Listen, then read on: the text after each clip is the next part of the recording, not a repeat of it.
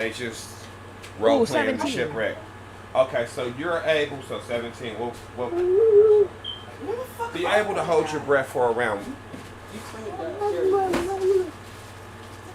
10 minutes as you swim to the far depths of the water. You see a pitch black, murky void. You see no bodies. All you see is debris of the ship slowly sinking down as you frantically swim back up to grasp for air. In the I got a fucking 10. So you don't go near as deep as she does. All right. So you see basically the same thing, just less detail. Yeah, because that's an 11, because I only got a plus. Wait, for my saves?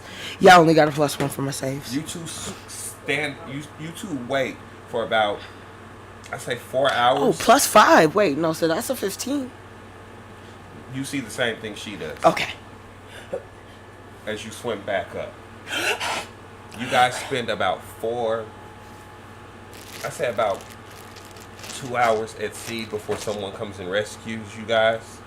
Well, I said we saw them, like some ships coming this way, but I guess it might take them a while to get there. Yeah, so everybody. okay. They yeah. And this is rescue. So this is the time from when they pick you up and take you back to shore. Okay. That's Got you. what a rescue time is. They don't Got count you. when they pick you up Got as you. you being rescued. That's just when they picked you up. Got you. No You're not problem. rescued until you're back in civilization. No, okay. I thought maybe. No, because then the shipwreck. You saw what happened in Wolf of Wall Street. Yeah. Them niggas was not rescued. That second plane went down. Them niggas was not rescued. Nah. You're not rescued till you touch base. You arrive back in the luxurious kingdom of Arkdale. What do you guys do? Do you see it? I got the stream up. We are live on YouTube. I've Endem and Petra, sorry, floating in the middle of the ocean. And no infection floating in the middle. I want anybody, so they have to be somewhere.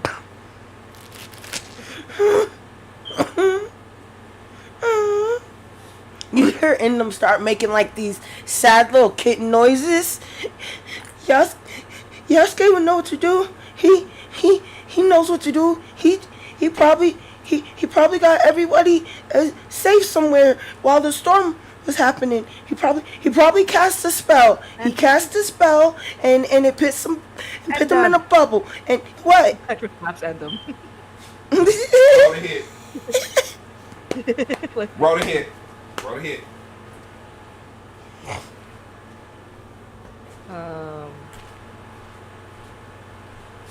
That's a 12. That does not hit. That does not hit. She Petra does like a weak ass slap because Petra not a Petra fighter. weak ass slap and then tries to grab her. Get it together. So you let it hit. It just doesn't do anything. It just doesn't do shit. Because Because I'm too busy. No, so you take the other side of the AC. So you just take it and it's just like, Petra, what are you doing? It's like, Okay. ow. Get it together. Get it I together, okay? I do have it together. Just And he- not here. Nobody's here but us, okay? We have to figure it the fuck out, okay? You don't. You usually aren't this mean without Ray. And you're the leader right now. You have to get it together, and we have to find Frey, and everybody else, of course. But we have to find Frey. Yeah. Okay. So what do you guys do? We So where are we at? Does You're in Arkdale. You're in the last town that you guys were at before you left. You Okay. remember the festival. Where Mr. fought his daddy and everything and all of that. Yes, we didn't have to bring that up. But you remember Arkdale. I don't know what to do. We were looking around for a second. I don't know. Lay what down, to do, dude. but let's think. So, where are we like right now? Like, are we like in like some type of Red Cross situation with the rest of the crew, like where they have like the rescuees, Yes, like with yes, the yes. with the blankets over us and everything Yes, like that. basically, you're at Okay. the court. Okay. You've been asked by By authorities yeah, and stuff like basically that, what we happened. witnessed You know, they and everything. basically, Yeah. you know, Yeah. in the briefing of what Yeah. happened, you told them about the storm and whatnot. You told them how, like, you know, some of your party members went missing. Yeah.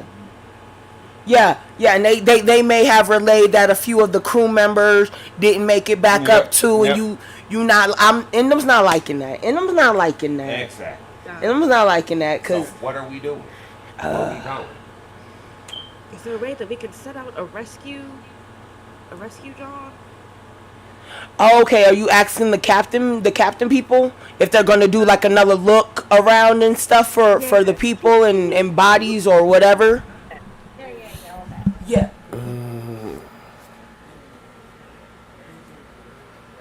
Give me a persuasion check. I could do that. Got you with that. I mean, they gotta do body rescue. Again, I know. 23? Okay, so Is there any possible way, please, sir? The love of my life was lost at sea. She goes in. okay, ma'am, we have very few resources, but we will do what we can to try and find your friends. But from what you've told me, it's not looking good. It doesn't need to look good. All we need is a body and money, and we can bring them back. We have the magic. We have the technology. We can make them better. All right, Endem. All right, just. As he tells you, I will contact you. Is there a place that you will be staying at? I guess we're staying at the place we were staying at before. Where was we staying at before when we was? With Yasuke's family. Yeah. Oh shit. Yeah, I gotta go tell everybody. Oh yeah, we gotta break the fucking news, I guess. Nana Bye is gonna kill me. It wasn't your fault. She always says bring back a body. It's all right. We'll find a body, and if there's not a body, then there's somewhere else. They survived somehow. They're somewhere else. You think? As she looks into Petra's eyes, and the maid never really, really talk to Petra, like never talk really about and interacted everything. with Yeah. No. The irony is the only person that Petra has had any real deep conversation with. Is right. No, it's Yasuke outside of Ray. They spent an entire week together in the Bastion. Like, no, they're like peas in the pod. That's her motherfucker. Like, no, I love me some Petra. You remember Yasuke? Like, no, Petra's quite awesome. Fuck with you, Petra. Like, no, Yasuke fucks with Petra. So Endem looks her in the eye and she's like, "Are you sure?" I'm sure. She looks back at her very assured and like she does her bard thing with it. You know what I'm saying? Very what's it called? I don't know how to say it. Soothing and Soothing, empathetic yes. and shit. Yeah. Okay, so y'all head back. You head back to Yasuke's family's carnival. The Dancing Dragon. You see Yasuke's mother there. She's in the middle of a performance. You know, she's doing her sword dance. She's on stage mesmerizing the crowd. What do? Do you sit in silence and wait? Do you like interrupt? So how do we look? Because I'm thinking we look disheveled. Yes, y'all do. You look. Well, I don't know, cause like you had time to like get situated, but at the same time, but our faces. When we go to get situated, our emotions, no. Exactly. Like we ain't got clothes. Like talk about like everything. Like that's what they can possibly find when they go. Yeah. Is like our stuff and everything that started to float to the top, so we still have our inventory and shit. But because I was figuring that's what was gonna happen anyway so no one lost any of their stuff. But we don't have on our clothes that we left with Okay. Of course, because Okay, like so- we so have you- shelter clothes, like you know Gotcha. that you will have Gotcha. rescue, so they're ill fitting and shit like that. And you just sit there. Do you go to the back? Them stands in the back and looks like mad sad, mad like fucked up, like fucked up to where like Yasuke mom would know something is wrong because Indom don't never look like this, and she been knowing this cat since a kitten. So like, what's really good? And like, she know my fashion sense. I wouldn't be wearing that bullshit. I wouldn't be wearing this bullshit. So something is wrong. I want to like convey that like with my whole entire body language. With your whole entire and body language? my whole entire attire. Like, no, like if you know me, you know Indom just got her life rocked. If you don't know Indom, you just think this weird cat bitch can't dress, and that's okay. But she know Indom. She turns and sees you. She asks you what's wrong. Well, she performing, so Well, she like mouths to you what's wrong. Indom just starts crying. So she Hector concludes. just shakes her head at I don't know, we're just like, you know what I'm saying? Just like, you know. So y'all wait for her to finish her performance. She approaches you. She asks you what happened. Where's Yasuke? Indom drops to her knees, like on some BET movie type shit, With the silence. you know, and she like, we got hit by a storm, we didn't see it coming. Y'all stay, didn't get back up, mamas. He didn't get back up.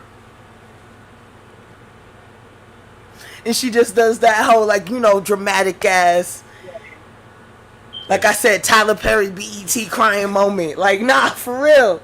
As you see Yasuke's mom begin to cry.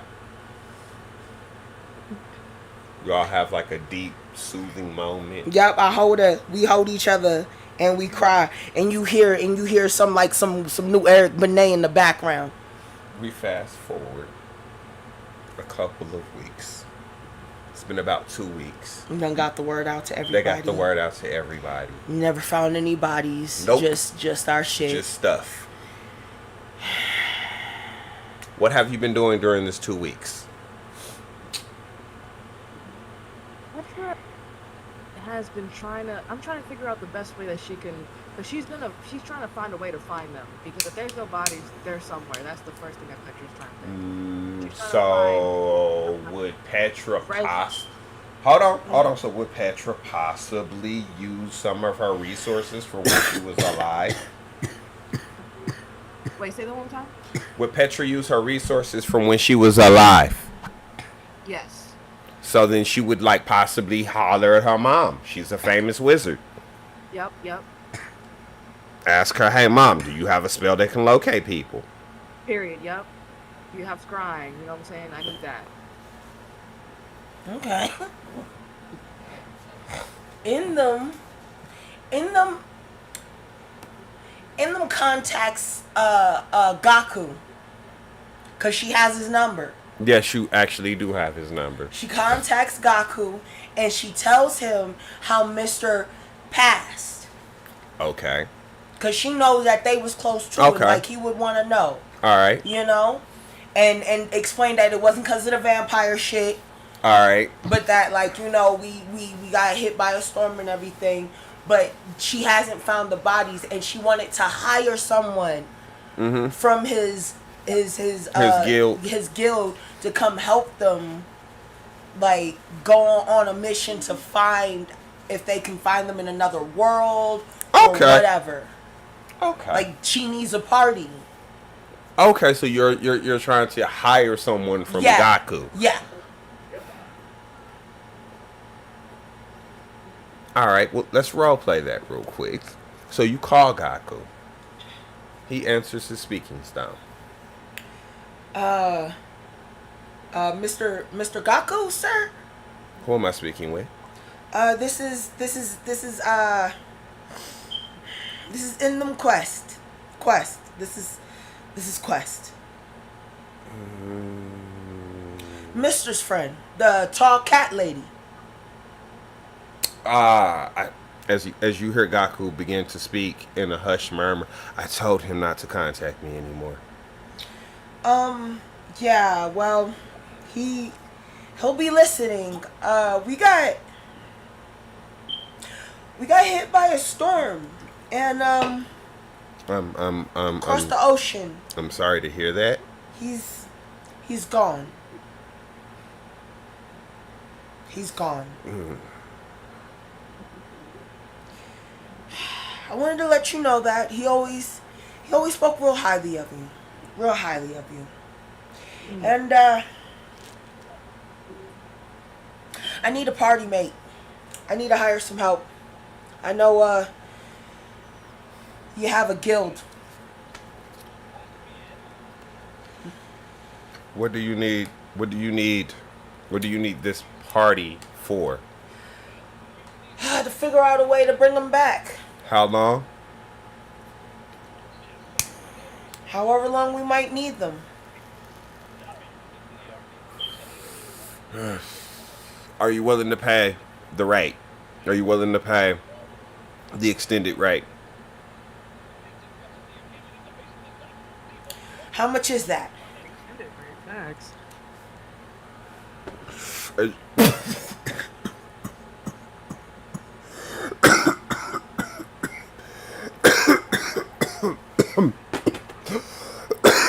You're a Gaku. Moving advocacies. Okay, so as it looks here right now, I got you at 10 gold a day, minus expenses. It doesn't include expenses.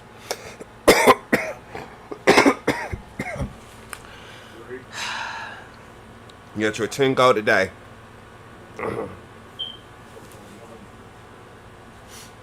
That's also I need to include the extra 2 gold a day for hazard pay. Do you need hold on.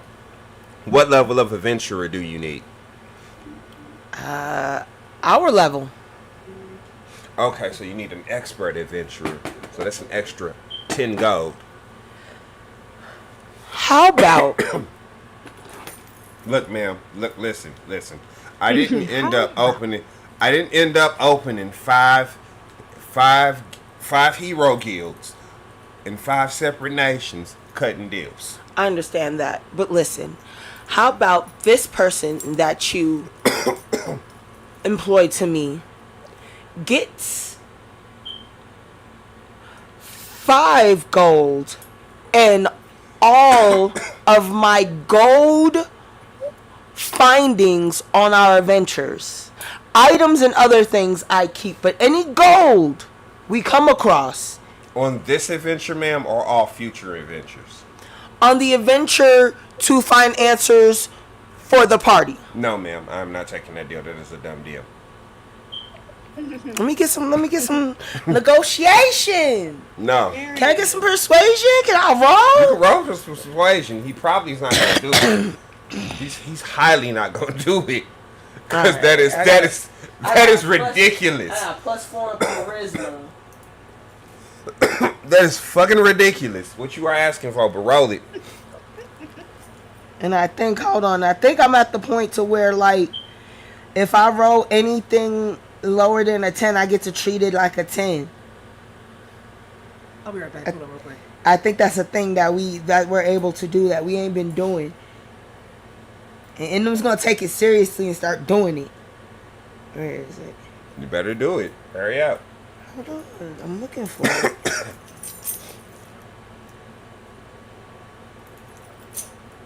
Dark vision. It's a bar. Isn't it a bar feature? I don't know what feature it is. So I tell y'all to read up on your stuff.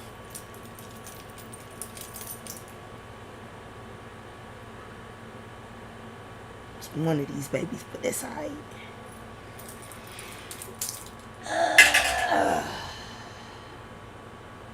Damn, he ain't go for it. Alright. So now he tells you It's gonna be a total of 25 gold.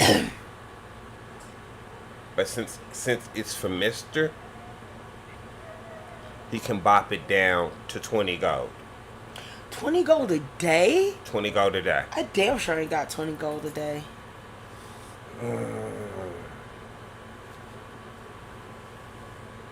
Can I take someone shitty off your hands? Ma'am, I only employ the best warriors from around the land. Alright, let me get the least best warrior around the land. Ma'am, you insult my business, you insult me.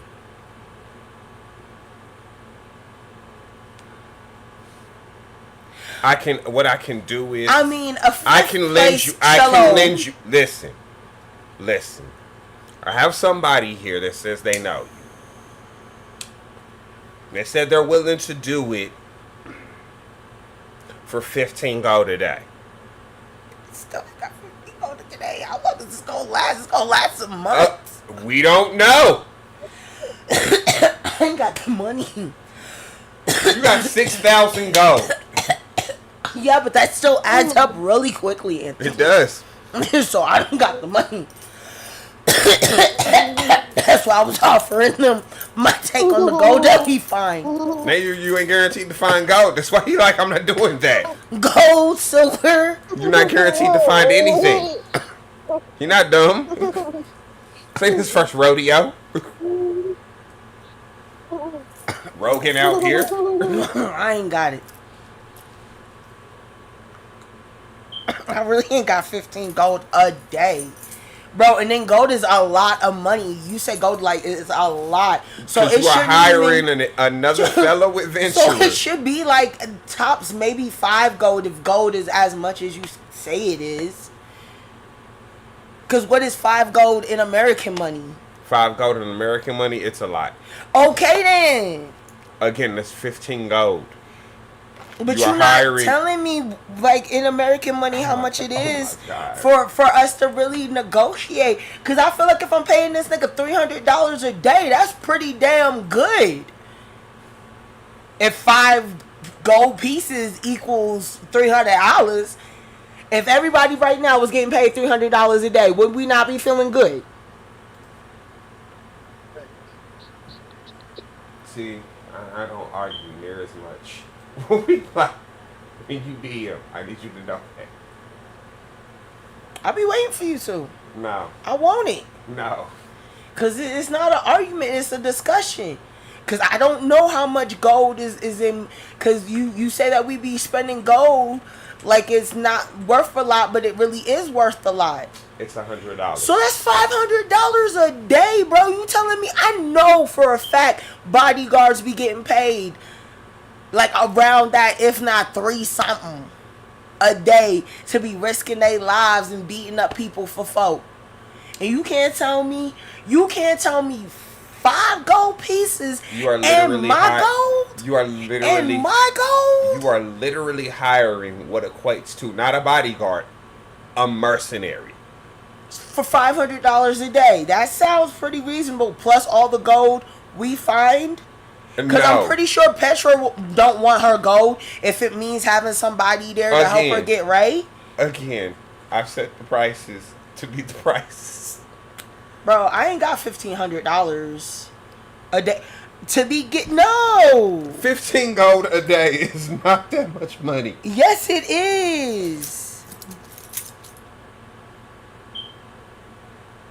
Bro, how many days is we doing this? You need to figure that out as a player.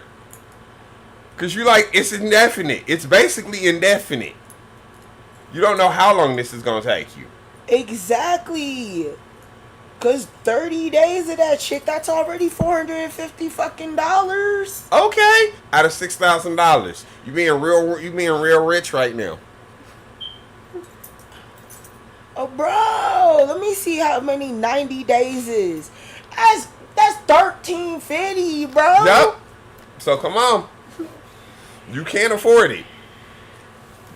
Fine, I'll hire this nigga for 2 months for right now. Okay. And I'm keeping my gold because apparently I'm gonna need to keep paying his ass. Okay. All right, so 15 gold. I guess, damn, cause you hit me over the head, bro.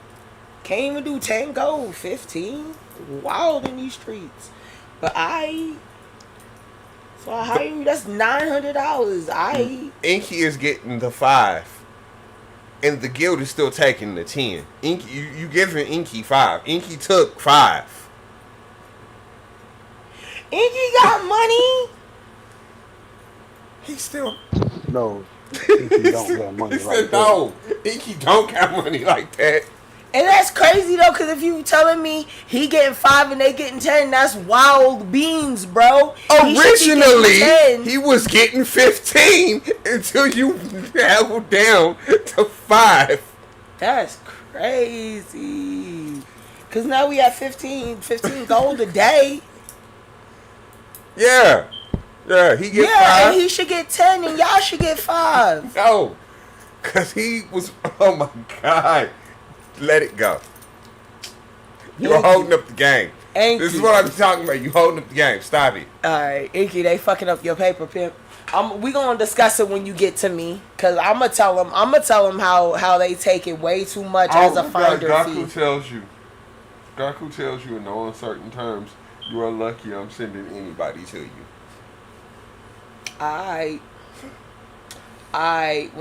When I awaken, Mister, I'm gonna tell him how you acting mad Fat Joe right now, when you should be acting mad Diddy.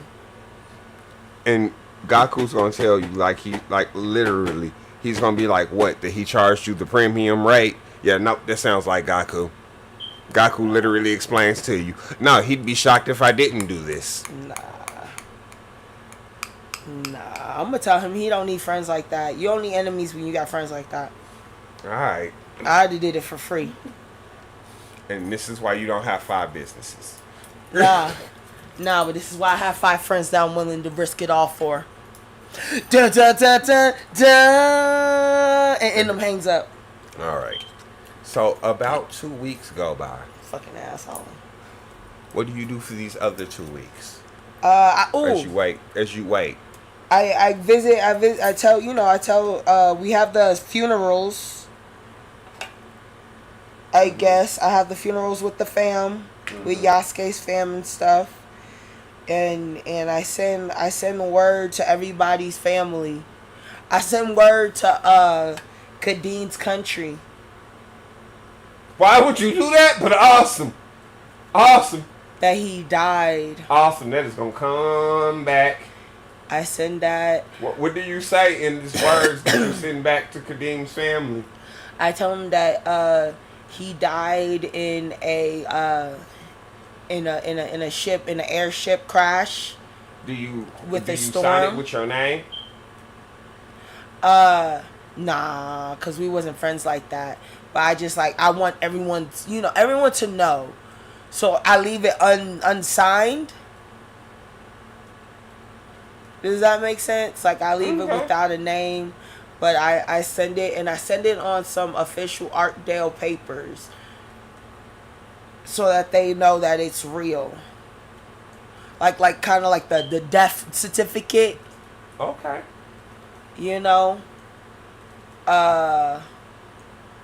I send some word to Stankonia. Is that Alcastia? I send it to Alcastia. Okay, you got it. And then I send it, like, hey, he gone. He really loved y'all. He wanted y'all to be doing better things and not following dumb shit. Hopefully that gets to some people in his kingdom and his tribe and shit. I even do a bit of a ritual, if that's okay, to summon a smaller imp type demon, to be like, hey, hell. They would know that she. No, I don't care. They would know that because she would be there. What are we doing? Oh, wait, what are we doing? Hold on. What? I just came back. Well, maybe the imp can come back later and tell us that, hey, Ray ain't really dead. I don't know why you telling us that shit because we ain't seen her in hell. So you But really want to do that? You Yeah, if really you- want to perform a ritual? a slight ritual to call it the There's smallest. no slight ritual. It's you perform the ritual. Well, yeah, but I want to call like the smallest, most insignificant like dweller of hell. As a bard, this is gonna be really hard for you. Like I don't want nobody that's like about shit. Like Do you ask Petra to help you? yeah, I do. I asked Petra So you to ask help me. Petra. What is Petra's opinion on summoning the devil to tell Ray's family that she's dead? Oh, to the no. Jesus, hell to the no. To the no. But I've told everyone else's family that they passed. I would tell Celine's, but I didn't know enough about her. I completely understand you wanting to confirm with. It makes sense, you know, if she's there or if she's not. But I don't want to deal with. I don't want to deal with them. I don't want to deal with them or anything close to it. Oh yeah, they do want to kill you. They want to kill me and Ray. If they're not, if she's not there, they're gonna try extra hard to go find her wherever she is. I'd rather not get them.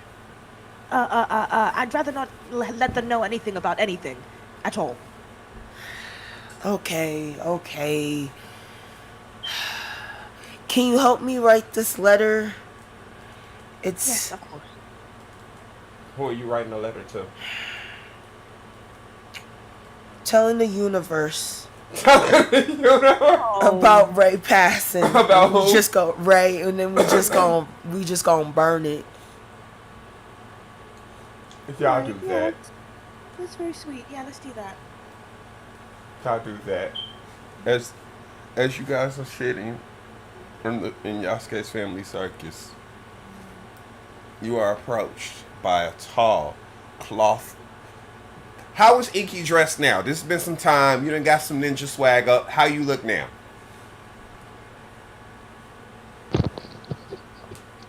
Instead of having like the wraps, now it's just like a thermal. Instead of having the wraps, like I'm still covered, but now it's not like wrap. It's just like a jumpsuit kind of thing. Ah, okay. I got like a little ninja. Like suit. coveralls. Yeah.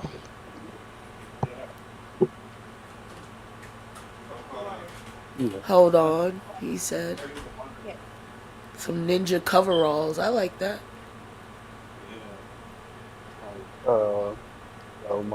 Instead of I have a hood now. I got like a little pull down mask thing, but I don't pull it down. My mouth is still covered. Got like a little ninja shoes on. Okay. What color is My- this? Oh, it's still like a dark, like navy blue, almost midnight black color. Okay. Real ninjas wear blue.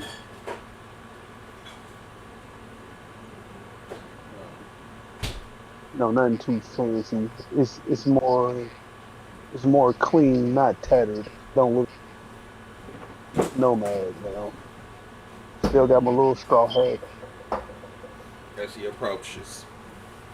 In them, you recognize the scent of this person. Ah, yes. Inky. No, you don't know him as Inky. Oh, yeah, no. Mr. Bibbs? I believe that's what he told you. Mr. Bibbs. Ah, yes. Mr. Bibbs. In them. Good to see you. How is Num Nums doing? No, you don't know that he travels with Num Nums. Oh, I don't? No, you don't. Oh, that's crazy. You do not know that. Oh, okay. Wait, hold Y'all on. know that this is wrong. I'm thinking about that because didn't y'all meet in Yeah. Chan? Okay, then yeah, you do. Yep, that's right. Y'all met in Chan. Yep. So yeah, you do know that they've been traveling together. I do apologize. I thought Okay. that happened after y'all left Chan. Nah.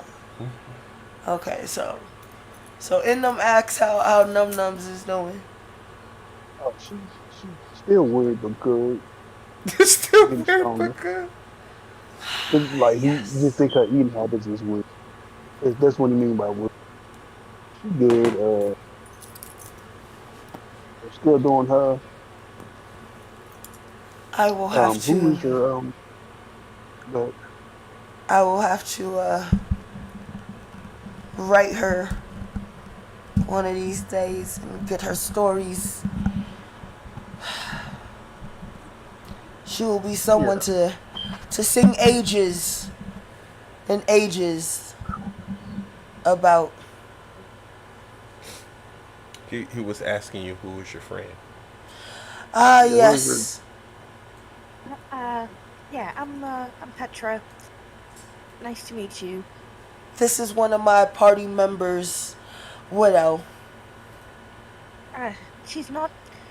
They're not dead. I don't think they're dead, but we can. I'm not a widow. You can say that, I guess. I still extend my hand and shake it. Extend my hand out for a handshake. Yeah, she shakes it.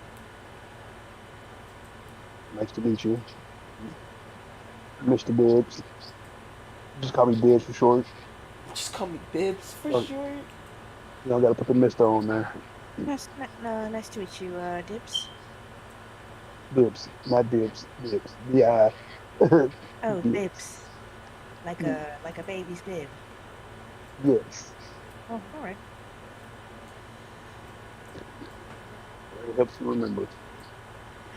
But as y'all know, I was sent by Aku. What, what, Ah, yes, Mr. Bibbs. I just Bibbs. I need your help, Bibbs. We believe that possibly getting answers out of this ancient temple of the God I believe in may help us Do figure you out. really believe that, or are you just grasping at straws as in them? Indem truly believes that. Why wouldn't Indem not believe that going to go see her God and getting power from him and becoming closer to him wouldn't somehow help her? I don't know. Like, it's in them, so like I don't know why in them believes the thing she believes, both as a GM and as Yasuke. Nah. She really believe that.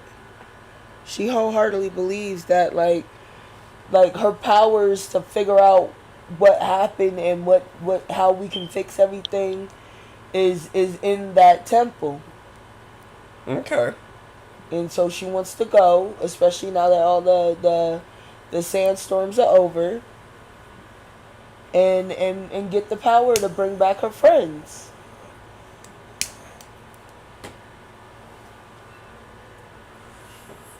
She thinks it's really suspicious how all of a sudden the storm popped up out of nowhere and then disappeared less than like 5 minutes later. So how are all y'all feeling about this? Um,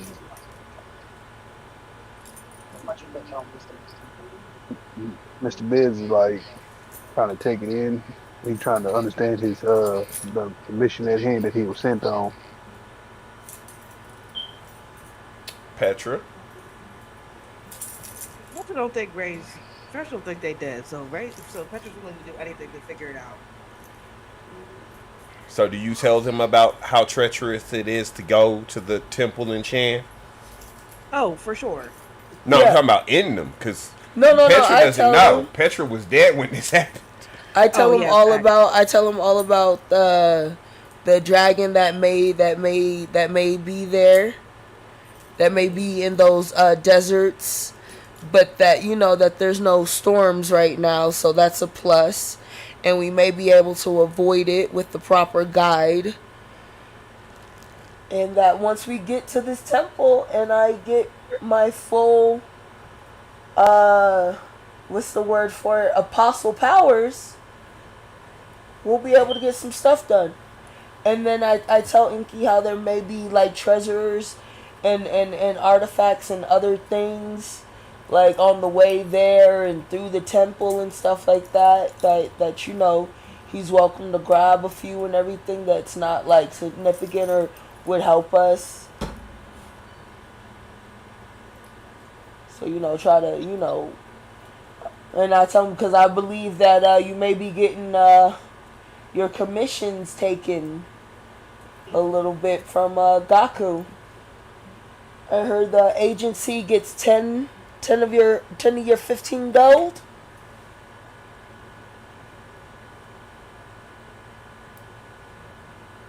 I'm trying to sow some seeds of dissent. Oh my fucking god. You are terrible. I know. Keonbre? Yeah, he basically I'm hearing an echo. That's my fault. No, you don't need no one. But he knows about like the 5 gold that he's getting. Because basically he was the one that was like, nah, I'll help him. I'll take the cut. I take the cut because he take the cut because if it was anybody else, he would have been like, nah, nigga, I need all. Oh, y'all get 10. Y'all get 10 and get me. I get 10. Y'all get 10. No, because then it would have been 20. Because it's like, no, we not taking that. Yeah, we would have took a 50-50 split. But since he fucks with, since he has done workings with in them before, they some stand-up people. Yeah, for the most part. Alright, I fuck with it.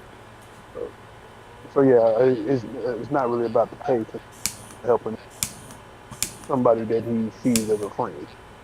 Okay. Well, she still tells him about all the stuff that he can get and not report to Gaku because he doesn't deserve it. Alright. Gaku. So what's the plan of action? What y'all doing? We are going to go to Chan, Okay. get these supplies, and we're going to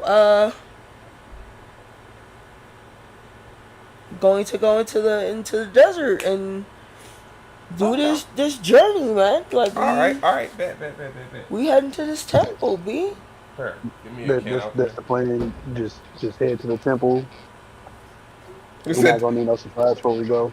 no, she said that. No, we getting supplies. I said that. I said we're getting supplies. We're getting everything ready, and we're heading off to the cause when we get the supplies, it's when I do my outfit change. This is when I do my outfit change. Cause now we're dealing with like explorer in them, cave dwelling in them, good old Laura Crofton in them. Dungeon crawl in them. Yeah, exactly. Tomb Raider in them. Exactly. Did it not say? No. Is this what she learned from her cousin in them caves? In them stalactites. In them raids? In them dungeons? So, you guys journey to Chan. How are you journeying?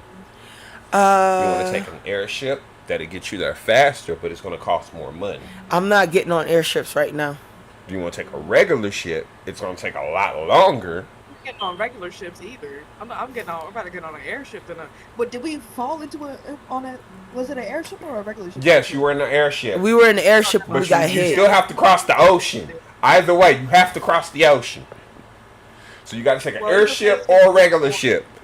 Damn. I mean, either way, if there's going to be a storm, we're fucked. So, I want to take an airship. I want to take whatever's fastest, whatever's going to make us not be there the longest.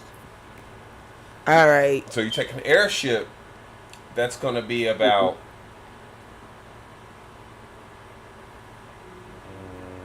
each of you, that'd be about 50 go.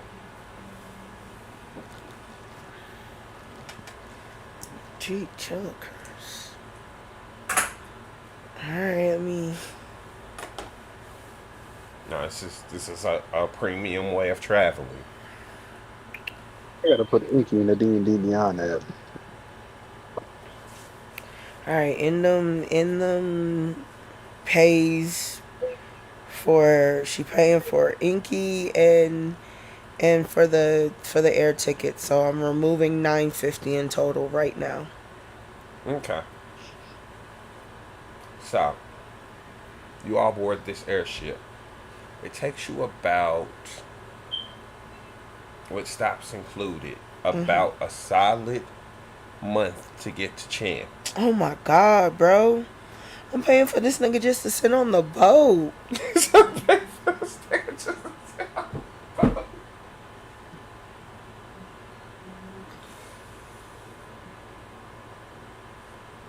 That's crazy work, bro. Well, given the fact that people have literally been getting abducted by fucking storms, people have been really, really hesitant.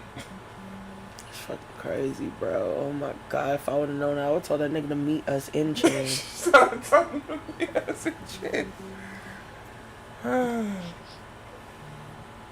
It's greatly appreciated though.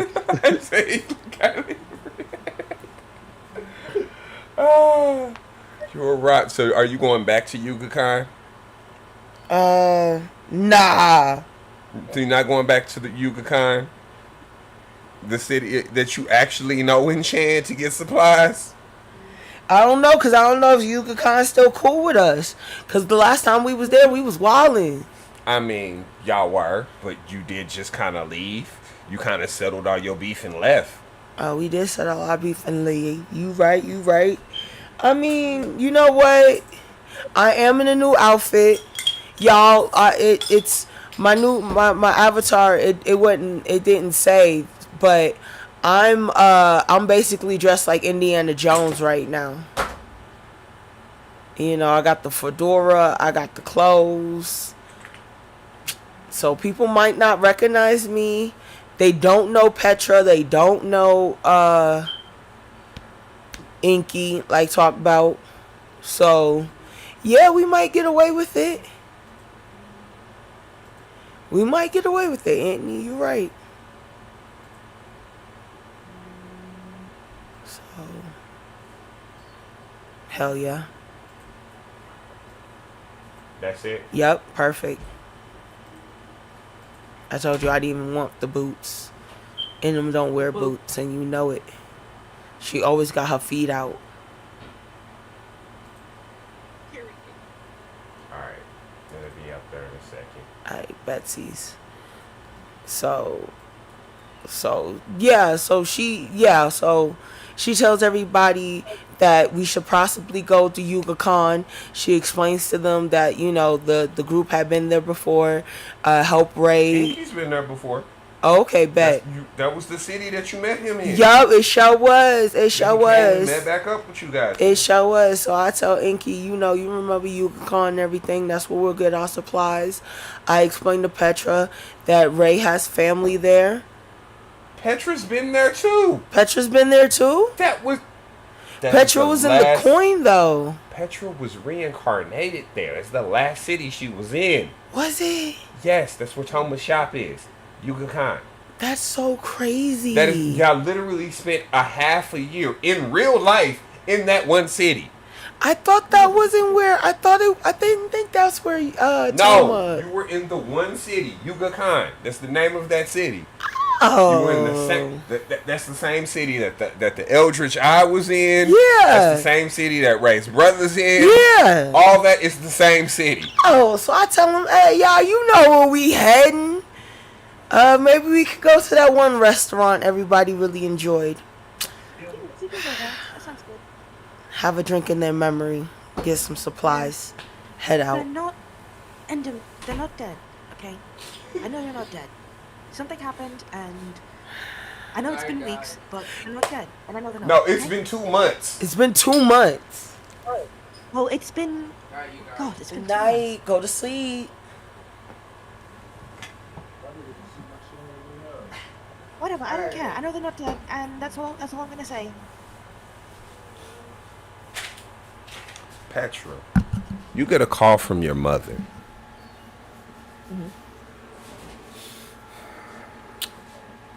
She says to you, I got word that you were alive. I am thrilled to hear that.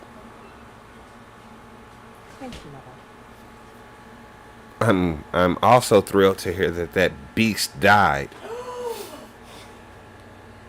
Thank you, mother. Petra, Is when that are all? you Is that gonna? all? Is that all you called to say? No.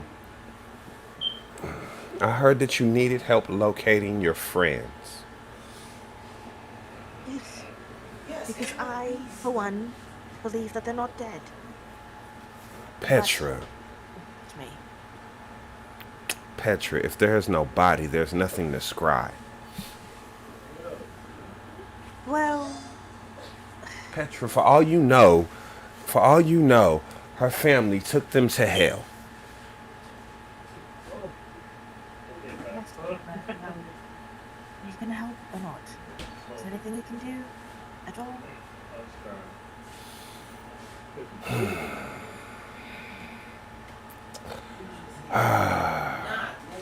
She starts humming and hawing, Yeah, and she breathes.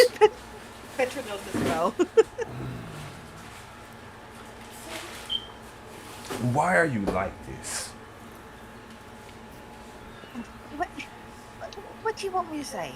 What, you want me to give you a whole reason and backstory? You We don't have- you waste your potential So, what is it? Backstory? singing in bars and taverns.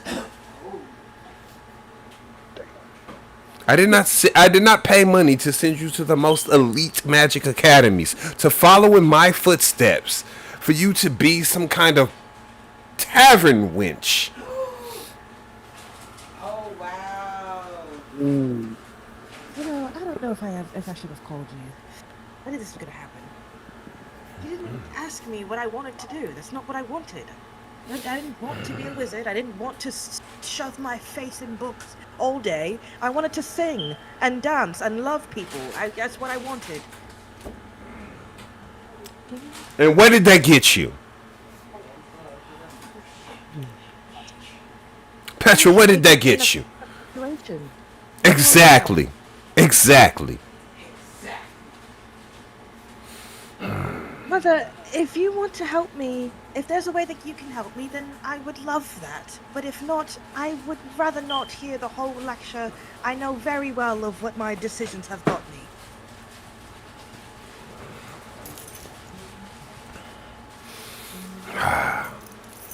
As she tells you, Petra, I cannot help you. I will not help you further endanger yourself or anyone else trying to go after that creature. Wow, that creature. All right. Well, is that all? Anything else you'd like to say? I want you to be safe and stop putting yourself in danger needlessly.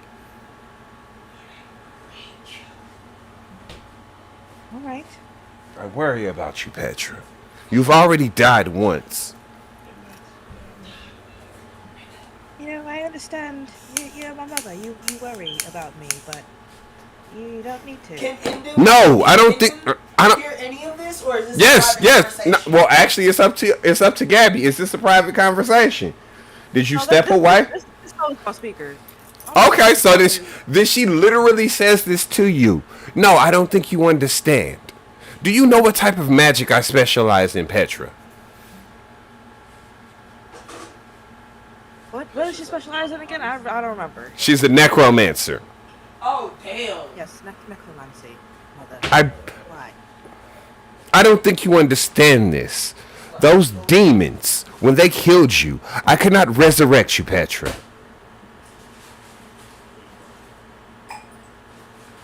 Indu, I could not locate your She's kinda soul. like, she's kind of like over it. She's listening, but she's just like rolling her eyes. Indum kind of like grabs the phone from Petra because she hears her calling Ray a beast, and she's like, "My grandma always told me you was a stuck-up bitch. You know what? You know what? Fuck you. We don't need your help." Okay, and Nana Baba said you could never roll the Mary Bush right anyway, and she hangs up. Like, no. Before she hangs up, she says, "I love you, mother. Bye." And she And hangs up. she hangs up. Like, no. Now the negotiation always said he was a bitch. And she was fucking right, bro. Petra puts a hand on Endem's shoulder and goes, thank you for that. Because I never really know how to talk to her, but sometimes I just always want to say what you just said, and I appreciate you for saying it. No problem. If Grandma Negotiations says that she can't get along with you, there's something wrong with you. Period. Like, you know, like, that's her whole thing, is getting niggas to like her and vibing with folks. And Yeah, she's very. Our mom, I'm playing her very much the same way as Ray mom. yeah, They bonded up Yeah, having that's- shitty moms. yeah, Yep. having mommy issues. Ray There was you like, go. damn, mortal moms can be shitty too. That's crazy. I didn't know that y'all got it like that. That's crazy. Them elf moms. So, fucking- what is y'all move? Y'all in this? Y'all in Yucca Khan, Yeah, the bustling metropolis, the Yeah. capital of Chin, yeah, the sand-swept oasis. yeah. I get my, we get the supplies. Where do you go? We go, You don't remember shit about. Y'all don't remember shit about this town. No, there was a market, and we go to it. I'm so mad at y'all as a DM. Y'all remember a goddamn thing about a town y'all spent an entire year in. Go. Somebody go to the maps. We The got map ain't gonna help y'all. Y'all never looked at it or used it. We got maps, nigga. Stop. Alright, but, so y'all not gonna go to, like, I don't know, Thomas shop? Yeah, I go to Thomas shop. Yeah, we'll go there. I say we just gonna go to Tomo's. I mean, my mic Kim- is muted though. Cameron's like, I was just gonna say go to Thomas. I'm like, really? Y'all not gonna go to... I'm surprised Endem don't remember this one. This one, Mr. Zorm got off it. Exactly. So y'all head to Thomas shop. In She there, remember that's where her back got broke in. in Thomas shop. Looks like you coming us, dude. Man, you really do. Hold on, let me go to the Yucca Khan map, because, oh man, this is gonna be great. Oh God, I don't like that. I Oh, don't like when you say shit like that. I know, but I love when I say shit like that, because it's always great. No, it's not. Yeah, it's great for me. It ain't never great for y'all, but hey, I didn't say it had to be good for you. I just said it was gonna be good. So, inside of Thomas shop, in them, Yes. you see a tall, strapping, blue, Leonin-looking man Oh. wielding a spear, ordained in animal skin. Oh, is it Kamari? It is Kimari. I'm gonna say hi to Kimari.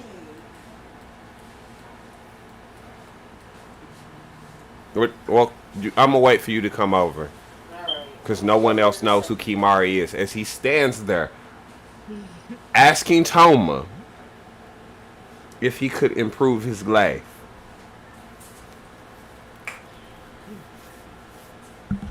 Toma tells him to give him some time. He turns and notices in them. Hey, Kamari. Who's that? It's a situationship from a time ago. As Kimari bows stoically. I don't know if you heard, but most of my party died. That foul Seder found his life. Seder. That foul Seder found his end. Yes. My bestie, that's my bestie, Mr. is gone. He learned a lot after losing his arm, you know. He started becoming a better person. In the lion. This nigga had turned into a vampire in the lion. May the gods rejoice his death, as there's one less foul fey creature. But I know his death saddens you. I am Yasuke. sorry for your loss. My cousin Yasuke was there too. I do not know of this Yasuke. You didn't meet Yasuke? He did not meet Yasuke. That's crazy. I thought you met Yasuke. That's my cousin. If he Is did, he- I probably still have both my arms. If he did, I probably still from my arms. Is he a Catman as well? No, Dragonborn. How do you have a cousin that is a Dragonborn?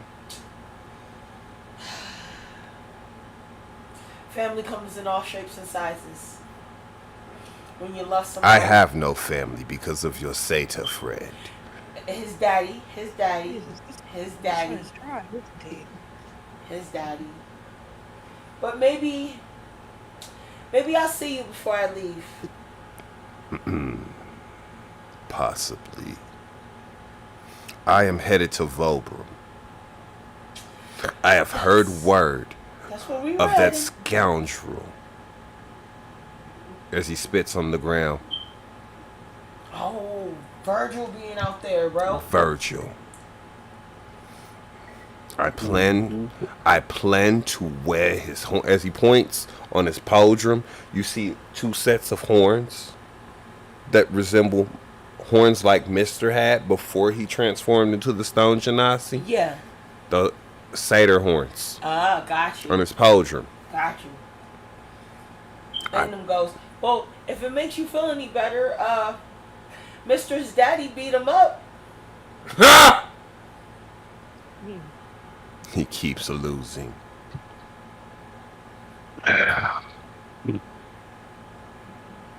I only merely meant to humiliate him. Seems like life keeps doing that. You wild. If you would like to see me, I am staying at the Oasis. The good old Oasis. Inky intervenes, but we won't have time for visit. We're on a mission.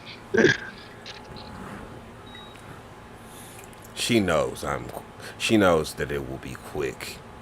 Wild. That's wild. Not like that, guys. Not like that.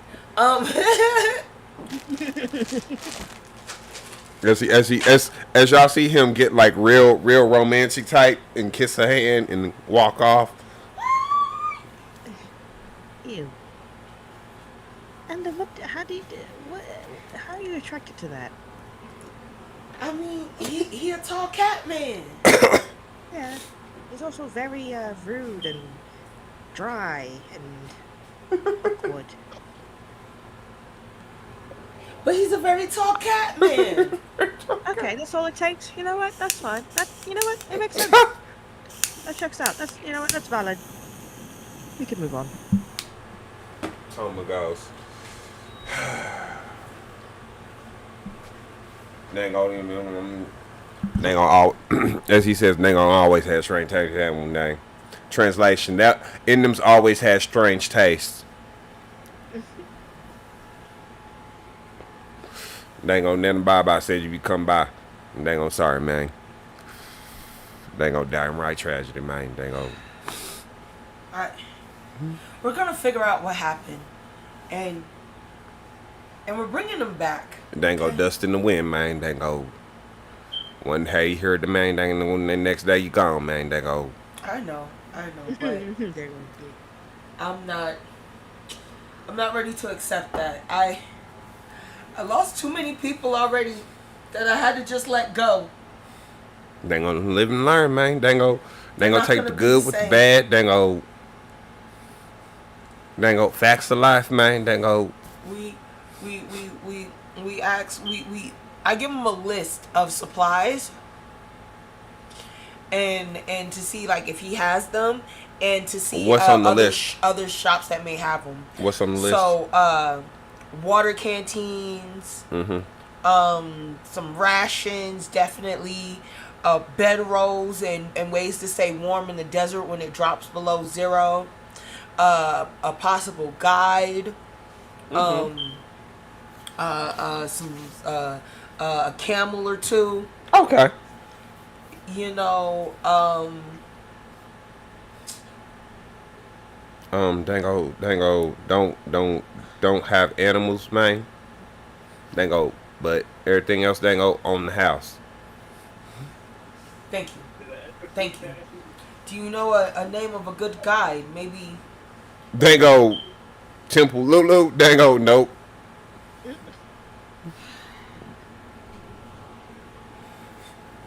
maybe a guide of the desert to at least get us to the temple? Dango, y'all scared right about you. Dango, dense as wood. No, I'm just saying, if some people know the desert, they might not never go into the temple, but they see it. Dango, people don't, Dango, cross the desert in them. Dango, go around. No, remember old boy said that we would have could have crossed the desert. Yeah, but the storm. yeah, he was a cultist though. You remember you found Oh, that so out he before was he just died. lying? He's just crazy. Bro. So it's like, Dango, as he hands you this, he hands you a compass. Yeah.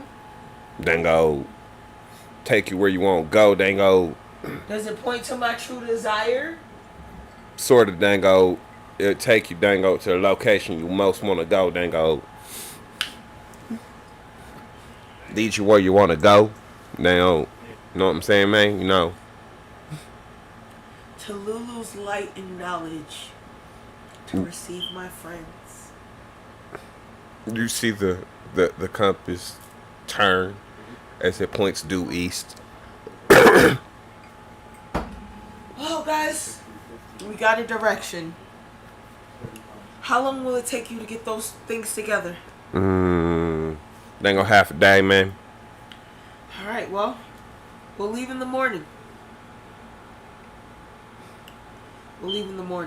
Can we go to the market and see Yeah. about buying some camels or something? Go for it. All right, yeah. Yeah, I want us to go. You find the man. grab He camels. sells you 3 camels. He sells you 4 camels. All right. Well, you only need 3. There's only 3 of us. We don't got a guy. Oh, okay, so So. Therefore, chemical be used to haul off stuff. How much is the the camels. yeah.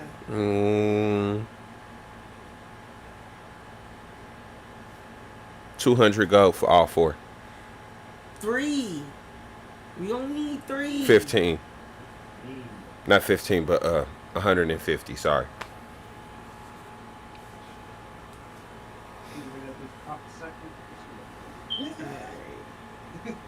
All right.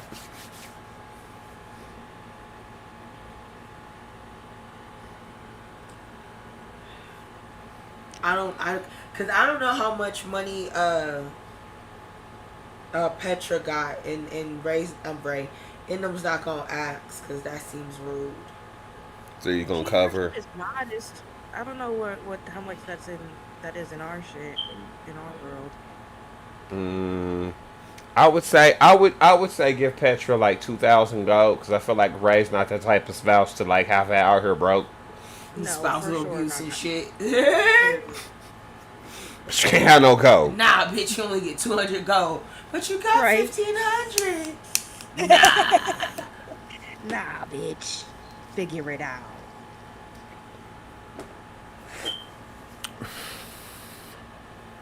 So what do y'all do for the night? Cry. We go to the last restaurant we all went to Yeah. and everything, and we eat, and I tell The irony of the last restaurant you all went to. what was it? What's his face's? What? Ray's brother, No.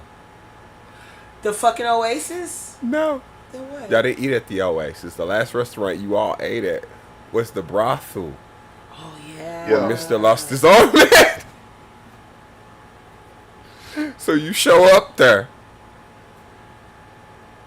You are approached by the maitre d'. You again? Ma'am, No, Ma'am, no, as you no, can see, no, what's the no, favorite part, no. ma'am? Get out, get out, Ma'am. get out, get out, They're all dead. get out, We should leave. We should leave. They're get all out. dead. Every time you come to my establishment, I just want to sit where they sat. every time. You didn't even pay for the I just damages wanna last sit time. You where just left. they sat.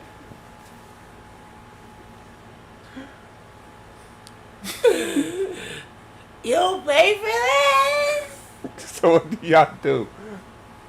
We can find another place. Let's I was figure it gonna out. try to use persuasion to see if she could let us stay because it's a Actually, different yeah, I'll party. use persuasion. No, yeah, I'll use fags. Cause Petra got that. I forgot that she's. Roll for it. Roll for it. Period. Let me see her. Roll that shit. And them just crying. She says, "Ma'am, please, we have nowhere else to go." What's your persuasion, Petra? Damn, that's in that one. But fucking lucky. Did I give her lucky? Because I got 12. I think she should have unlucky because she literally died and went to hell. But hey, shit. All right. No, we can leave that. That's annoying. It doesn't. Can I get like a help? Damn. Yeah, I was gonna say. I was gonna yeah, say give it I a help action. He said he gives you the help action. So roll with advantage. Alright. Fucking. I want to see this. Also, it depends on what you say, but she kind of Alright, not really cool. fuck. What you get? That's 26. Okay, what do you say? Cause she already not fucking with you. So what do We have you no say? Yeah. Our friends, we just lost all of our friends, and we just need some place to stay. We won't be a bother. We could even help out. We could even help out in some way, clean up in some way. Help you. Every time this one, she points to them. Every time this one comes here, she starts trouble. The first time, her and her friends had to fight the Eldritch Eye. Trouble starts with me. Then the second time, outside my establishment, fought Marlock the Strong. Oh my God, he owed me money. And then had a bloody brawl out fight with a blue cat man and her satyr friend. He dead though. From what I was told, the Blue Cat Man started it first. I don't care who did what. Listen, you're right. You're right. And you have every right to kick us out, ma'am. If you want us out, we will have no say other than to go. I'm just asking you from your heart to allow us to stay. Just for the night, and I promise you, I will One drink, and then you go. If you start any trouble, I will not hesitate to sell this bar and send the most vicious adventurers I can afford after the lot of you. Can we get appetizers? One drink. There's a lot of love. Thank you so much. I'm gonna let it shine. Let it shine. Let it shine. She That's brings you all a bottle of ale. Make it quick, in some glasses. And them singing. She's I pour us all up. Amazing grace, how sweet the I give them their glasses Yeah. and I raise mine Yeah. up and I say, to our lost friends, may we find them soon. Yeah, brings the glass but doesn't drink. a wretch like me. While y'all are singing and acting wild in them. Nah, it's just in them. No. While in them is singing and acting wild in them. From the corner of your eye, Yeah. you see a familiar person, familiar face. Okay. Who? Let me roll. What I gotta do? What's happening? Roll me a perception check to see if you can recognize them while you Or would sing. that be a memory or like a history? What would that No. be? 'Cause I This is the already perception. noticed them. Well, it's down to the corner of your eye, so it's Okay. like, do you see them because you're singing, so you're Okay. distracted. Ugh. That is an 8 plus. That's a 12. So this figure walks up on you while you're singing, and they just stand there and listen behind you, all kind of creepily, inking. I'm Patrick, listening. you notice this figure, this tall tiger man with his arms crossed, dressed in crimson, with glasses on as he just stands there listening to Inna.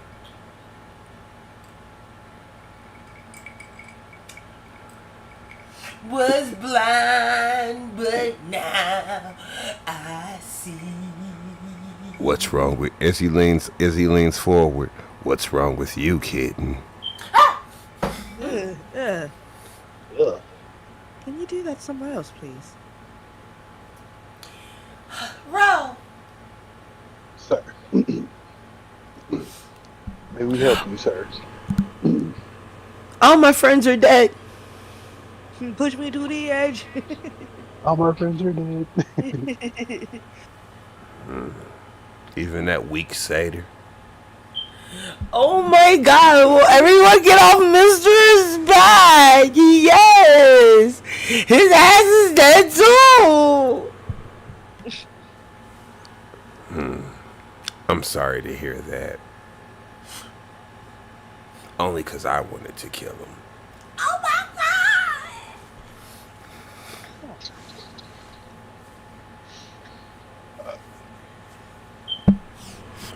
If Why, my man? cousin, I asked, what is your beef? if my cousin didn't die, I would feel conflicted right now. Oh, I have no beef with him. It's just that he's the champion of the Silver Moon Festival. And as you see Rao look at his hands, I just have a compelling need to show all champions who's the real champion. Okay, I respect that more than Kimari. So He I thinks hate he's- her. You just He thinks he's the best. I want to show him who's the best. See, because as he leans forward to you all, the Silver Moon Festival is a meaningless tournament. Oh damn. You want real accolades? You want to be a real champion? You win the Crucible of the Gods. Oh. mm, I like that. The crucible of God. As he looks at you, as he shows you, as he lifts up and he shows you a belt. It's like really embroidered. It has like basically like this epic picture of like two people fighting. Neither one of you would recognize this. I wish Jasmine was here because she would recognize the people on the belt to be Phaedra and Rita. Ah, got you. Okay, but I see the belt and I see the people. You just see a dragonborn and a Wrigley, a lizard person and a really tall, Buff ass elf bitch just battling it out on top Okay. of a mountain. Okay. I kind of put my hands on the. I kind of put my hand on the belt a little sultry, but then I pull it back like, what am I doing? Trinket. As he says to you, trinket. no offense. I didn't catch your name, by the way, sir. I didn't give it. I said I'm it. asking. And them says I said it. When you were singing? No, when he scared the shit out of me. This is Raoul. I am the champion of the Crucible of the Gods. I have won it 5 times in a row. No, Oh. he's not trying to be a dick. I'm not trying to be a dick. It's just I have no means, like. Yeah, that's not impressive to you. Material things. Yeah, material things. I have no means for material things. No disrespect. This Crucible of the Gods sounds like a pretty tight knit tournament. It is, but that's not why you enter it. The winner of the tournament doesn't get this belt. This belt is a meaningless trinket they give you to hold up your pants. No, I what just everyone. drinking and you got an attitude. No, and it's no. pants. No. What you fight for is the chance to prove your worth in front of the gods and the opportunity to gain one wish. Okay, Ray J, if I had one wish, I got you. That Um, that reminds me of a song by the Pied Piper of R&B. He stole a lot of kids with that one. He stole a lot of kids. How about you come see me later? As he puts his hand on in, maybe I can. Ain't no looking like she get around, bro. Ain't no This is like, where- damn, ain't no. this is what Rob been trying to holler at you. This is Rob where been Iggy trying to done do the- it. Petra walks away. No, I'm there. I'm sitting there for the whole shebang. Man. So, what about the other cat man? Mario, I think his name is. I'm throwing major names out there.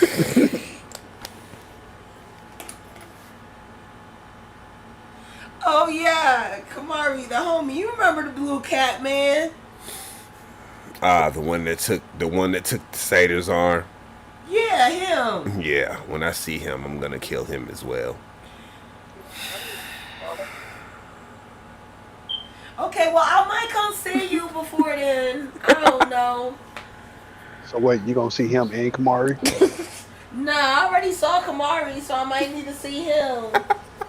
Why double Kamari back? trying to. Why double back? Wow walks away.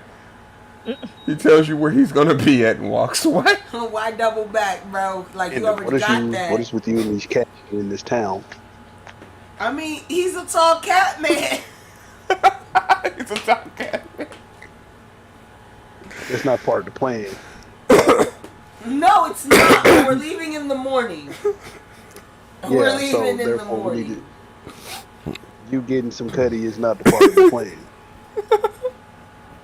No. No. No. So is them gonna get some cutty or is it? She might sneak on. She She might stealth that shit at midnight or something when everyone's supposed to be sleep. So we fast forward. Y'all gather up all y'all supplies. Y'all get ready for night. Y'all do y'all favorite part of the game, mealtime. What do y'all discuss? We talk about I told them about the vision that I had that tells me about Go roleplay. The temple. So Inum's sitting there with a nice piece of salmon in front of her, some asparagus and shit, and a nice glass of wine, and she like, so I'm in the desert, right? We had this guide, pretty cool little short dude. I was thinking about talking to him, but I didn't know. It was whatever. But he was a follower of Lulu. And then like one night he just started floating and he tells me how I was chosen and that I have to go to this temple to get my powers fully unlocked. I'm basically what they would like to call what is it, Anthony? Not messenger, but Prophet? yes, thank you, Petra. Yes, a prophet.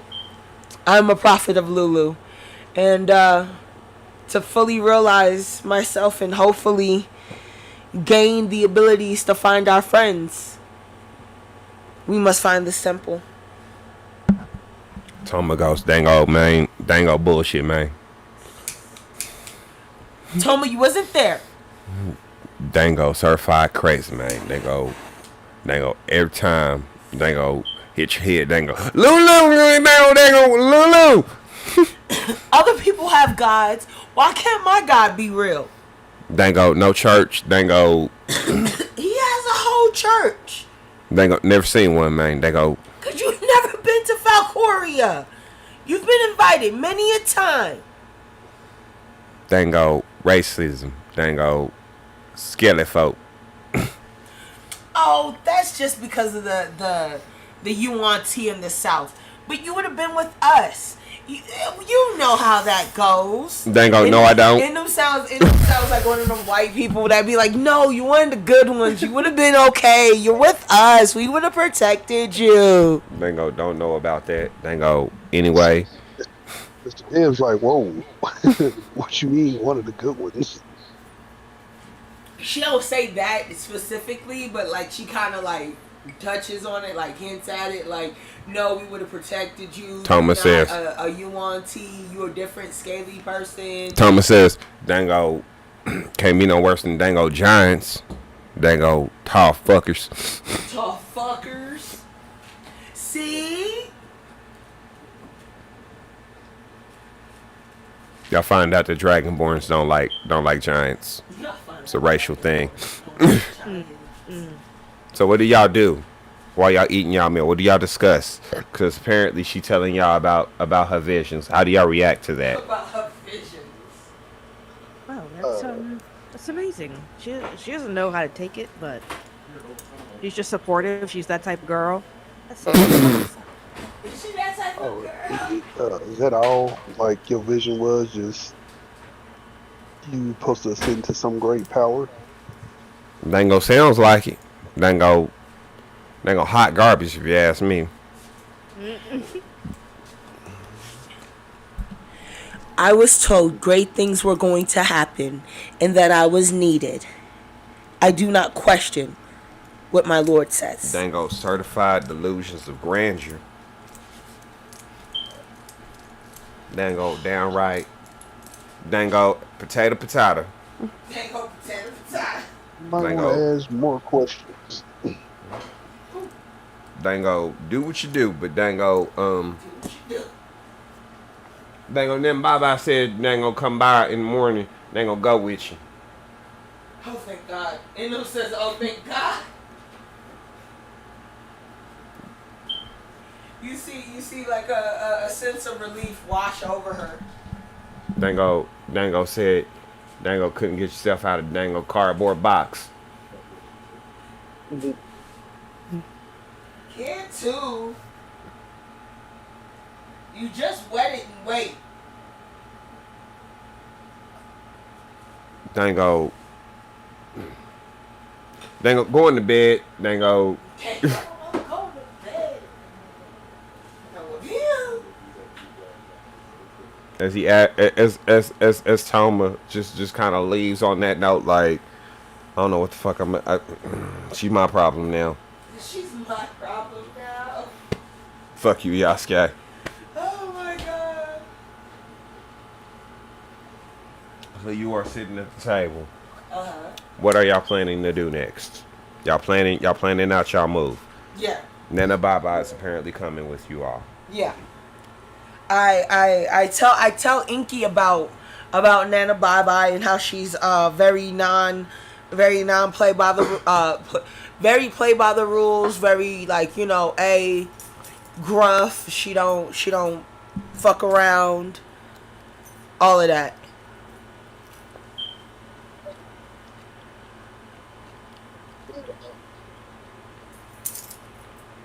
What?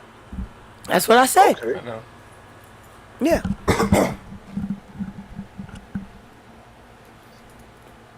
So Okay. Petra has already met Nana Bye Bye. Yeah, So she she know how has. she get down. Mm-hmm. she was a ghost. Mm-hmm. Nana Baba, you say? Yes. But I'll keep that in mind. I don't know if you've ever heard of her. No, I haven't.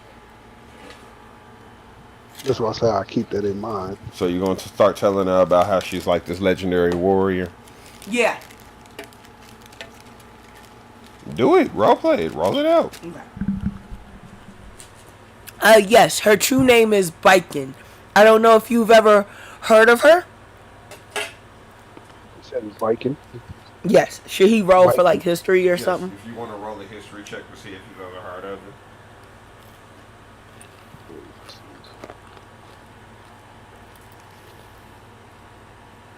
What I know? Nah, yeah. You said roll for history. This should Yes. be a history roll. Yep.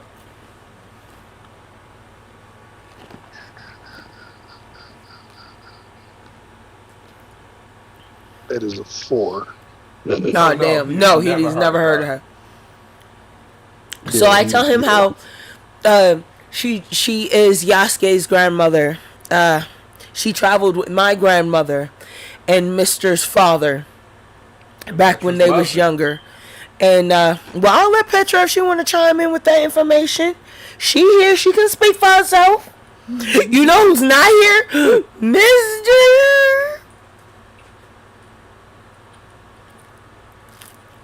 So you tell them that. Mm-hmm.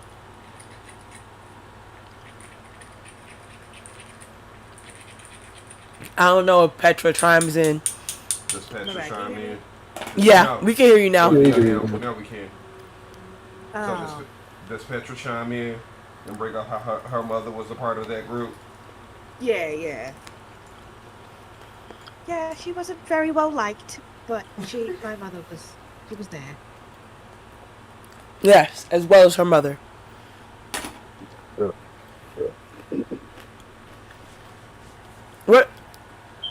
What like famous things can I like just make up like a Go for famous it. thing? Just make up random shit.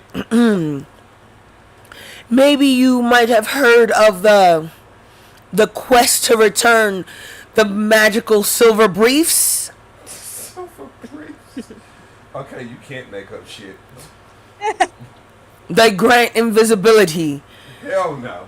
I don't know. Wait, tell me. They recovered the ring of invisibility back to the castle of Flawless. Slightly Or the better. chalice Gabby. of so and so. Man. But the They bricks of saved- invisibility? Really? They saved the of balls of invisibility. Bro. they saved The thought They of saved- protection. they saved the country of Narquadia Yeah. in where, Anthony? Where can that be? When? Where's Narcadia? Narcadia. Yeah. Narcadia is off the coast of Florida. Okay, they saved the small country of Arcadia on the coast of Florida. Maybe you heard when it was possessed by orcs. No, he has For never the heard history that. check. I mean, if you want Yeah, to. why not? If you want to, why not? For that one It and was for horrible. Petra's. So you've heard of that story. It was a No. Petra story. Yeah, Petra- yeah. Do one for Petra's story, cause hers was different. That is a 5. Nope. Wait a never minute, heard of wrong that. one. Nope, yeah. That. I Y'all prefer scared. insight history. Yasuke goes.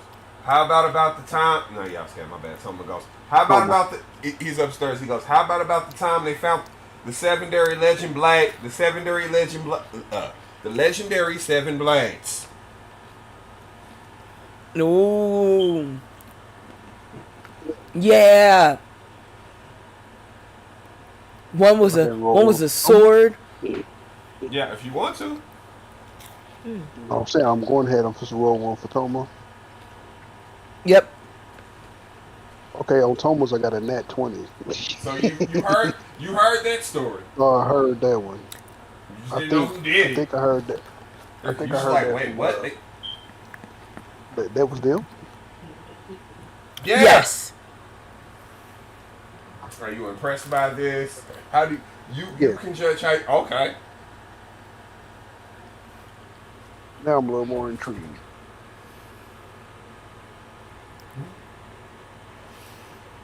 So, what do y'all do for the night? I tried to sneak out. Give me a self check.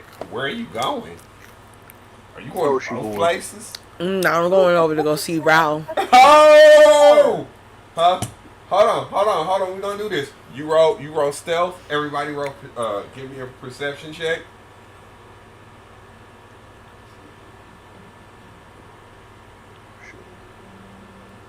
What's my stuff? A plus 11. All right, let's see what I got. That's a 6 in perception for your boy. It's a 13. All right. Oh my God! What you no. What you get?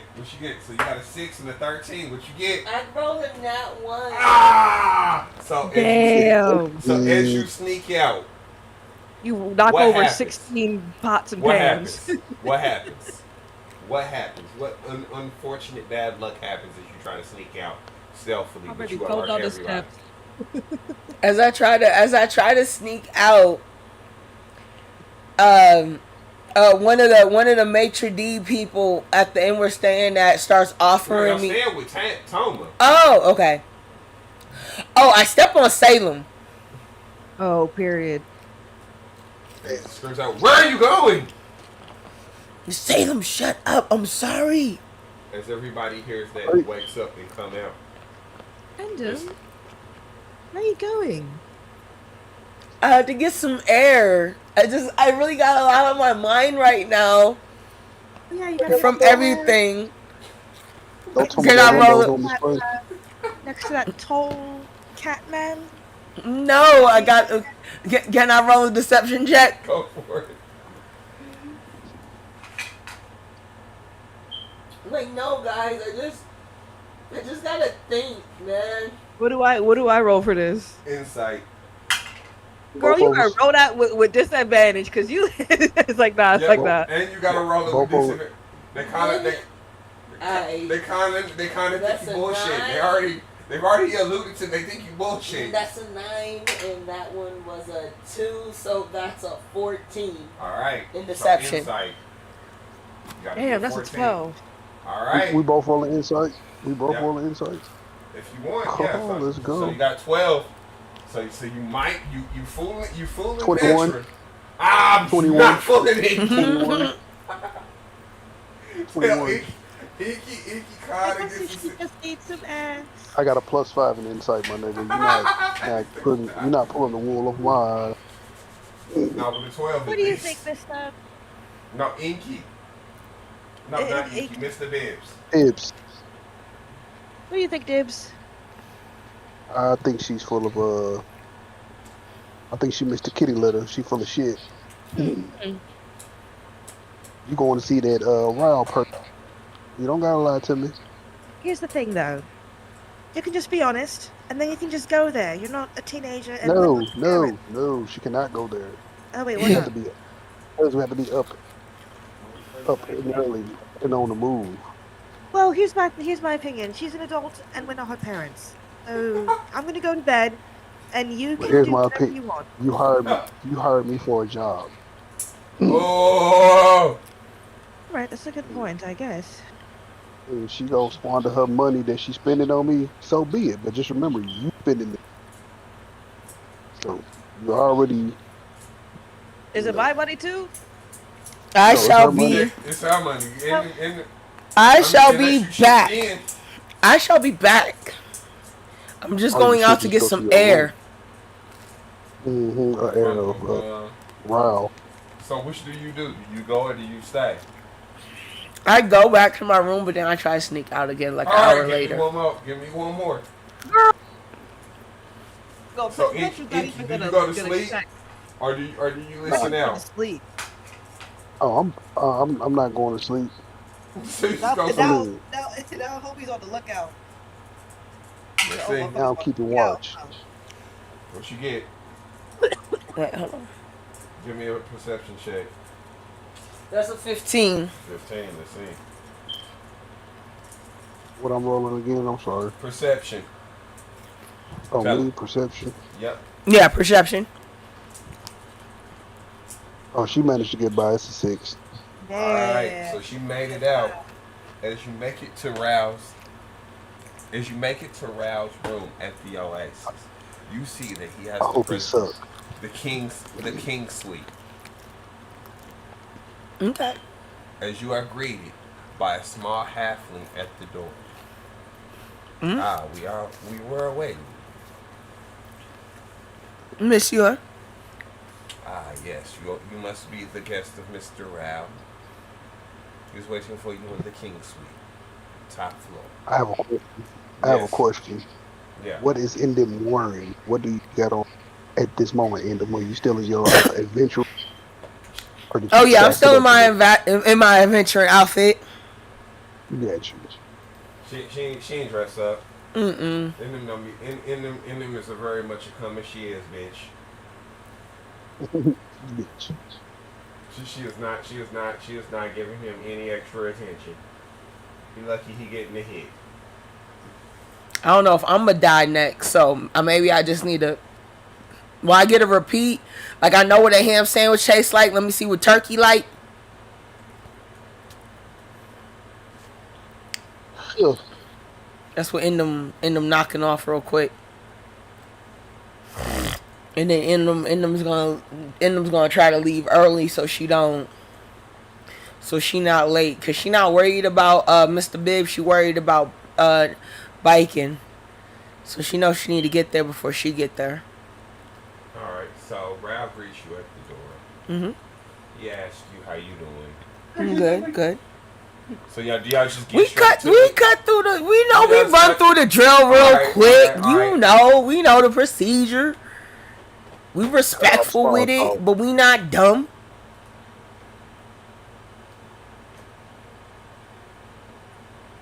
Give me a contact. What the fuck you mean a God say, nigga? That's a dirty 20. Mm, I wore his ass out, Anthony. no. Okay. I'm like, I wore his ass out. Let me find out. No, that was just to see if you had exhaustion. Oh, okay, cool. Awesome.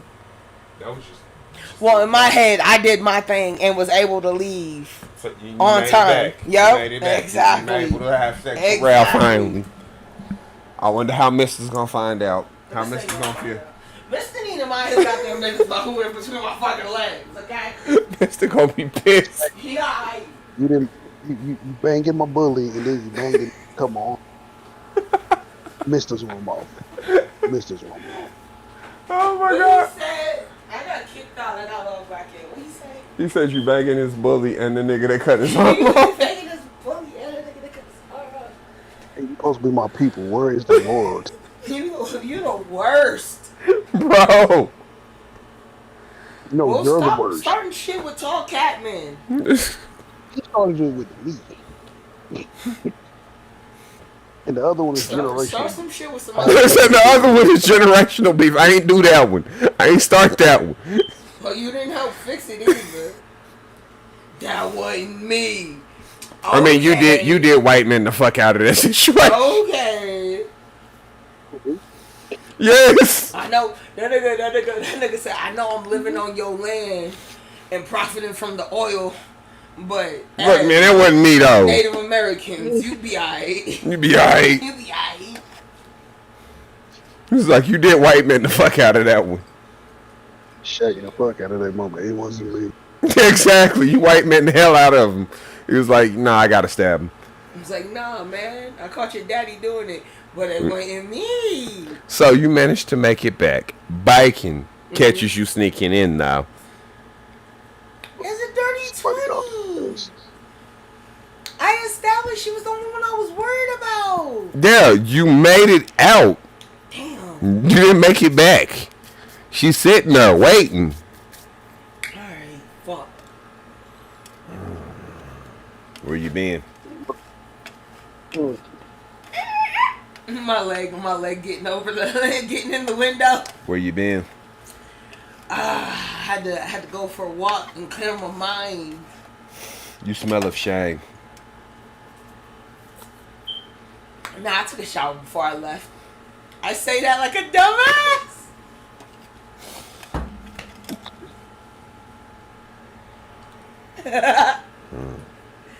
So this is what we're doing before we go and risk our lives to save our family.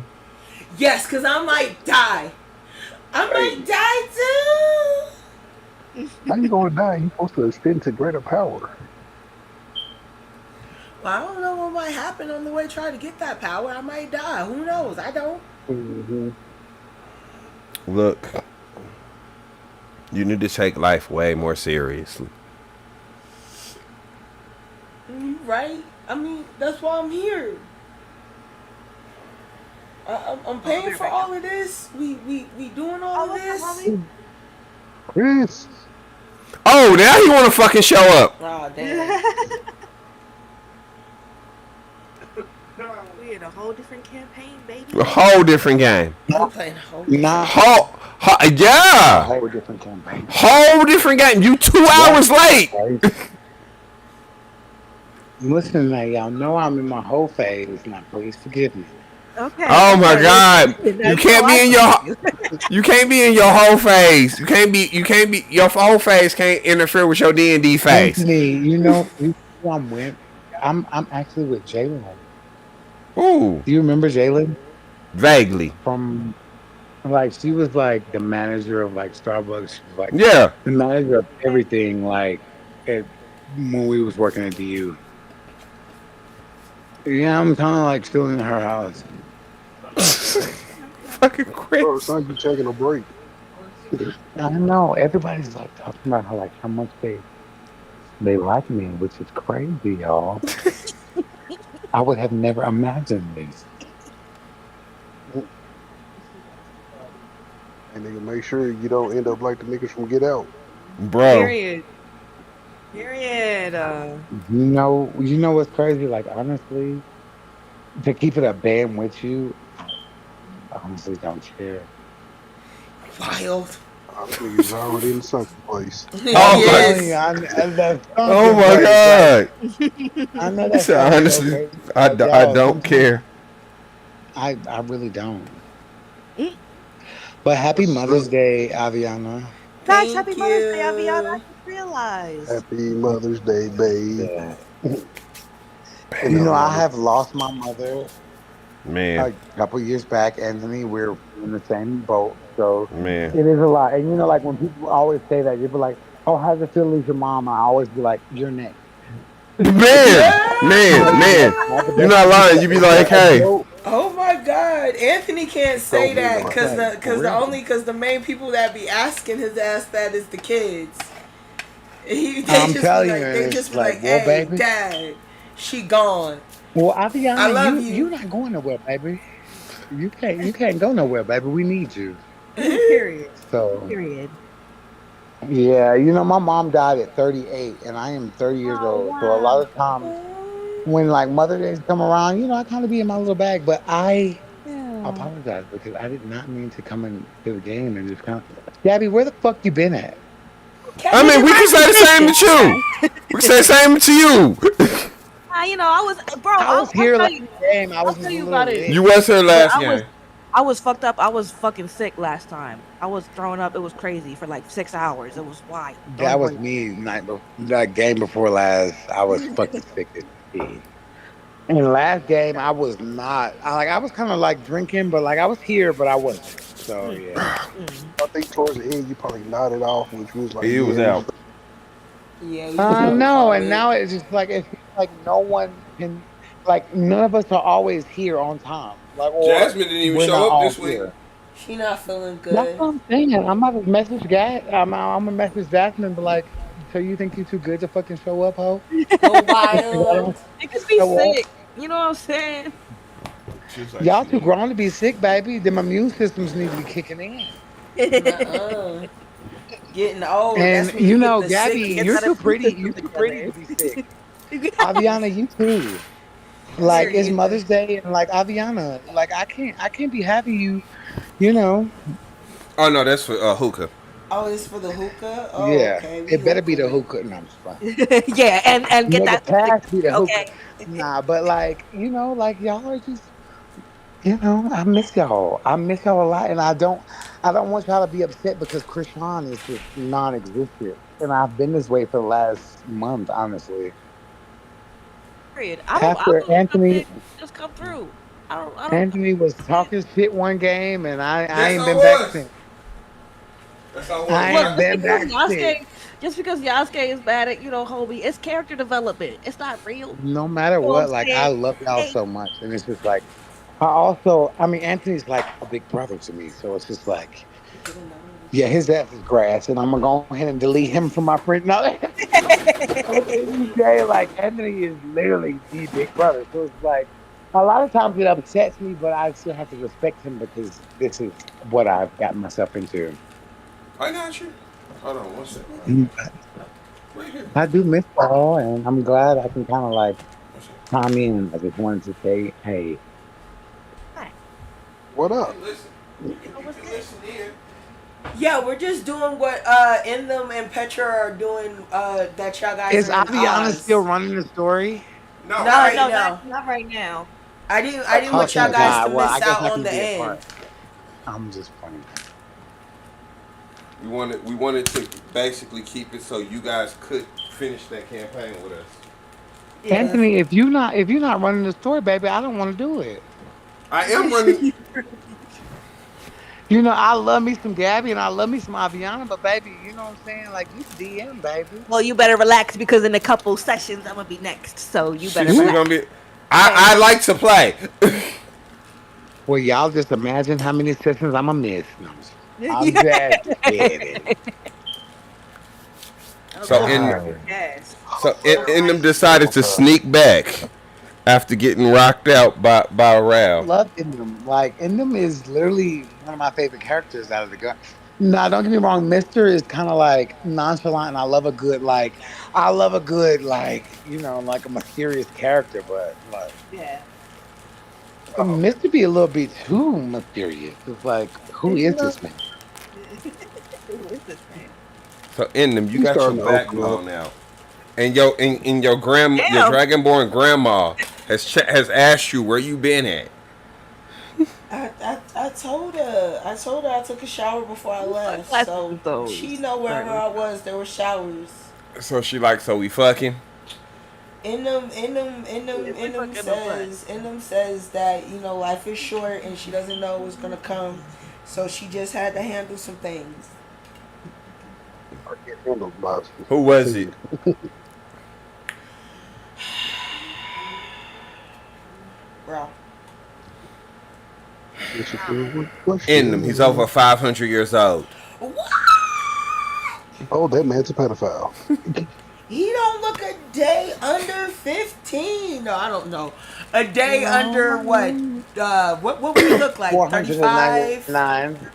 45? Like So, how like, old would you like, like, say? like, like in his 30s. Like 35, like his late 30s. Yeah, like he a well seasoned cat man. Yeah. He got a little gray. No, not yet, but Not like yet. he's at the cusp of his prime. So it's like, Okay. how is he that old? Yeah, I'm like, no. No. In them, I fought him when I was younger. But you old. He used to try to flirt with your grandmother. Hey, couldn't get the grandma, so he got the granddaughter. Wow. Nah. Yeah. And them like, nah. It's probably his grandpa or something. He wears black glasses, red fur, real angry, real adamant about fighting people. I mean, that runs in families. Does he have a group of people who chant his name? Yeah, but so does Blue Ivory, and she's not 500 years old. Referencing the bard Beyonce and her Are they child all Blue blue? Ivory. Are all the people behind him blue? Do-do-dee-da-da-da-dum-da-dum-dee-da. Don't sing the song and answer the question. Yes, ma'am. Yes, that's him. I thought she'd have better taste. And she just walks away. I don't know why he talk at me. Fuck. And just smashes tall cat man great. If they handsome, yeah. I don't even know what a handsome tall cat man is. Yeah, exactly. It's not for you to know. It's for Indom to know. Well, Apparently Rao and Exactly. Kimari. Stop making sexy Catman, Anthony. Oh, You no. really be putting in that effort when it comes to these Catmen. Apparently to end them. So, y'all all wake up. Y'all all have your favorite time of the day. Breakfast. Y'all, In the- meal time. And them make some breakfast. Oh shit! Yeah, I bet in to make some breakfast. What you make? I make some bacon and some eggs and some toast. Okay. Nothing too. So you make that. You put it down in front of everybody. All right. Do I need Inky, to roll or Petra. is it No, you good. Okay. We trying to speed up along. In the Petra, Inky, Petra. You see this nice, beautiful spread that Indem has made. As y'all sit down to have breakfast together, Yes. what do you say to her? Oh, you still left, didn't you? What? How did I leave and make breakfast, bro? Make it make This- sense. This seems like a breakfast. This seems like a guilt type of what it's supposed to be. Oh my gosh. I'm trying to lie to him and tell him I just wanted to make breakfast, bro. Roll a deception check. Like that. Like, I'm just making, Roll an insight check. just making breakfast, bruh. I bet.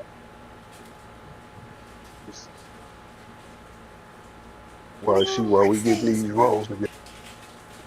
Alright, let me see. I know I got I think it's a plus 14. Yeah.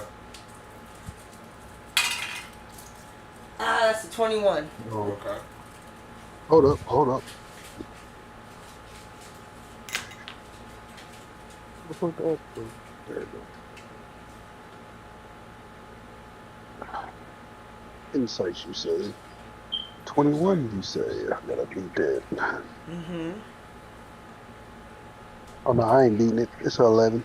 So you believe her? But see, Hmm. it is a I'm sorry, but for trying to sneak out, not for successfully sneaking out. Hmm. That's how Indem frames it. She's like, I understand. I need to be focused on our task at hand. That's why I got up early, made sure I made breakfast. She seems for sincere to everyone.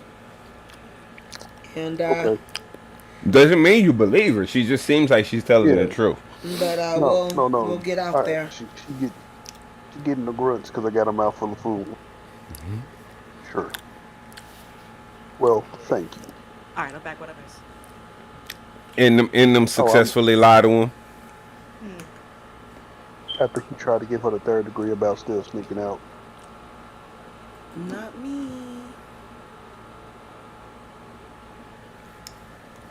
So what we doing? We Uh, gonna eat and go? yeah. We're gonna eat. We're gonna hop on our fucking camels, and we're gonna head true northeast, East. east. Wait. Well, northeast, yeah, to the temple Yeah. to try to find the temple. Before we head out and load up on camel, question: Is this the biking? Yes. She got her own steed. Yes. Okay. Biking, really. It's biking. Okay. So like she's a better version of Yasuke. Got you. So she goes, "Yes, I am biking. Who is this?" Who's you, little I introduce myself so I give him my name, and I extend my hand for a shake. She just looks at it. nigga? Oh damn, Mr. Bibbs. Oh no, he draws it back. He picks up the memo. She's not a hands-on. She's really not a handshaker. You know, the Indem knows that. Indem knows that that's not even disrespect. Biking's just very curmudgeon.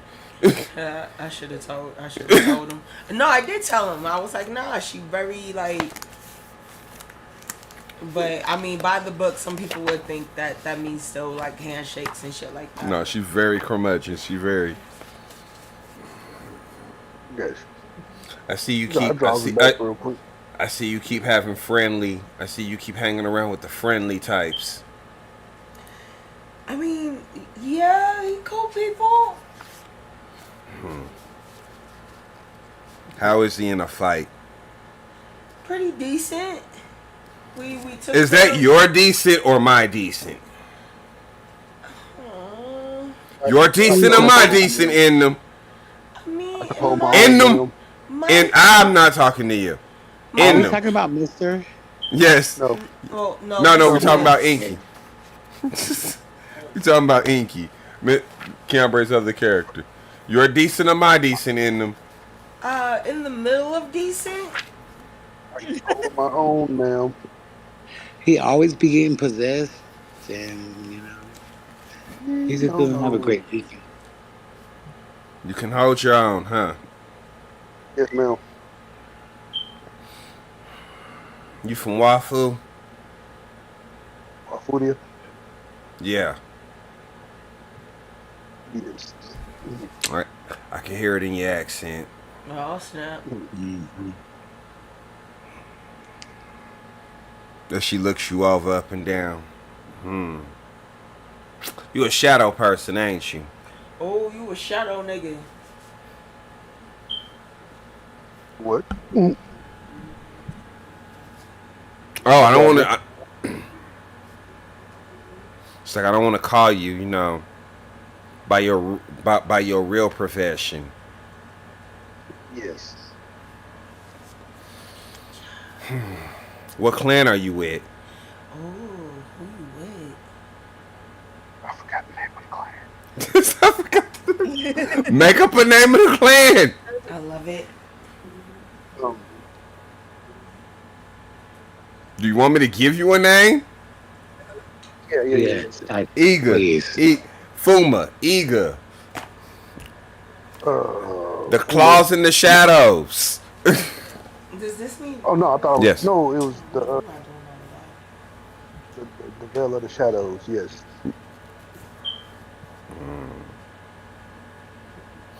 I've heard of you. I've heard of you guys before. of that. You motherfuckers. I heard you don't leave Wafudia much. What brings you out here?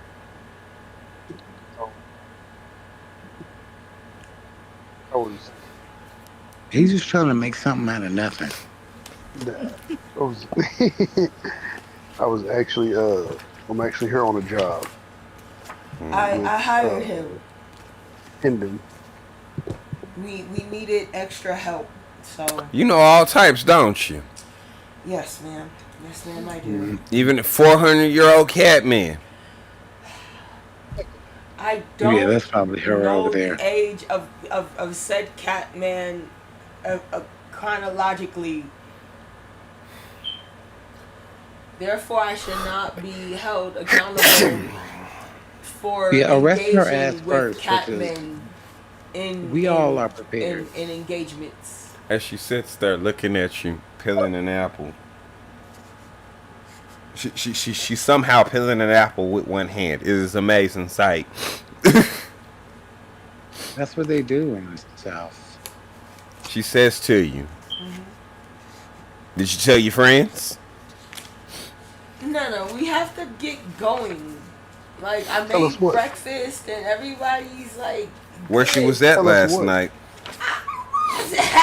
I feel like Kadeem went to a. corner You're not there. Kadeem is still in Oz. Oh, well, period. You are still in Oz. Now you could be RJ motherfucking Hops or another character, and we can pull you in. You give me a second, and you can basically just do that. Give me a second. I got you. So Biking says to you. So that's what we doing, sneaking out on the party the night before a big job. Thought I taught you better than that. I know that breakfast tastes a little bit guilty.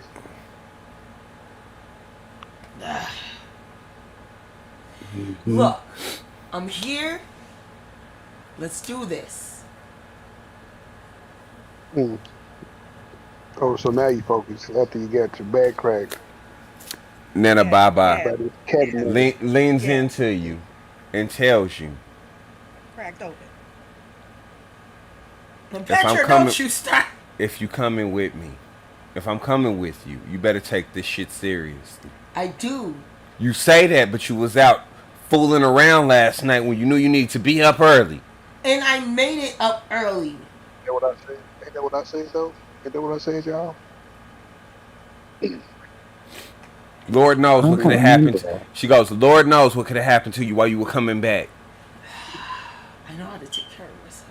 Do you now? Then why do I need to come with you? Because I need you. If you could take care of yourself, Yasuke and the lavender and your lavender friend and your satyr friend and your cat friend and that weird elf guy wouldn't be missing now, would they? I just start crying. Stop with them tears. What I say? Oh, no. What does in them do? She wipes them away with her fedora, with her cool ass fedora. Now look, if I'm coming with you, you gonna act like you got some goddamn sense. Yes, ma'am. You ain't gonna be wasting anybody's time dicking and harrying across this fucking desert. Yes, ma'am. Or they money. Just saying. Chris, you can use Kadeem's sheet for this. I brought my Okay. associate. As she points, you see a tiny rabbit man.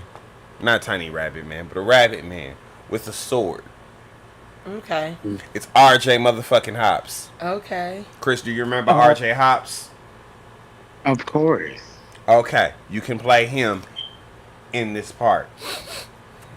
Uh. I'm prepared. I am prepared. I am a good DM. That's why I make y'all make backup characters. Shit like this. This is RJ Mother effing Hops. All right, bet. Okay. That was one of my favorite characters. Let's get to the hops. Okay. All right, now what? Actually, RJ knows Inky. That's the game that you play. Inky, you recognize RJ motherfucking Hops. That's RJ, the- MF and Hops. Let me guess. Do y'all do what I think y'all supposed to do? And y'all walk up on each other and do the predator meme handshake. RJ, motherfucker. Okay. Yep. You've never seen it? No. Instead of just grabbing hands, we grab like four. Hold Y'all got the forearm. Manly. It's real manly. It's real manly. Y'all, I cannot drive home. Oh, go to sleep. Don't. You better go to sleep and stay the night there. Shoot. Wouldn't you be safe? Nah, she gonna rape me if I stay the night. Nah, Wild. it's definitely not gonna be that. You say that, Gabby, and I wake up with my jaws off. So it's been I so don't many times. understand. So now you can run the risk of getting for drinking You and shook driving or kill somebody. Or handshakes. Yeah, like I'm No, he asleep. don't. He don't need that. You know you don't need that. Chris, I posted it in the chat. That's what y'all do. Okay, let's see. Oh, Basically, y'all walk up and do that. I'm just playing. This is RJ motherfucking Hops, Inky, and y'all do the handshake. but I pull them in closer and like, yeah, don't come. Don't I'm come. dead. Call me Vince. Look, I got a thing going here, bro. Don't fuck it up for me. They don't know Inky. They know me as Bibbs. Let's keep that going. Period. RJ, MF, and fucking RJ motherfucking Hops. Oh my god, y'all crack me up. So we continue. You all hop up on your camels. You ride through the desert. It's a hot, sweltering journey. I refocus on the thing, and I'm like, take me to Lulu's knowledge. Take me Role to play. where I need to go. That's what I'm doing. All right, keep going. It points due east as you cross the desert. All right, I tell him this way, guys. Continue. Role play it. That's what I That's tell what him. she just did. All right, Keep going. let's go. Role play amongst yourselves. I'm doing something real quick. Ah, Yeah, Petra. let's go. How did you meet Ray? We've always heard that story from Ray's point of view, but never yours. Oh yeah, she It's funny when we first met. You know, she was always in disguise and always different people, but I could always tell who she was, no matter what face she had on. Aww. But yeah, it was the way that she looked at me, like the way that, you know, when I would be performing, and she would look at me like I was the only, like she had stars in her eyes, and it was nice. But anyway, I'd rather not. Let's not. Anyway. That's so beautiful.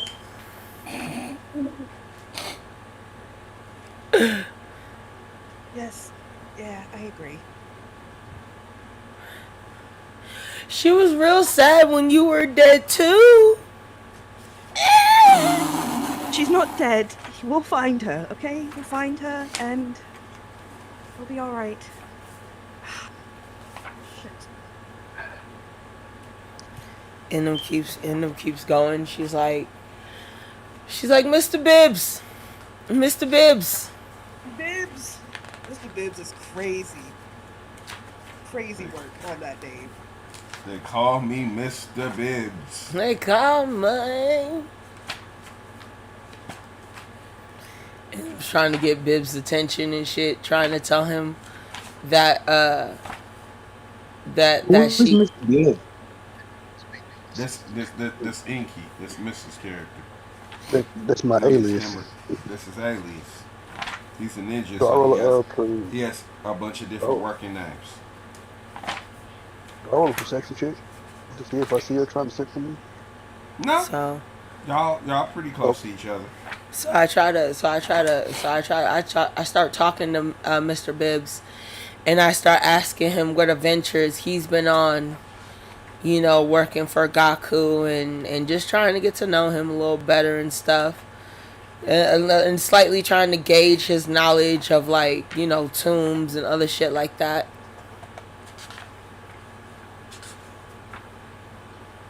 Period. So I'm like, yeah, you know, like what adventures have you gone on for Gaku? It's kind of crazy, like working for him, huh? Period.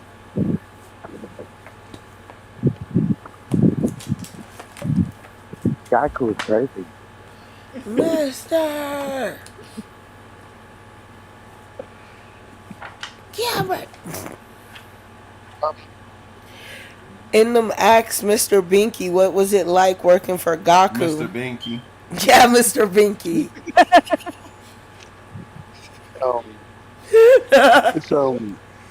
It's I put Bibs and Inky together, nigga. Got that. Mr. Binky. Yeah, I caught on to it. That's why I was like, Mr. Binky. Okay.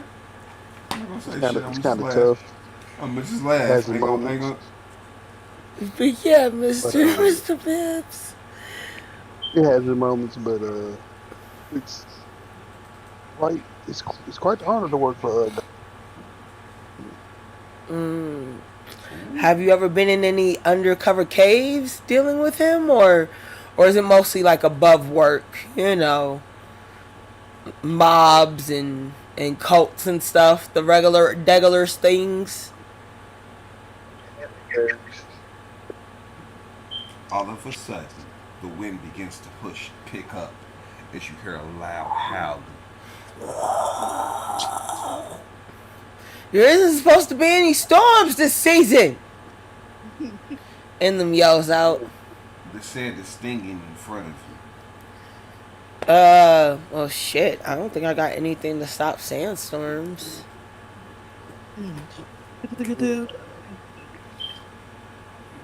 For the next 20 minutes. I'm not there. No, you're there. You're there. It's RJ motherfucking Hops. So basically, just Kadeem's use. not Oh, there. well, period. So just use RJ stat block. Just use Kadeem stat block as RJ motherfucking Hops. There you go. You don't even have to make a new Okay. character. Just use your existing stat block and just roll like that. So the Okay, wind begins to see. push you. Everybody, give me a Constitution save.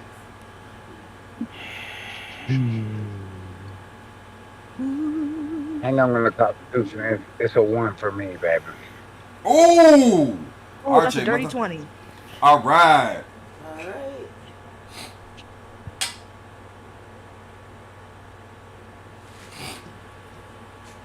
All right. It fell through the shoe. That is a 18 plus 5. 18 plus 5. Yep. So that is All right. a 23. 23. They call me Mr. Bibbs. What did you roll? No, y'all wait. I am getting it, pulling it up right now. All right. Well, while you do that, I'm fist to roll this beautiful damage. Give me one Said con second. save. Yes, sir. 1, 2, 16. 16. You made the save as well. Bam. So There. that's 4 times. So that's 80 damage Damn. in half. So you take 40 damage. Everybody that made the save takes 40 damage. So that's everybody but RJ motherfucking Hops. Oh. RJ motherfucking Hops, you take 80 damage as the sand pelts your skin and it Damn. slashes you. And you begin to bleed from the lacerations of the sand being pushed against you. Jesus Christ. Damn. Okay. I will. What's this? I ain't got but so much health, baby. Hmm? Okay, wait, hold on, once this happens, does it end? Well, yeah, I calculated all that. That's why the 20 minutes was calculating how long it lasts. Okay, so So y'all survived the 20 minutes of the storm. Okay, so I like to cast. Where is it? Hold on. That was just a brief sandstorm. I'm gonna cast some wound healing.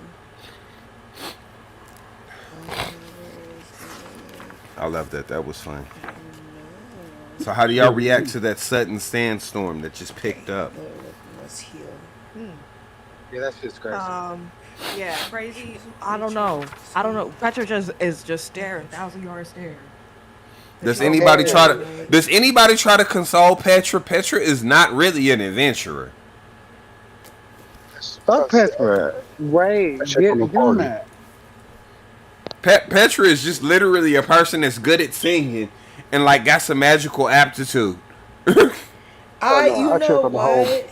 I check on the whole party, including Petra. So And I don't even mean like consoling in the hey yo you weak, but hey yo you okay? Cause I know this ain't really your bag. I cast cure wounds on Petra.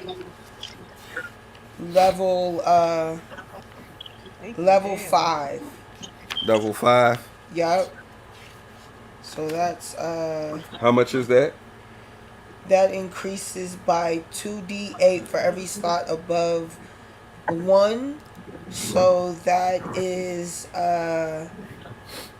that's 8d8s. All right. No, not 8d8s. I'm lying. That's cuz it's 2, so then that's 10d8s. damn.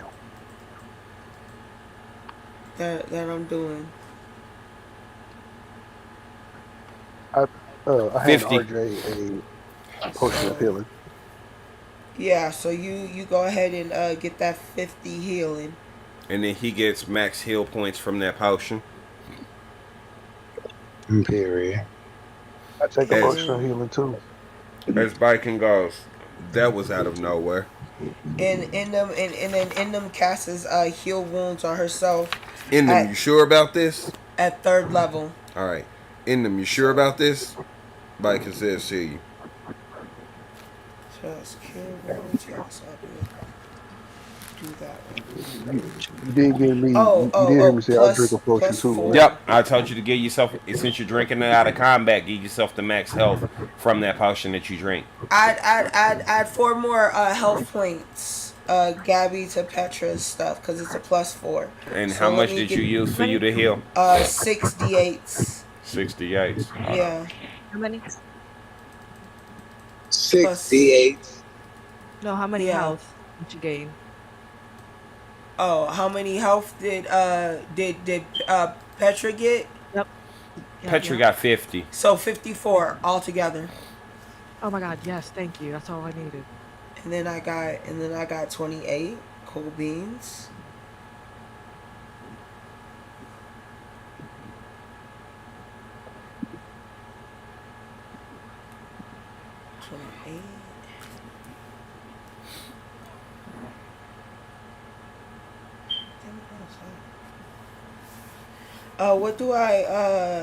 What does Nana Bye need?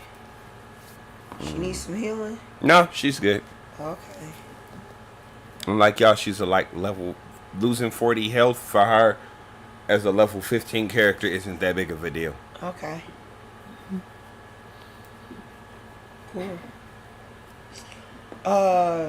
Can Endem tell should we rest? Are the storms It's up gonna to whip you. up some more? It's up to you. Give me a survival check. Give me a nature check. Okay. Got +3 in nature.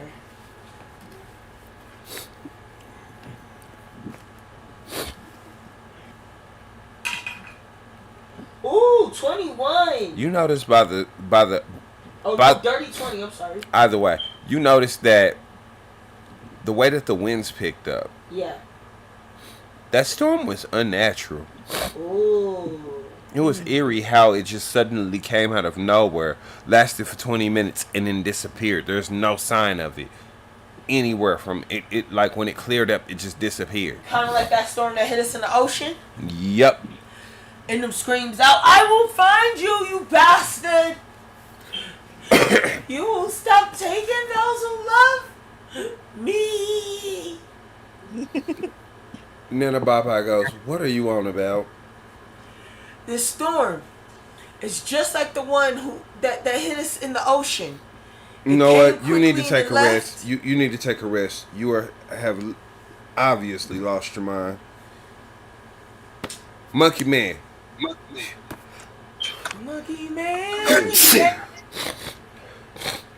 RJ. Set up the tent. Not monkey man. Pietra. Pietra. It's Petra. Pietra. All right. Help that one as she points to end them. Help that one sort herself out. Okay. I'm gonna get to working on shelter. They're trying to stop me. As you see, Bai can do basically like a one-handed ninja jutsu, cause she only has one arm. Yeah. As she summons a magnificent mansion. Wow, that's so cool. Endem is crying about how some type of magical force is trying to stop her from realizing her greatness. That's why these storms are happening.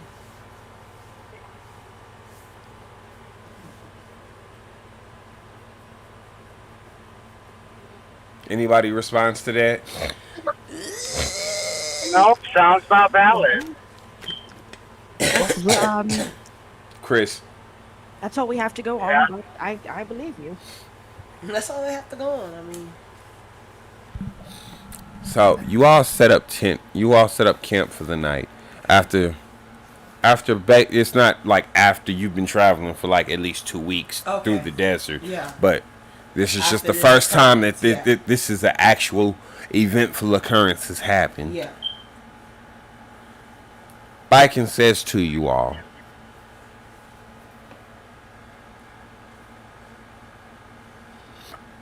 in them, are you sure that you'll be able to help everyone if you go to this place that you say that you're going?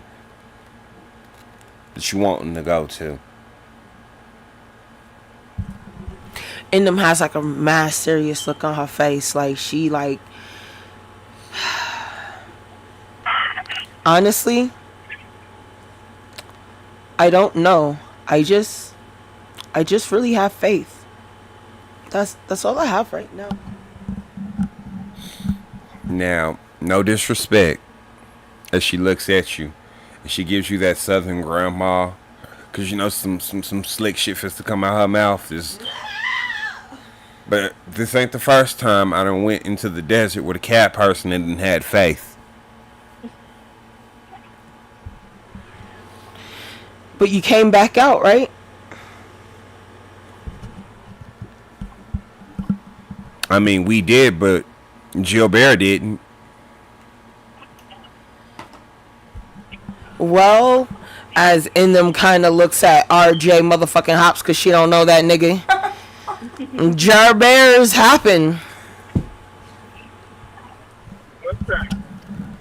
RJ Hops don't know either. As Biken starts looking down, you see a longliness in her eyes. That was such a good throuple. She was a throuple with Joe Bear and her husband. Who said it was her husband? Who was she throupling with? You'll never know. Nah, nigga, I need to know. Was it Petra's mama? Is that why Petra mama a bitch? Who knows? Damn. Are you gonna ask? It's in them. Yeah, Indem goes, what throuple? Oh, the throuple with me and Nana, me and your Nana. What? And Gilbert. Oh. Oh. Oh. Nah, you crazy as crack, Nana Baba. I ain't crazy as crack. And she just walks away. She not acknowledging this lady. And Just ran away from that. And then she goes, your grandma has light I don't need to know. We don't know. stripes only on her legs.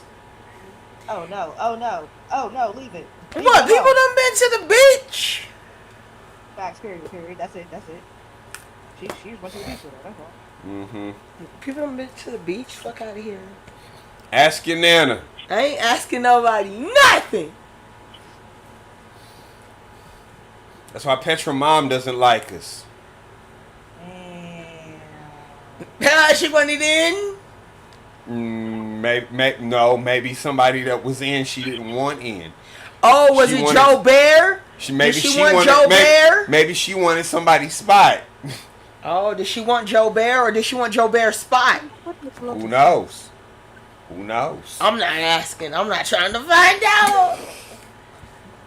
Y'all hanging out with somebody super old and that, like, I don't know.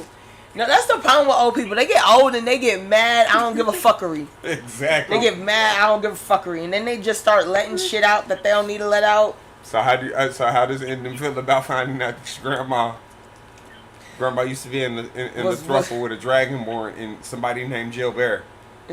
Nah, I'm good. That she was a goal liver like that before Grandpa. I'm good. That Grandpa's who she just settled down with after her body count was mad high. Nah, B. Not my Nana. Not my grandma. She was a respectable lady. Nah, she wasn't. She was a respectable lady. So She was a whore. None of that.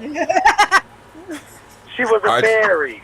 Ow. It was a summer. It was some summer shit. It wasn't nothing real. It was like college, nigga. Get out of here. So you guys, hold on, because now, as you guys are all sitting around the campfire, and Nana Papa walks away as Indem is ending out about her grandma. Nah, it's all campfire. It's all campfire stories. She's trying to scare me straight. How do y'all feel about that? Does anybody believe that? Do they go, nah, Indem? I'm sure she lying. No, I believe it, but Petra's gonna keep that to herself because she don't want to break Endem. She's gonna keep that to herself. For sure. We need to keep that to ourselves. Hold on. Cause in them be like, wait, you just saying that cause your mama couldn't get in. That's all. God damn it! No, I didn't mean it like that. It's not true. Hold on, I'm looking for a map. I have so many fucking maps. Oh my daddy. I have so many fucking maps. Okay. Is it high desert? Brokey, maybe. I don't know. Okay. Probably, y'all. It looks pretty cool. You could just. No. I'm looking for an actual, like, this map is the last. It's the map that I need y'all to be on to do the. No, that's the wrong map. Is it deep? I feel like it's desert dwelling. Yes, it is. All right, cool. No, it isn't. Is it okay? But it will do for right now. It will do. I feel like it might be though. Who knows?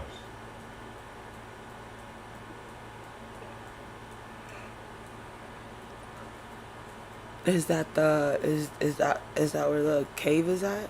The temple? Yes. Is that the temple? Yes. What?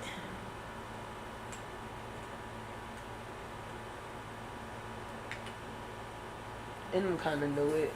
As you all find yourselves outside of the temple, you see this giant grand sculpture.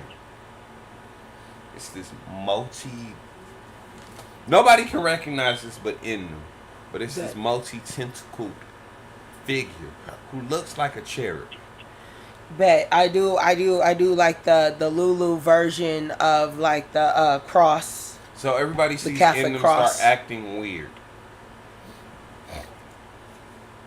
And do a little chin tentacle mustache. Like that's the end of it. Go. You're right. As everybody hears biking goes, these goddamn cats and this goddamn squid.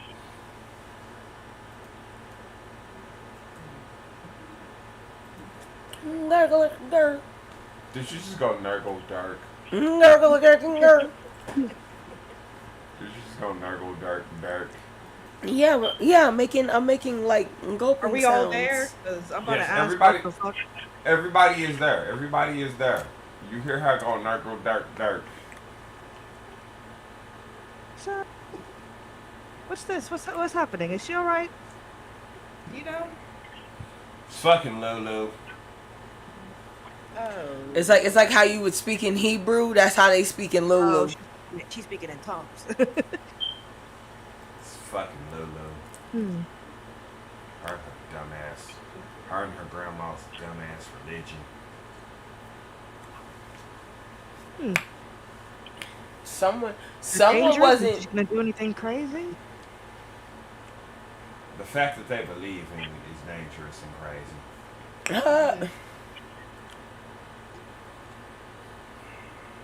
But for the most part, it is always seemed to be harmless. Keyword seems.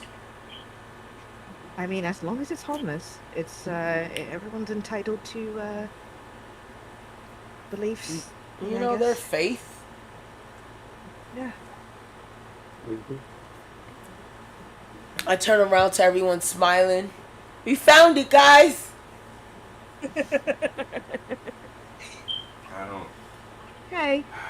And just because we found the temple in the middle of the desert, dedicated to some strange god, doesn't mean we're gonna find it. The strange god is Lulu. This is his baby form. The Great Awakening is when he becomes an adult.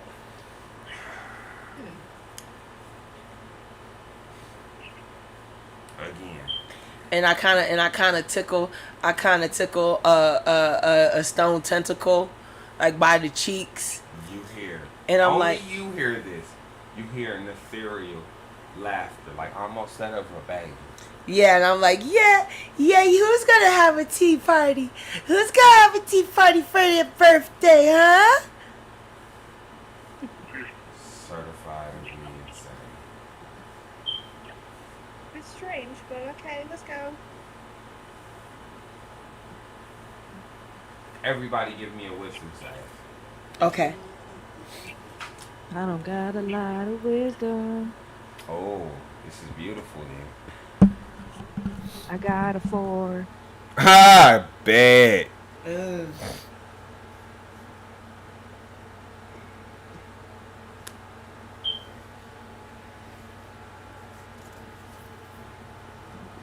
Remember, watch out. Wisdom saving 14. 14? 14. All right. Gonna find my baby, gonna hold her tight, gonna grab some afternoon delight. Is Nana Baba singing that? Because if she is, it doesn't seem right to end them now. No, she's not singing that. All right. That would be funny as hell. She should be. No, the irony is that's the song that Yasuke learned from in them negotiations. And he just randomly sings it when he's bored. Kiambre. Say it one more time. I'm sorry. Wisdom saving throw.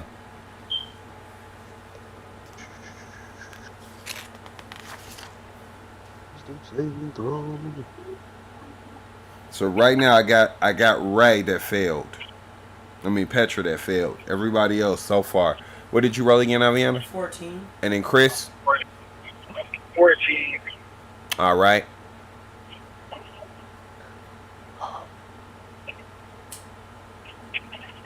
Come on. Hold on, I'm coming. Say, Come on, Mr. wisdom Biggs. saving throw. Yep. It is a dirty 20. All right. So everybody makes the save. Hold on. Let me get Biking in here.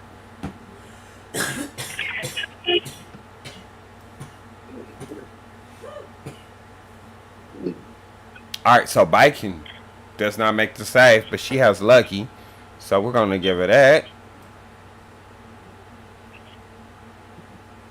And goddamn, she still didn't make the save. Jeez Louise. Damn.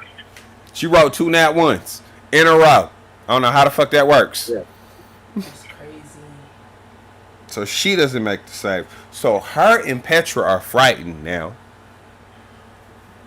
as they are seeing horrific visions of their greatest fears. So what is Petra's greatest fear? Oh. Wish she died? Okay, being a Yeah. ghost again. Period. Being a wraith and having to torture her love again. As you see Petra fall to her knees, begin screaming. What does Petra say? I don't know if she really says anything. I think she's just screaming. And just no, over and over. As Biking falls back and draws her sword. I'll kill all of you! Okay, so in the Come on.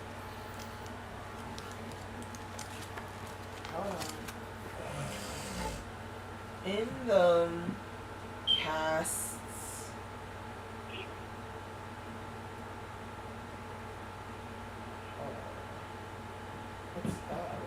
Better hurry up. Stop! No, I need to see what this does.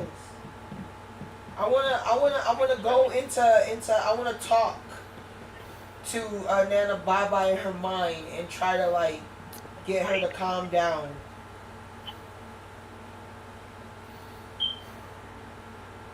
So a persuasion check Yeah. with disadvantage. Alright.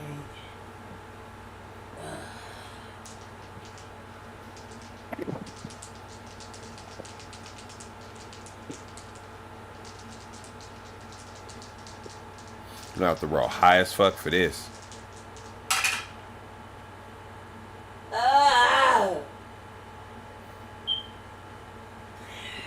No. That fucking one. Damn. What you get? Hurting me. I got that one. All right, so she runs up on you. What do you say? So she runs the fuck up on you. What do you say before she runs up on you? I don't know. I try to talk her out of doing it.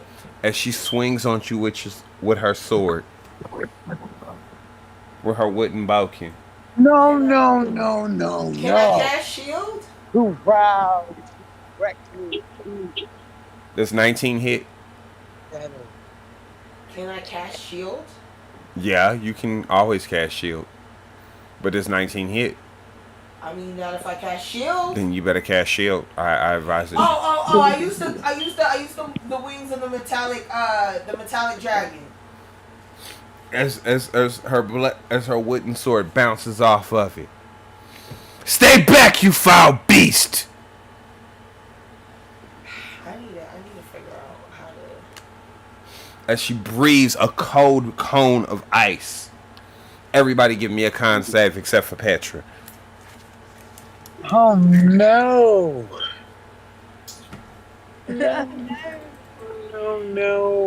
No. Fucking F, bro. Too loud, too reckless, too ghetto.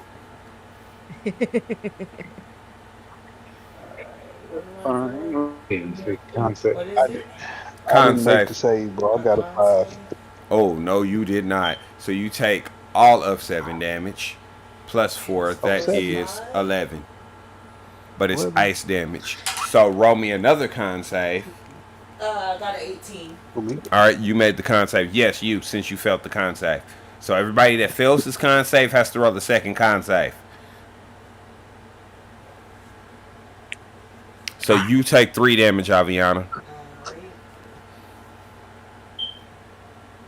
Oh wait, did we long rested, right? Yes, you've been Okay. long rested. Well, You've taken okay. several long rests. Well, no, I'm talking about after the storm. Period. Oh, yeah.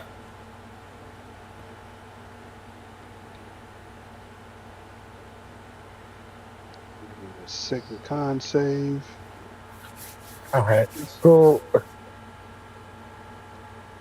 17. All right, you made that save. You are not restrained. Now I'll take my not too 3 damage. damn much. So I rolled a 21. You made that save. So you only take 3 damage. Petra does not have to make the save. So the rest of you, Petra, what are you doing as you scream out? You are seeing like you are surrounded by all the devils that tortures you in hell. How does She's trying to like swipe and fight at them. Even though they're Ooh. not there. And screaming and trying to No, fight. no, you see in them and Kadeem and Mister also as demons. Oh. Yeah, well she gonna try to fight. All right, Going back. roll the hit. What kind of attack does she use? What she got? Scimitars. Let me see. Oh, so Petra pulls out 2 swords. Jesus Christ. Let me see. I still gotta add them to her shit. Hold on. No problem. What do you guys do as you? Yep. As you guys see this as you see your 2 allies begin to act strangely, the weakest and strongest.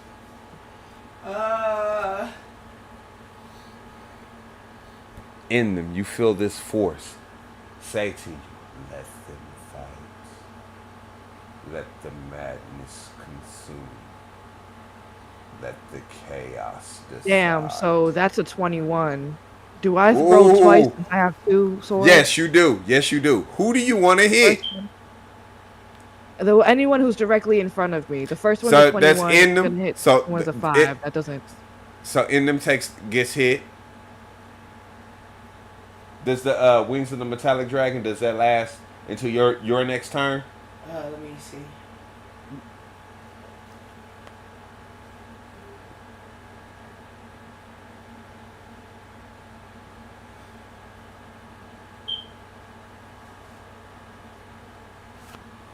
That is 4 damage. Ooh, 4 damage. Potential 4 damage. What are y'all gonna do? Okay, there it is.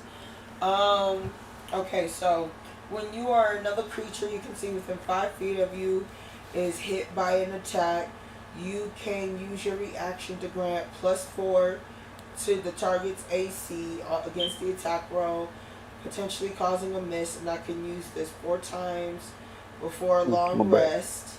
Mm-hmm. So I can use it again to stop. Is it a reaction? Yeah, 1 reaction. So no, you Oh, cannot wait. use it again if Petra you've has already used it. advantage against being charmed. Okay. And she.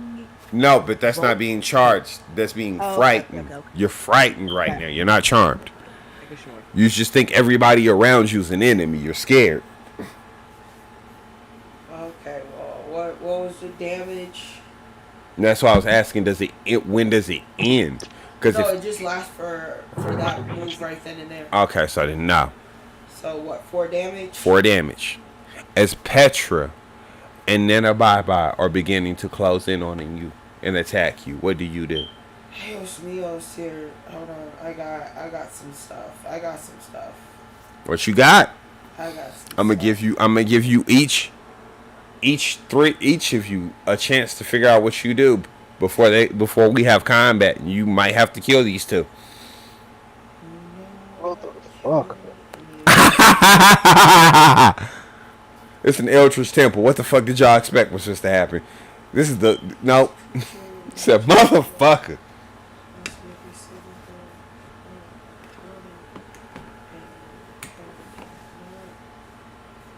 What you got?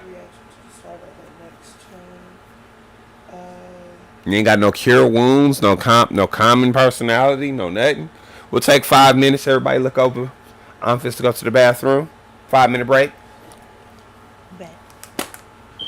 Ha ha ha ha ha. Have fun with that.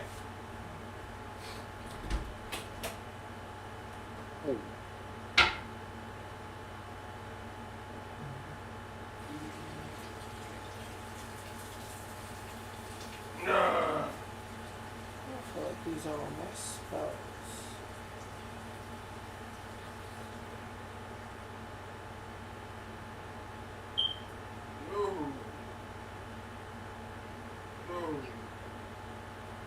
Got some super friends. Got some super duper friends, and we hot like the moon.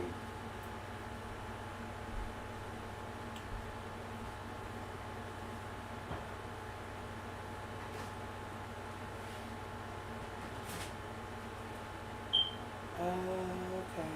Oh, I have calm emotions. Might want to use that. Yeah, no, I want to use calm emotions. Cause I know, cause my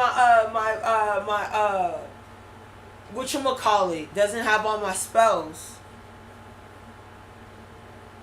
My beyond. So yeah, no, I wanna do it.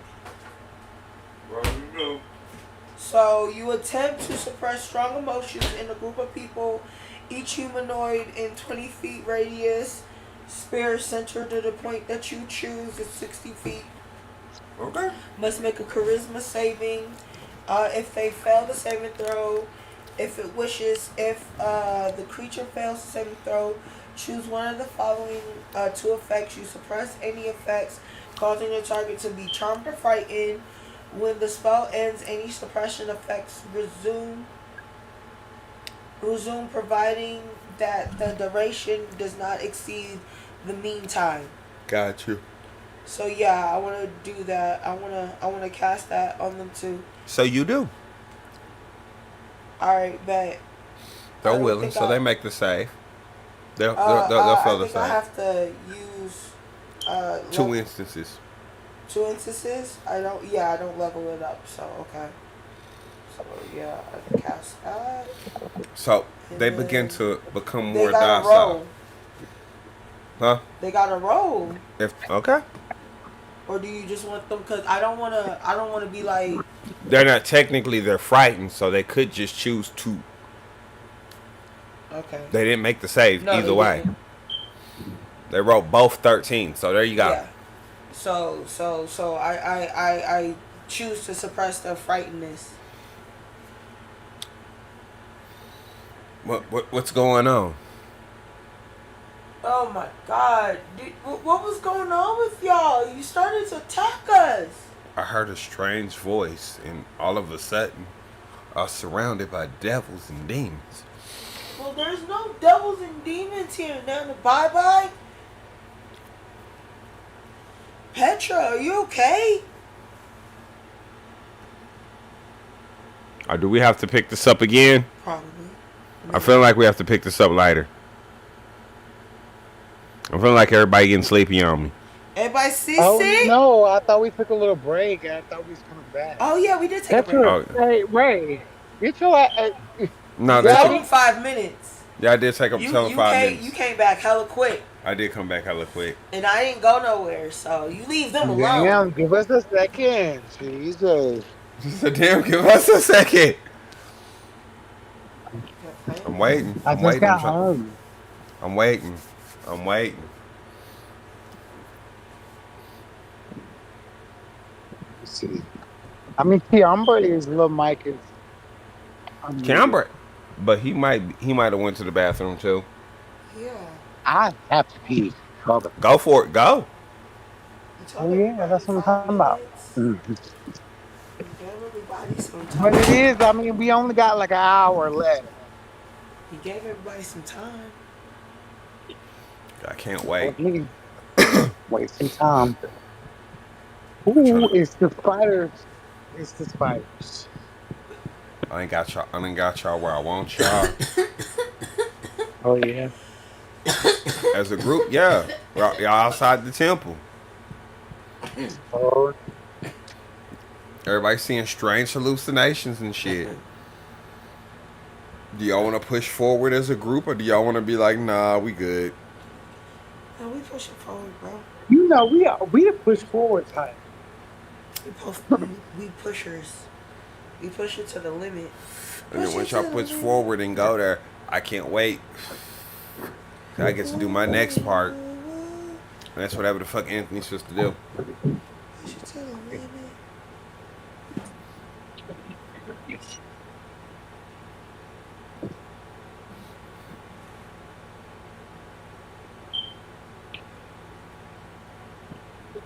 I'll be like, Anthony, for real? Yeah. I keep telling y'all the worst thing that's ever gonna happen to y'all is me getting high and watching comic book shit.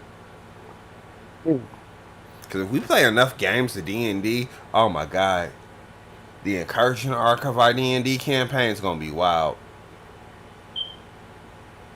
You're like, Anthony, why are past campaign sessions smashing into each other? And why do I have to pick which character I want to be? I'm not gonna make it, dog. Alright, yeah, I figured as much. I'm not gonna make it, dog. So we'll just pick up tomorrow. We'll just pick up. We'll pick up with this. Yeah. Yeah, well, next Friday, if Gabby Mike's can not still gonna play. make it another Okay. 45 minutes. Alright, so That- we will continue this. Everybody that wants to continue playing this game has to meet up next Friday. Because that's when we was scheduled to do it. Because this before. game is continuing. We are going to continue and conclude this game On Friday. next Friday. But So Saturday is the Oz game. That it's the hopefully Oz we game. can- That we is can that is finish. going to be that game. But Friday, Friday. yeah. So we will be playing 2 D&D games next week. If you want, you don't have It's- to.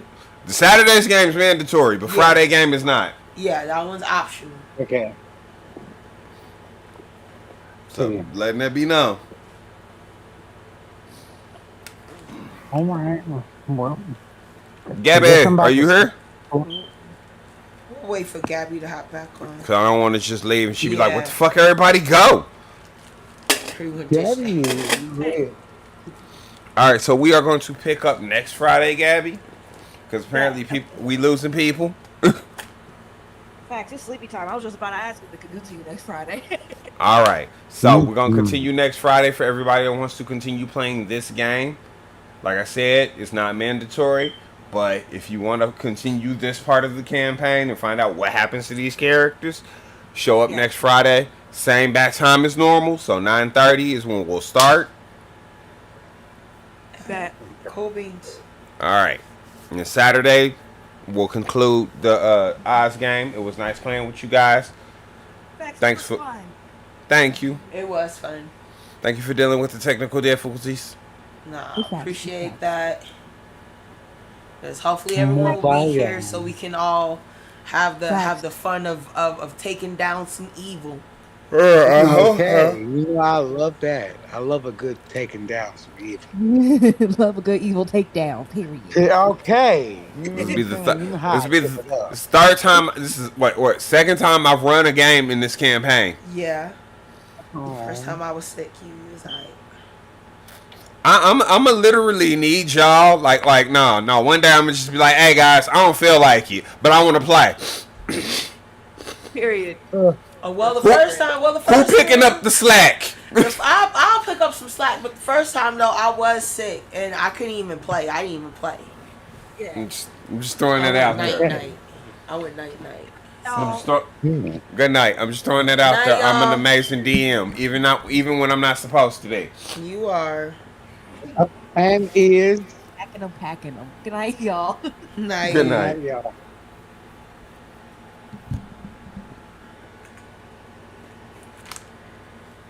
She's like, you got a point there. You do, but you understand.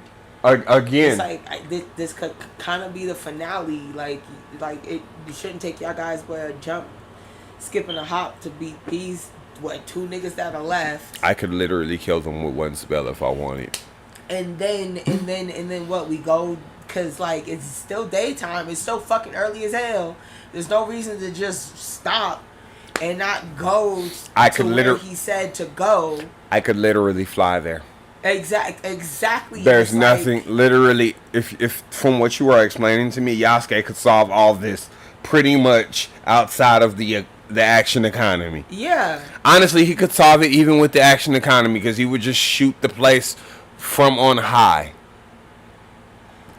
Do you get what I am alluding to? Plus, I added some more people too. He would just summon his dragon and be like, look, burn it down. I added me some people to hopefully give a good challenge because, like you said, you know, this Action many economy. Yeah, the action economy plus how many of y'all the level y'all guys is at. Yeah, action economy will make up for the indifference in level. So and it's like yeah, and I don't want to keep hitting y'all over the head with the same folks.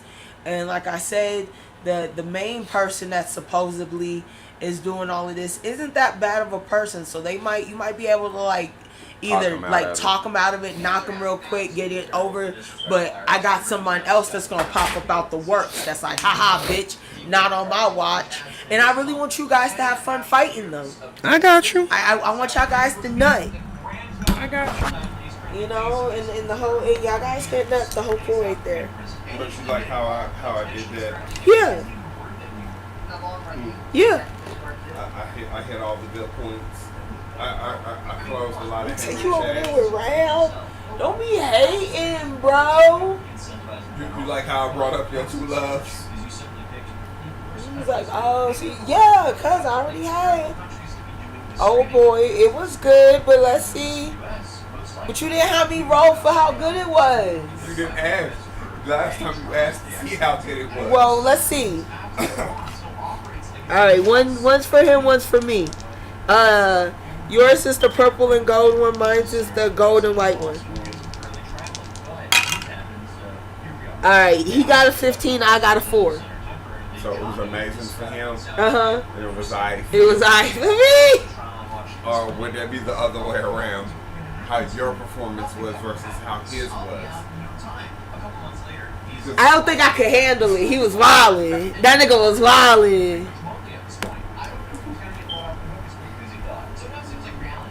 He was wildin'. Performance checking would be the other way. Oh, well then I gotta add my pluses. You don't really need to add much. You don't really need to add much to that. But If it's a performance, you know I got pluses. Don't insult me. I think that's like a plus 14, bro. Or acrobatics. Or athletics. Well, athletics, you think? I mean, it's sex, so yeah, athletics. Athletics? Alright, hold on. Yeah, he got like a plus. He got like 28. He got a 28, so alright, let me see. My athletics He's really proficient in athletics. would be. A bitch got a 5. Can I use acrobatics? I guess. Give me something, bro.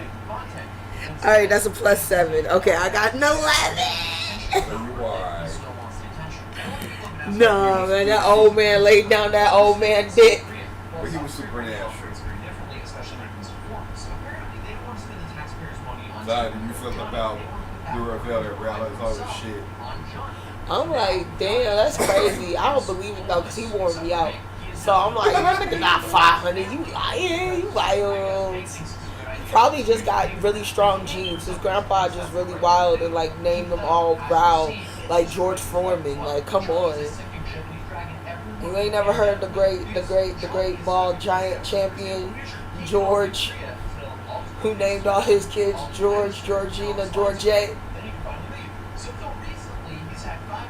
30 fucking. That's good for his ass. I'm sorry. Everything he does is unnecessary and disgusting. It's unnecessary and disgusting. It's not even like he's doing it for some type of political protest. Like, hey man, these people hate gay people, so I'm gonna make out with my boyfriend right here. Yeah, it might be against the law, but fuck you guys. I have love in my heart. I love him. Or whatever, like, oh, people who aren't married shouldn't hold hands, whatever. Like, if it was something really arcanic, but like doing the shit would send you to jail. But you like, no, I'm doing this so people know ain't nothing wrong with being this way. I'm trans, I'm whatever, I'm atheist, I'm whatever. Cool. Nigga, you just being an asshole. You just an asshole. I'm sorry, but you need to go to jail. And this ain't even on no, he black, he white. Oh, people get away with shit because of this or that. Bro, he done had too many slaps on the hands, too many slaps on the wrist, that he should have been like, you know what, let me leave. Let me go wild out in America, do some shit there. Let me leave these Asian folks alone. They probably tired of my shit right now. You know, let me go. You know my favorite part of this right there was What? when everybody realized these motherfuckers is charged. It's frightening when they attacking everybody. Because I don't think they were special that they were scared of. Nah. What? No. It wasn't. Because when you said I couldn't use the goddamn thing again, I was like, wait a minute, no, fuck that. I know I got something for common emotions. It's just that I gotta transfer more of my goddamn spells to end this list, but I didn't do it because I've been doing, yeah. But now you see why I be like on top of having my shit ready. But you know, I figured I might need this ready. That's why I like when y'all were talking. I was like, nah, I think I can pull something together. But that nigga was drunk as shit. And he was drunk as shit. And I told you he didn't want to fucking play my game. I know when the motherfucker doesn't want to play my fucking game, Anthony. Like, I might not get a lot of things, but I get a lot of things. I'm kind of like a mix between Missy and Sheldon.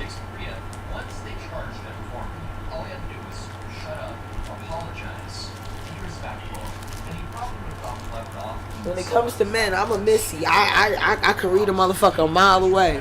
When it comes to women, I'm a complete Sheldon. What does her body language say? I'll be on her hands or down your pants. I don't know what that means, though.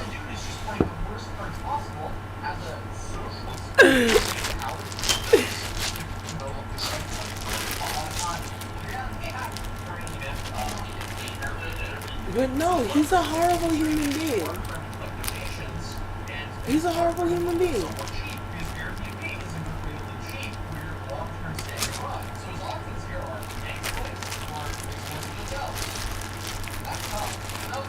Oh, because he can't even stay in B&Bs because he done fucked that up. Because you fuck up everything, bro. After a while, you have to realize that you gotta calm down in life. I had to calm down in life. You know, and you don't think I'm calm. But I know every day I'm hella calmer than I was back when we first got together. Fucking, oh my God, too many goddamn years ago. 16? No. Yes. Yes, cause I've been cried at work, been gotten written up. I've been there 6 years, Anthony. No write-ups. None.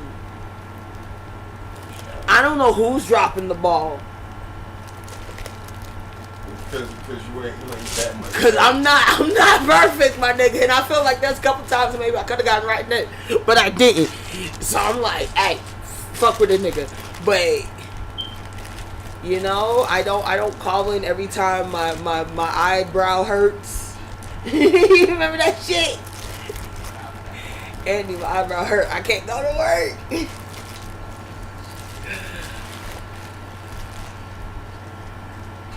You know, so I try. Hell, you know how I know I'm better than I used to be? Because there was a part of me that after that nigga said that shit, I wanted to be like, alright then, well, I guess you don't need to play with us right now though, right? And like boot that motherfucker off the goddamn car, bro. You know it took everything out of me, right? Not to be a petty little bitch, right? I know. You know that, right? Cause Gabby was like, well, motherfucker, you need to get over that shit. And part of me was like, yo, bro, I'm gonna let you say it cause you more playful than me. You gonna say the truth and I'll feel everything you say, so I'm gonna let you do it. Cause, bitch, I'll say some slick ass shit. Like, I fucking told Anthony your pussy ass didn't wanna fucking play. And he told me I was fucking wrong. Nigga, I'm right. I'm always right about bad things. You're a fucking asshole. You understand me?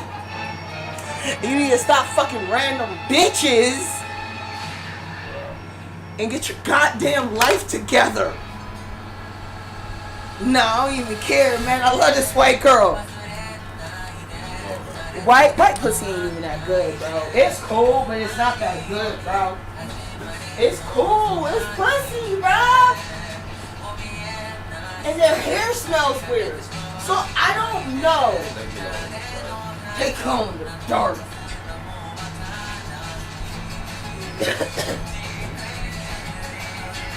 So, Like a woman I gotta find. I don't know. You know what I said? Huh? Like a woman I gotta find. Nigga, no, you don't, cause I grew up. No, you really don't. It gotta be mildly dark. It gotta be a full moonlight first. Moonlight gotta be reflected off my yellowness. Exactly. You reflect like Producing? man, like Violet, why can I see you? In this closet. You're the only thing I can see in this closet. What the phone is you out here to see better? Yeah. You would illuminate the phone.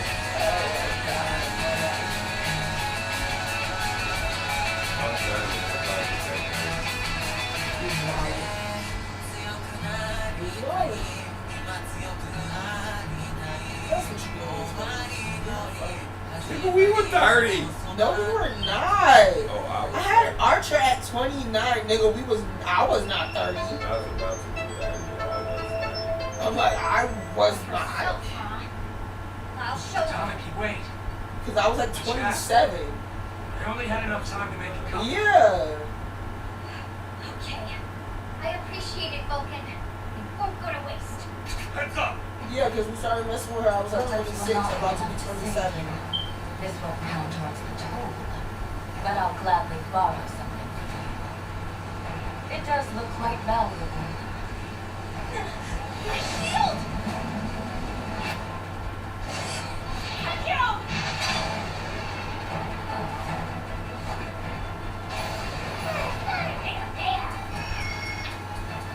What is her power? There's gotta be something involving metals. Is it magnetism? That gold gauntlet is the only thing she's got. No, that would rule out that theory. I mean, it's possible that... No, that's actually not possible.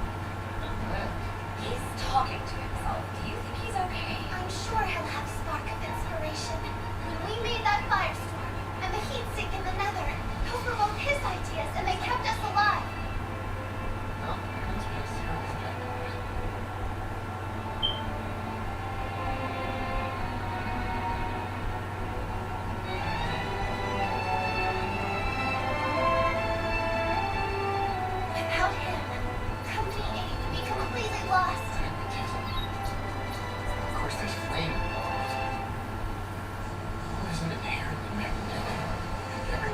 does have powers, without exception, he uses some form of fire or heat.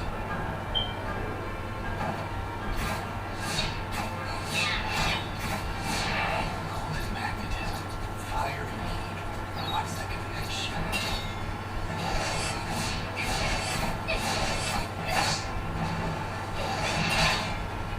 Bothersome.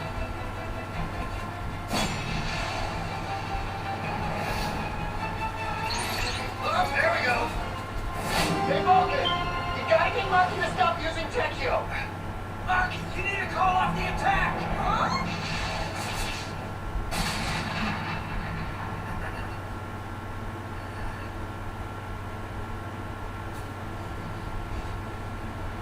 You're always like this.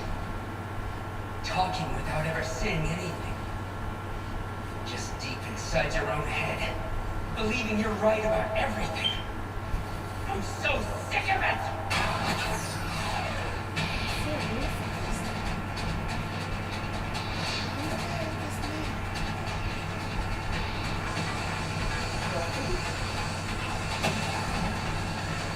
Did she just stop Techno?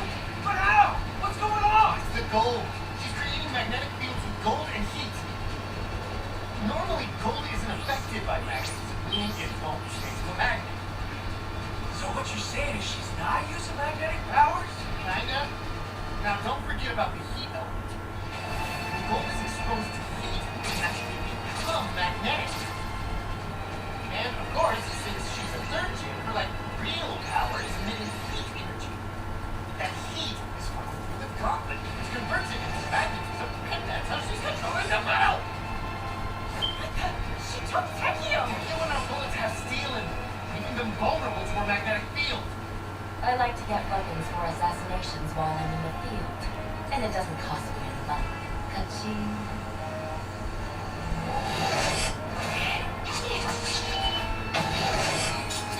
Lieutenant, no! You'll only be giving her more weapons if you shoot!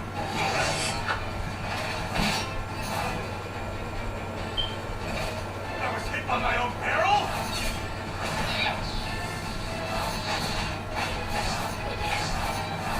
Out of the way!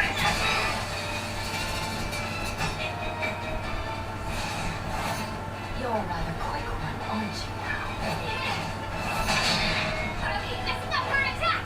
Those little boosters will come in super handy! What are those things? It's just a little mix of finely powdered iron oxide and aluminum. Us babies will boost her firepower. She lights them up, they'll trigger a thermite reaction, giving her some crazy high temperature flame. Something to boost your firepower? I thought you leveled up by training in Asakusa. I've improved my techniques and my speed, but my firepower is still nowhere near as strong as Shinra's or Arthur's, and I don't think I can catch up to them with more training. Yeah, well, those two are an extreme example. I think our enemies are only going to get tougher from here on out. That's why I want to do everything we possibly can to help out the rest of Company 8. Help out Company 8!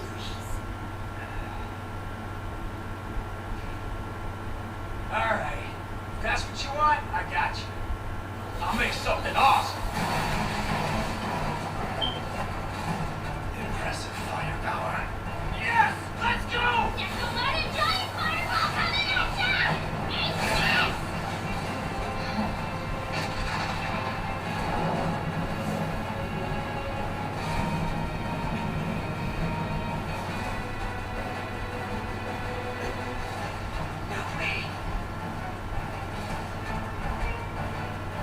A normal assassin would have died from that. But as I had said, a destroyer's specialty is eliminating pyrotechnics. Which means we have a very high resistance to fire.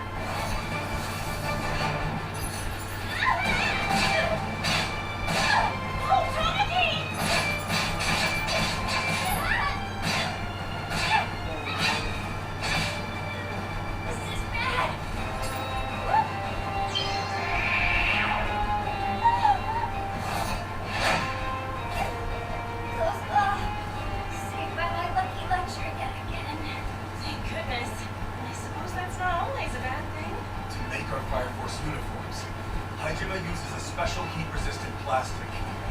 Only metal component is on the belt. New strategy, guys!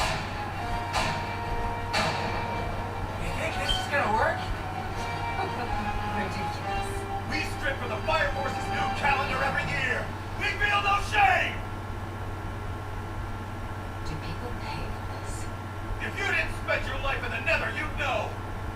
That thing sells! She can't yank our bodies around anymore. Atomic fireball didn't work on her, so how do we attack? The magnetic power she's controlling means we can't use any of our weapons. There a problem? Huh? What's the deal with this whole teddy bear look you're trying to pull off? This is no time for jokes. You gotta ditch that belt now. Have you forgotten what my power is? Fishing fire. My flames have magnetic properties. They should disrupt her field enough to make a difference. You sure? You're really okay to join the fight? I was once feeler of the Knights of the Ashen Throne. I can't sit on the sidelines anymore. I used to be your enemy, but Captain Obi welcomed me into the Eighth with open arms. It may not be the deepest connection, but I'll do whatever it takes to save you. We'll be able to buy you some time, okay? Let's do this. Wait, what you were saying? I'm guessing you have a plan of action. Oh, you mentioned. I'm the 8th Science Officer, so that's my job.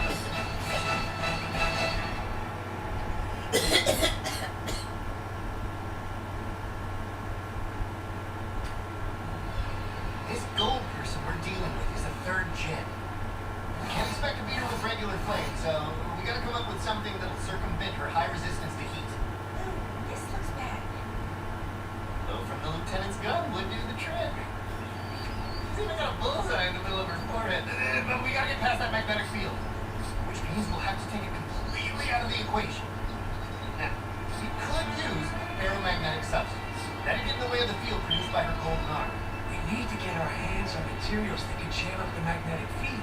But where? That stuff's all over the place. Iron. Grab as much as we can and slather it all over the gauntlet. But how do we do that if she can control iron? There's no way. Yeah, you're right. It's possible. But not for us.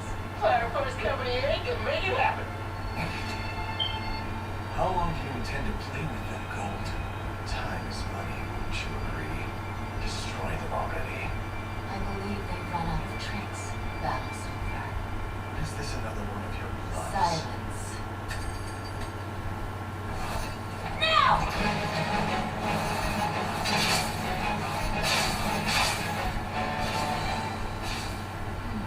Did I make a miscalculation? Atta girl. My magnetism's weak. Once she figures out how to counter it, we're done. So we don't have much time. You've gotta hurry. Yeah. All right, Leet. What's the thing that only the Special Fire Force can do? Ready?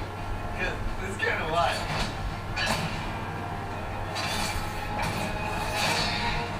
It sounds a little crazy, but I know that the 8 can make it work. Okay, Topic, whip up some flames for us. I don't totally understand what's going on. What are you gonna make me do? We're ready to go over here. Does anybody want to clue me in? Rocky. I'm on it.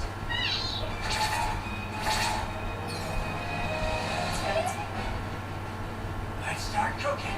Tamaki, form a pot with your tails. Careful not to spill. Hey, wait a minute. First, we'll melt this iron refuse. Like milk. Refuse. Hang on. You know my flames aren't gonna get hot enough to melt a bunch of iron. To make it melt, you gotta reach 2,800 degrees Fahrenheit. Can you make that happen? I know just the way. It's a thermite reaction. Huh? Look alive, Maki! Ready. Hang on. What are you two doing with my fun?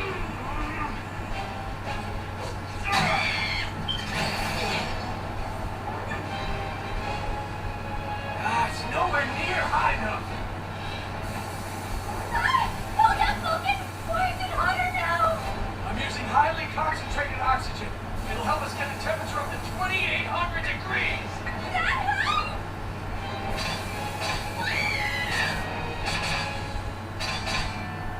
You seem to be using magnetism to interfere with my powers.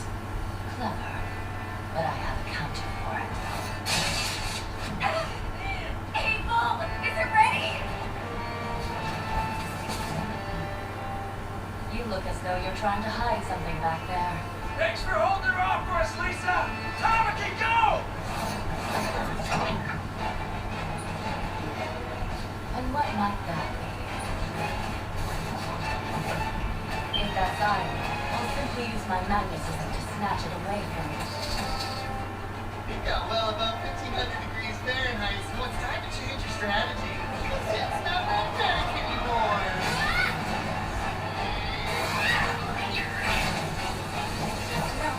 The thing's useless now! No more magnetism for you! You still think you can stop us all by yourself? Lieutenant Hila!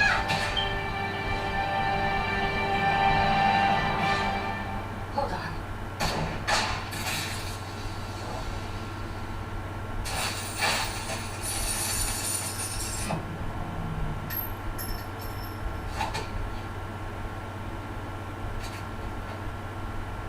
We actually pulled that off!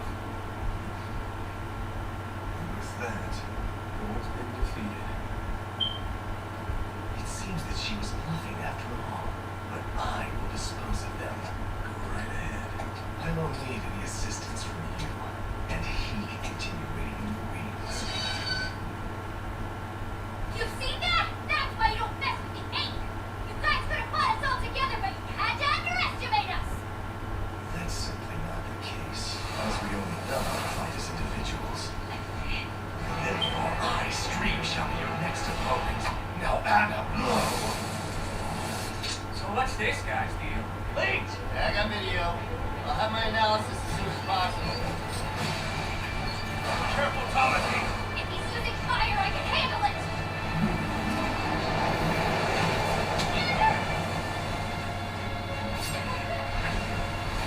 Tamaki! Looks like this one doesn't conspire to attack. The kind of injuries he was able to inflict. I'd say he's using flames to produce air currents, and then attacking the whirlwinds and factories they're creating. Anna and Erica! Chris and Kate! Are you trying to aim at me? Uh-oh. It's faster than I can track. Let me introduce you to the mighty Erica! Lieutenant, no! Die!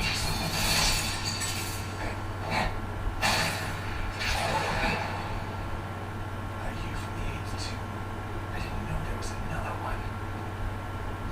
I am the Night King, Arthur Boyle. Not that your kind needs to know. We'll skip the formalities, Arthur Boyle. Get straight to the part where my four beauties kill you. Our goddesses!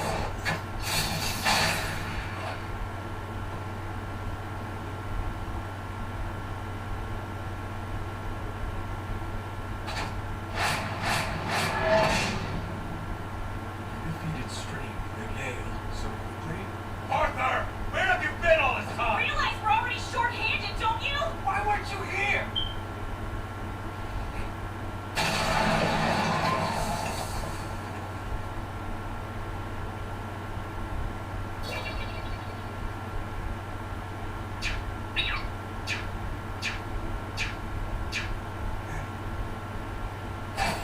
Hell for my steed.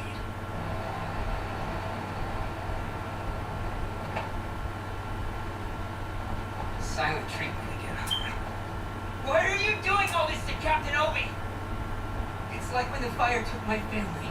If you hadn't kept quiet about everything, I'd have found Sho sooner. I still don't understand. Why did he have to suffer through all that? Maybe you'll tell me this.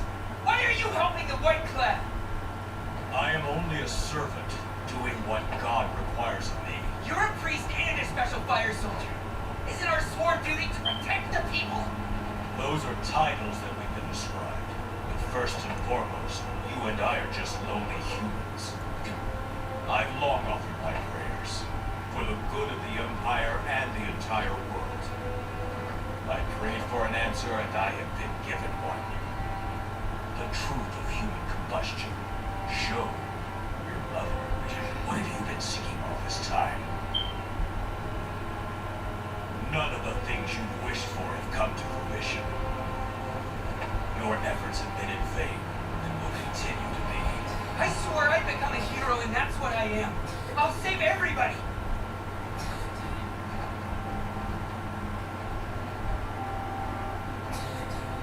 Plant the insect in Obi.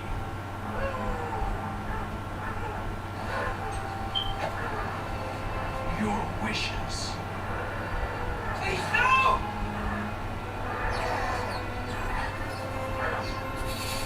Will never come true.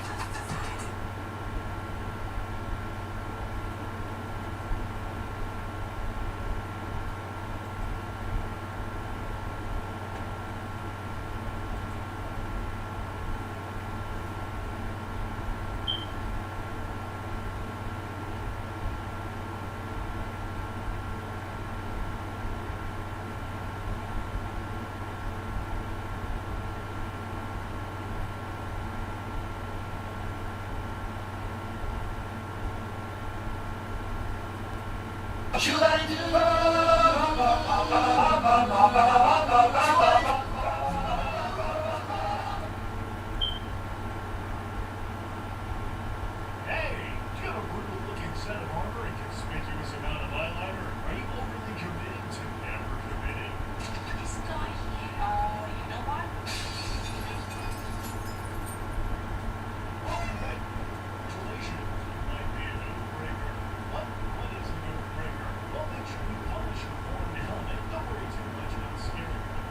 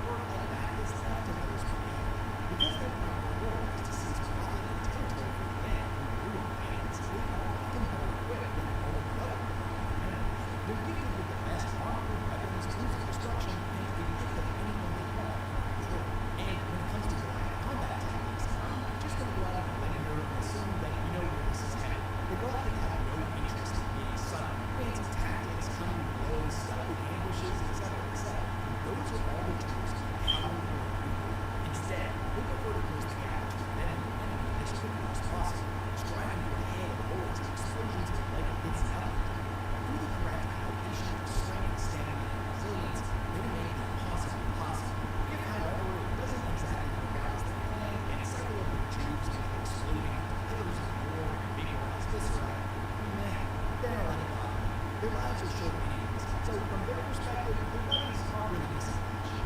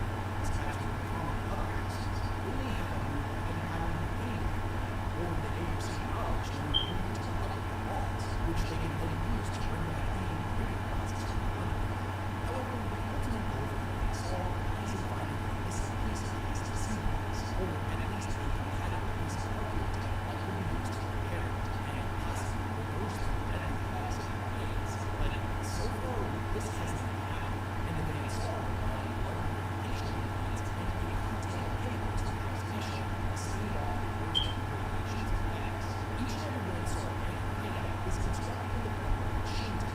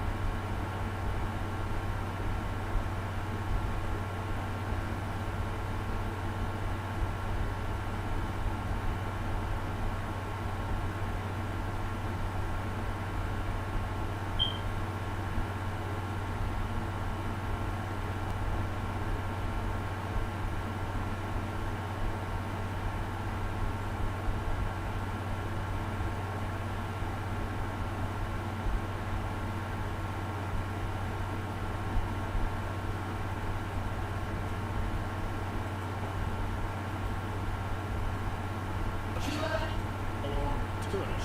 What do you say, huh? This conviction is our true source of power, and we die before we let our oath be broken. Well, most of the time.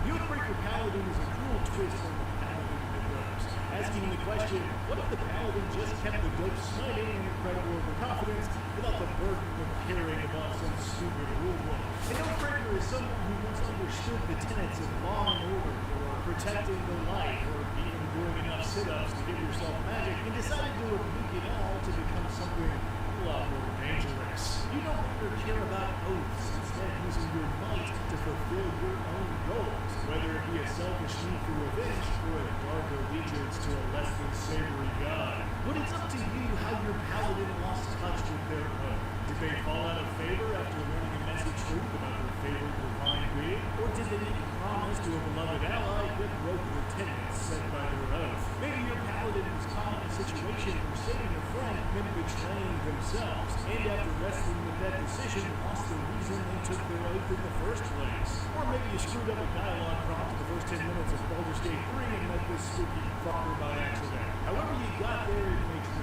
difference. You have lost something that can be reclaimed by normal means. You've shattered your holy and sacred vow, desecrated your conviction, and tarnished your honor. Amongst the paladins, you're now considered an outcast, a renegade, and an insult to those who keep their oaths true. So, with all that, I guess we might as well break bad.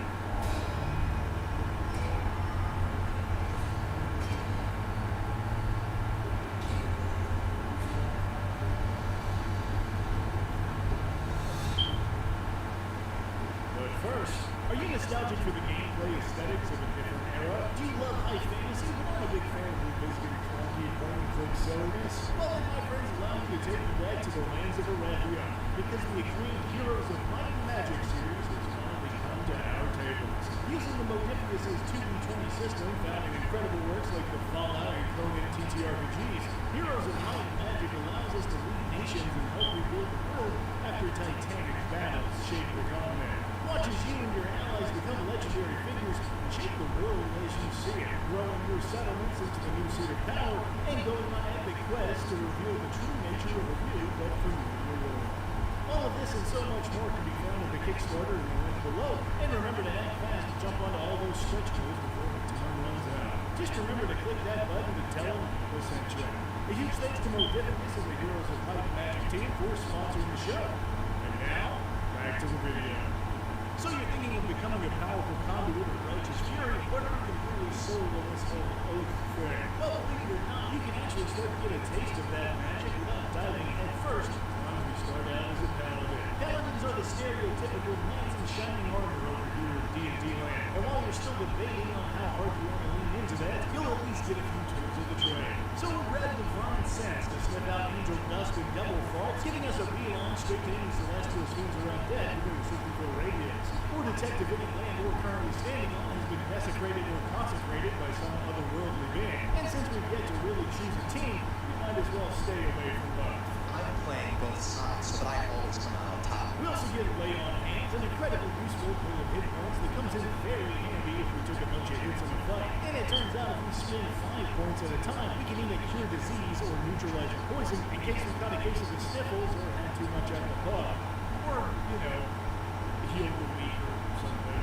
I don't know, sounds like a waste of hit points to me. But since we'll obviously be doing a lot of fighting, second level lets us pick up a fighting style. And straight damage is always the way to go. So forget styles like protection and interception, go straight for something like Ray Weapon Fighting to unleash the most carnage you can. I didn't come here to make sure these chumps use me as a human shield. I came here to kill goblins and chew bubblegum.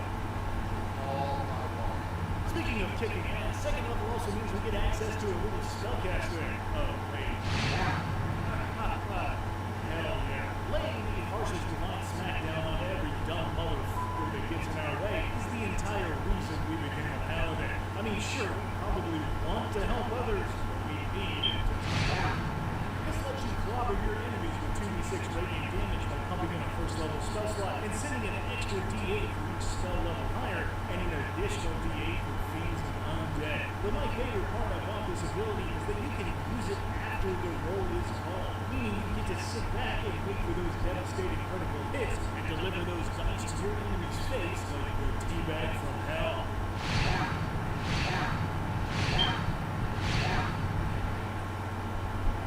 But you know what's the worst part about all this paladin stuff?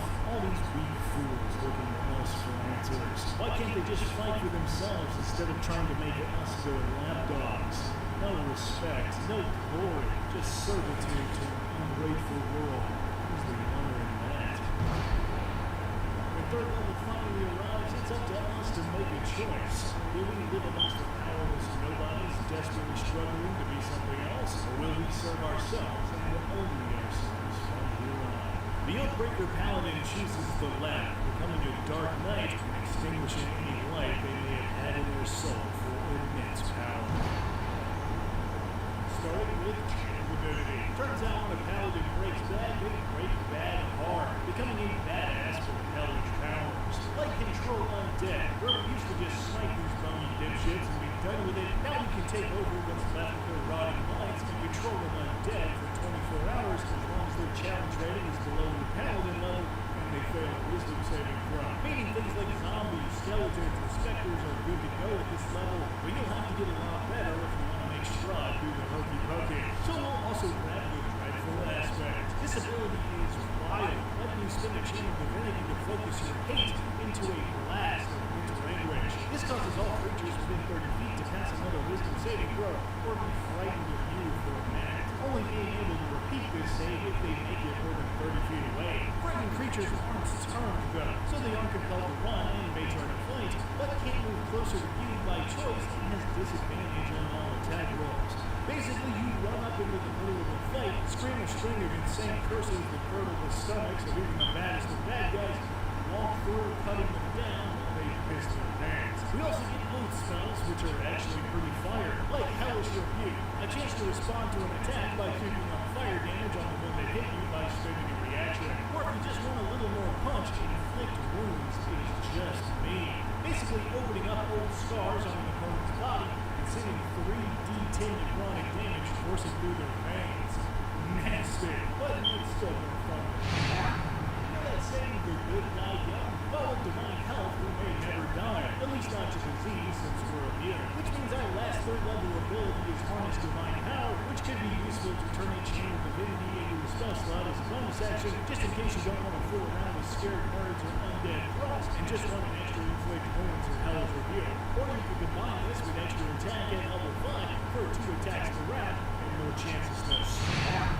Fifth level also gives us second level spells, and Crown of Madness is kind of crazy, letting you infect your target's mind with the madness of hate and rage, making them attack whoever you choose every round as an action. But you also get Darkness, which is a pretty cool option for an easy getaway or a tactical advantage. If you ever did decide to take a dip with the Warlock or grab the Eldritch Adept feat, the Devil's Sight invocation can make for a pretty wild combo here, especially with the advantage on Snap. Sixth level means Aura of Protection, but we probably won't be protected much more than ourselves. So if any creature does decide to hang around your grumpy ass, they'll get an extra boost in saving throws if you use Charisma modifier, as long as they're within 10 feet. Which they might need, because we also get the Aura of Hate, which not only increases your damage with melee weapons by your Charisma modifier, it also increases the damage of any fiends and undead, whether your allies with them or not. Damn, that's wild. Hate is a powerful thing, and it could come back to bite us in the ass if we're not careful, but fuck it, we ball. Ninth level needs 2 more paladin spells, and is there anything meaner than Bestow Curse? Not only are curses kind of hard to get rid of, on a failed wisdom saving throw you can curse a target with several different effects, like disadvantage on ability checks and saves, wasting your turn every round, or doing an additional d8 damage, or at your DM's discretion, you can also hot swap one of these effects for something weird. What I'm here for, dead. Not only do you get to raise a zombie or skeleton from a corpse, but this monster follows all of your commands, fights on your behalf, and gains the bonuses from your Aura of Hate. You may not have any friends, but at least your guys are bad to the bone. Moving on. Level 10 means Aura of Courage, but for us it's really just Aura of Badass. Hard to be afraid of something dangerous when we are the danger, as well as improved Divine Smite at level 11, letting a skill in extra D8 or radiant damage with all weapon attacks, so we can feel alright all night on every side. 13th level means even more spells, and there's no confusion as to why we got the conclusion. Bam was becoming evil, making bad jokes. But essentially, you get to meddle with your opponent's mind, making them run in a random direction or do nothing with their turn, or even possibly hit a friend. Or if we just want to kill them outright, you can send a blight their way, giving that creature 8d8 necrotic damage on a failed Constitution save as you drain the vitality completely out of their bodies in a devastating magical attack. And a huge fuck you to trees. Luckily, we can avoid any of this happening to us as 14th level gets us cleansing touch, meaning we can spend our action to end one spell on ourselves or a willing creature a number of times using our charisma modifier. These pitiful morons think we're going to go down to a mean good of magic? Please, eat sword, dumbass. But it's 15th level where we get supernatural resistance. Now, to be fair, this isn't my favorite ability we get. It has the same problems I talked about in the War Cleric video, in that most weapons at this level are magical, and this doesn't work against damage from something like, I don't know, falling off of a mountain. But with all the other stuff we have going on, I'm less concerned with this ability, and it can be useful against lower level worlds if we end up in a good fight. But that means it's 17th level and we'll end with our last two paladin spells. Contagion is so mean and so fun, forcing a Constitution saving throw against 11d8 necrotic damage and poisoning the target on a fail. If they somehow get away and survive, this also has a chance to make them sick for a whole 7 days. And while maybe not as mechanically beneficial, it's super funny to just give your enemy the flu as they run back to their base and hide for a week. But dominate person is really our bread and butter. Giving ourselves a servant to fight on our behalf, or turning the biggest guy in the room on the enemy team is always great.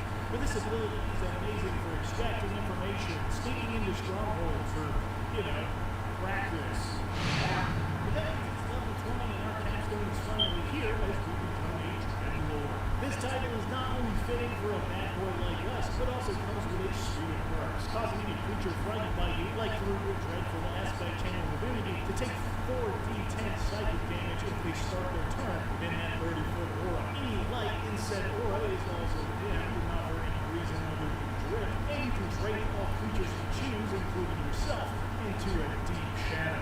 All other creatures that rely on sight have disadvantage on attack rolls against you while you keep this up. And finally, if that wasn't enough, you can spend your bonus action to make the shadows leap out and attack any creature in the aura, forcing them to take an extra 3d10 plus your charisma modifier in damage. Now, you may be thinking that it sucks to only be able to do this once per day, but baby, that's all we need. So, does the Oathbreaker make us feel so good to be so mad?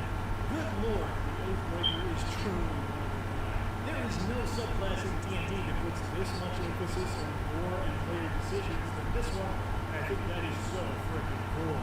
I didn't get a chance to mention this before, but an Oathbreaker paladin can happen at any level, meaning if your player makes some decisions that you and they agree constituted them breaking their oath, they can flip to this subclass automatically, whether they're at levels 3 or 15.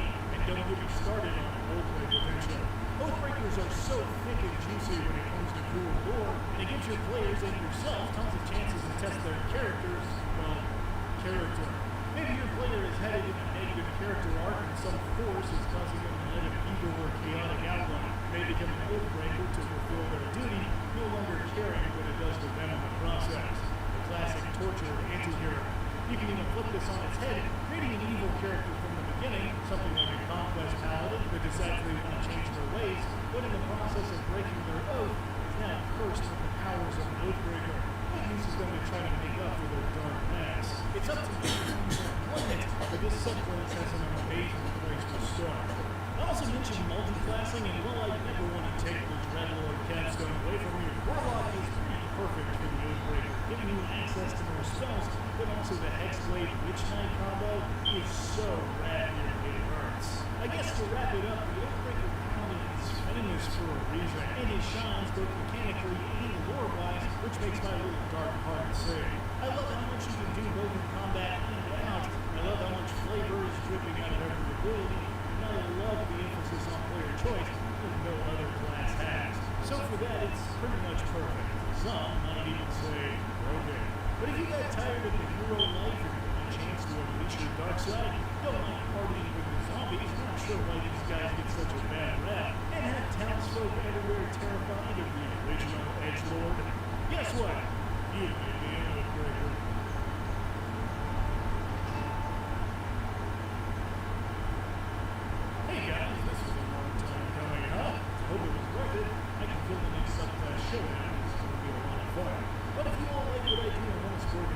consider sending this video to a friend, especially if their paladin is making less than kind choices recently. That'd be fun. Plus, it really helps me in the channel, so I would appreciate it. If you want to support me even more, you can also jump over to Patreon for just $1 or top 10 patrons get games for you. So to those guys, Tits and Mamas on Yards, Steven, Sire, Spider, Love, Source, and Big Wheel here for support. I can't wait to play again. Jeff, you know, it's taking 920 from me on your next session. And see you very soon. Pillsbury dough crust, one onion, one pack of celery sticks, 1 pound of baked carrots, and I got some beef stew meat, but you want me to get chuck roll? And then,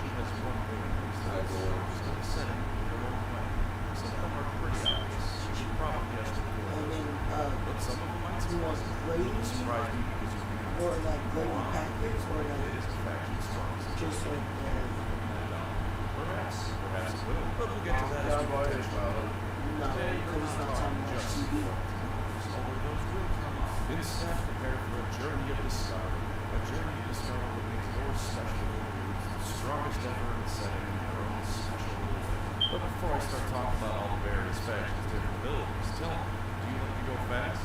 It's fun, isn't it? How about games where you go fast? If so, you're in luck, because allow me to introduce you to Asphalt Legends United, sponsor of this video. I'm going to come right out the gate and say a real controversial statement. Racing games are fun. You know what's even more fun than that? Free-to-play racing games. Barrel rolls inspired with sports car. That's what Asphalt Legends United is all about. And there's over 250 of these hypercars to collect that you can showcase in your garage. So the options for you to race with are pretty much unlimited. But if you think that's all there is, then you must be joking. Play it on PS4 and 5. Play it on Xbox. Play it on PC. Soon available on Switch and play it on your Android or iPhone. Not only can you play with your friends, you can play it on the same account across all these platforms. No worries about losing the version you've got. You and your friends can play together no matter what. All your progress even carries over from Asphalt 9, which damn if that isn't a nice thing to see. It's a really pretty game too. Just scroll a quick list of cars you can buy and showcase some of the most beautifully rendered cars I've ever seen. And the graphics really make it the streets that much more spectacular. And you too can get in on this fantastic racing experience. You should and will get into this fantastic racing experience because Asphalt Legends United is dropping. There's all sorts of rewards we got. Use my link in the description and comment and check out the QR code. Get ready for the racing experience of a lifetime. Well then, let's see what makes your army go above and beyond the rest. We shall do the period first as is tradition. Now, our favorites here, so I can get it out of the way and talk about the LR favorite later. We'll even start with the Space Marines, because every now and then, even I have to. The Space Marines, of course, have a lot more as is fitting for the favorite child. Their armor is the bestest, their weapons are the bestest, because they are the Emperor's specialist boys, and they shall know no fear. But none of this is what I consider to be their ultimate weapon, so to speak. It's not even in the individual check for specialties and strengths, but it is fury, fists, endurance, and engineering. No, the most vital aspect of the Space Marine's power comes from what he says their condition. That sounds a bit simplistic, so let me explain. 40K has no shortage of things that are way stronger than the Space Marine. Upwards will bring a hard one with moderate difficulty at most, let alone something like a blood burst. And if you don't mind me extrapolating some data from the tabletop for this one, Great Guard are toughness 7, while Terminators are toughness 5. One of those lads can take a whole lot of punch. The other isn't the Emperor's finest, but the Space Marines are the most effective fighting force in the setting because they're strong, their weapons are strong, and things like that. What makes Space Marines so effective is, for lack of a better word, what is creating the Space Marine. The Adeptus Astartes aren't just an underwhelming beats, despite what certain chapters act. The Space Marine is the most effective tool of war in the entire galaxy.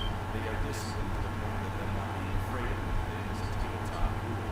Literally built for the point of the ultimate weapon. They're indoctrinated from the moment that you know as a child. Completely and utterly loyal to the period of the chapter. With few exceptions, aka the Dark Angel or Fallen is potentially present, they don't let a single thing distract them from what must be done. Their augmentations mean they can survive most of the world environments that are stronger than they can't. They can basically eat up a true dog and be able to survive off of that. So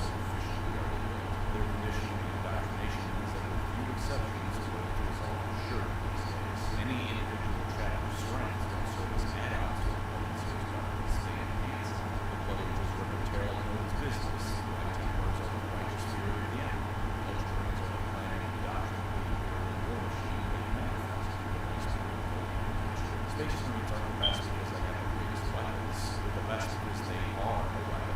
Every single chapter is just a weapon crafted for a different purpose. They can go days without eating, hours without breathing, months without any sort of recreational activity or any resembling proper rest because these indoctrinated child soldiers are landing on a weapon. This is what makes Space Marines powerful beyond all others in their own way. They're the sword of the Emperor that rules wars. Some factions may be overall stronger, while others may be more disciplined in some ways.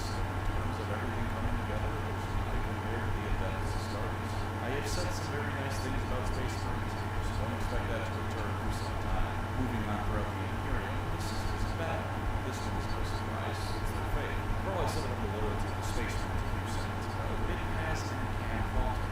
But the Sisters, one of them, 3 cases of them fall to chaos as we know all the time. One of them was Muriel Sabathia, who did just straight up fall chaos. Another was that newer event of Pain Rock, where a bunch of bad others fell, and that was some pretty direct intervention from the Court caused it, so I'm not going to fault them for it. And the third was an Appliance Game novel. Spoiler alert, by the way, you have about 5 seconds to skip that 15 seconds. Quick, don't spoil something, here it comes. This one wasn't even falling to chaos. It was mind control forcing them to go for chaos. The moment the mind control ended, they killed themselves out of shame for what they did under it. The Adeptus Sororitas' faith is unbreaking. They can change reality itself through the sheer belief they have in the Emperor of mankind, which is so potent an ability it's a tabletop game. There is nothing, and I truly mean nothing, that can make the Sisters of Battle as a whole great. If things are going well, then the Emperor has clearly blessed them for their actions, and have continued to crusade so we can continue to bless us. If things are going poorly, then they have failed in their righteousness, as to continue to crusade so we can regain his love and support. Pretty much every other faction in 40K will experience some legion of doubt. Guards are only human, they falter all the time. Space Marines are ultimately the same, no matter how hard they pretend otherwise. The Sisters of Battle, conviction doesn't even begin to describe what they have. They will never give up on their cause, because to them there is no questioning what is wrong and what is right. There's only what the Emperor demands, and what he demands is let them show with their very lives. Following that, we have the Mechanicus. The Mechanicus took me some thought on how the best way. If I had to pick one thing they have as their ultimate ability, it's going to be a rather boring but practical one. The Mechanicus is a completely unrivaled ability to combat the materials or needed in this setting. They are the Imperium. It isn't them and a couple other groups, it's the Mechanicus and the Mechanicus alone that keeps the Imperial war machine going. And then just to top it off, they arm themselves even better than they are. I understand this isn't terribly interesting to me first glance, but if you think this isn't a worthwhile thing to brag about, then I beg of you to research the run of these programs. As it turns out, you can bankroll everyone else and come out of worship in less than 2 months. You can pretty effectively win wars. Without Mechanicus, there is no Imperium. Every other faction there has no weapons with which to wage war. The Navy would have no ships, the Army no tanks, the Space Marine no dreadnoughts, the non-crucible tanks and Mars. And this industry, as decayed and rotted as it is, like everything in the Imperium, has faltered for 10,000 years. Battleships are turned out as with produced without fault, because while the Mechanicus is a shadow of the dark age of technology, that shadow comes over the entire galaxy. They're surpassed by the Eldar and Necrons in terms of strength and capability. They're surpassed by the Tau and the Hell, they're surpassed by the Orcs in what they can create on a moment's notice. But the four things across the galaxy, all of the players and quite frankly, good enough is all you need. I'll cover most of the other Imperial factions the last specific overview. Look on, many people say the guards are really smart. It's numbers, and you can't deny that it's certainly accurate. The ability to send millions of soldiers to their deaths around the area is certainly powerful. But honestly, I think the biggest strength of the guards is their versatility. Space Marine chapters tend to have one single strength, and everything else can be considered secondary. Unless they're the Ultra Marines, but even that can be overused by focusing on everything and so on to take what they're good at. As much as the Raven Guard can wage war on this mission, you really don't want them to do it now. And ignoring outliers like the last ball or the ball of the given, there is clearly a fight to the man across chapters. The Black Templars are just a man of objectives or super situation depending on the guard, meanwhile, can call upon regiments for any occasion. Fighting in a nice world,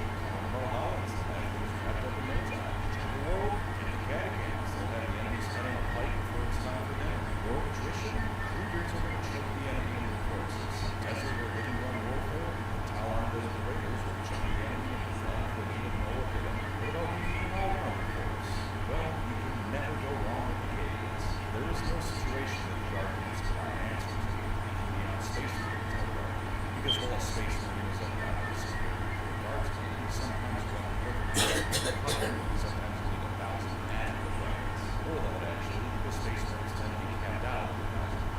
Ships of Guardsmen are a dime a dozen. If anything, a dime a dozen is vastly overestimating the work of the average Guardsman. The Imperial Guard can choke you in numbers, sure, I'm not going to deny that, but the Guard can more than that choke you in numbers to exact how you're so needed for the battle at hand. You don't just face one Canavan warrior, one Cleveland shovelhead, one Elysian Dropship. You face them in the tens of thousands, all trained specifically for the scenario you need. That strength indeed is also what the City Imperial always does. If they need an elite strike force, they have the Space Marines custodians to their knights. Bodies that have a guard, that loyalty to whoever's handled them on the throne, and if they need war machines that will shake the ground and meet them at every step, they have the Imperial Knights and the Titan Eagles. Once again, good enough is good enough. The Imperial Command rarely, if ever, has the best solution for the problem, but what it does have is an incredible number of adequate solutions to the people ahead. Space Marines are some, the Guard is another. The systems of battle, despite profound things, are pretty important, rather arguably one class. But by God, they're all good enough for the job at hand. And if they aren't, well, the Imperium can always find something that is on a moment's notice. And if it takes 100 years for them to find that good enough, well, that's just what a moment's notice is. That's the House of the Old Empire. They've polluted the Imperium long enough, so now it's time to suck off the Empire. And we'll do this one first, in a sense. You know the single greatest strength of the Eldar is the race, the web way. Here's the thoughts. Let's say the Imperium gets its troops here.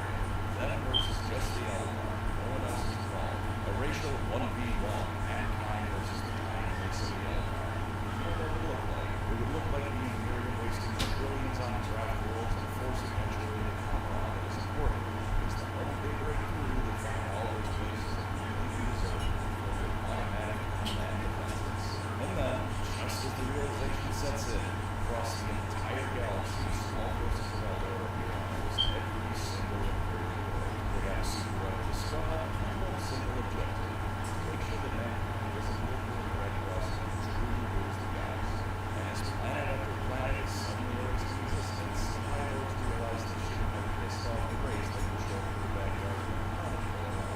The Eldar can show up anywhere with any break at any time. It's meaningless because the weather span the galaxy.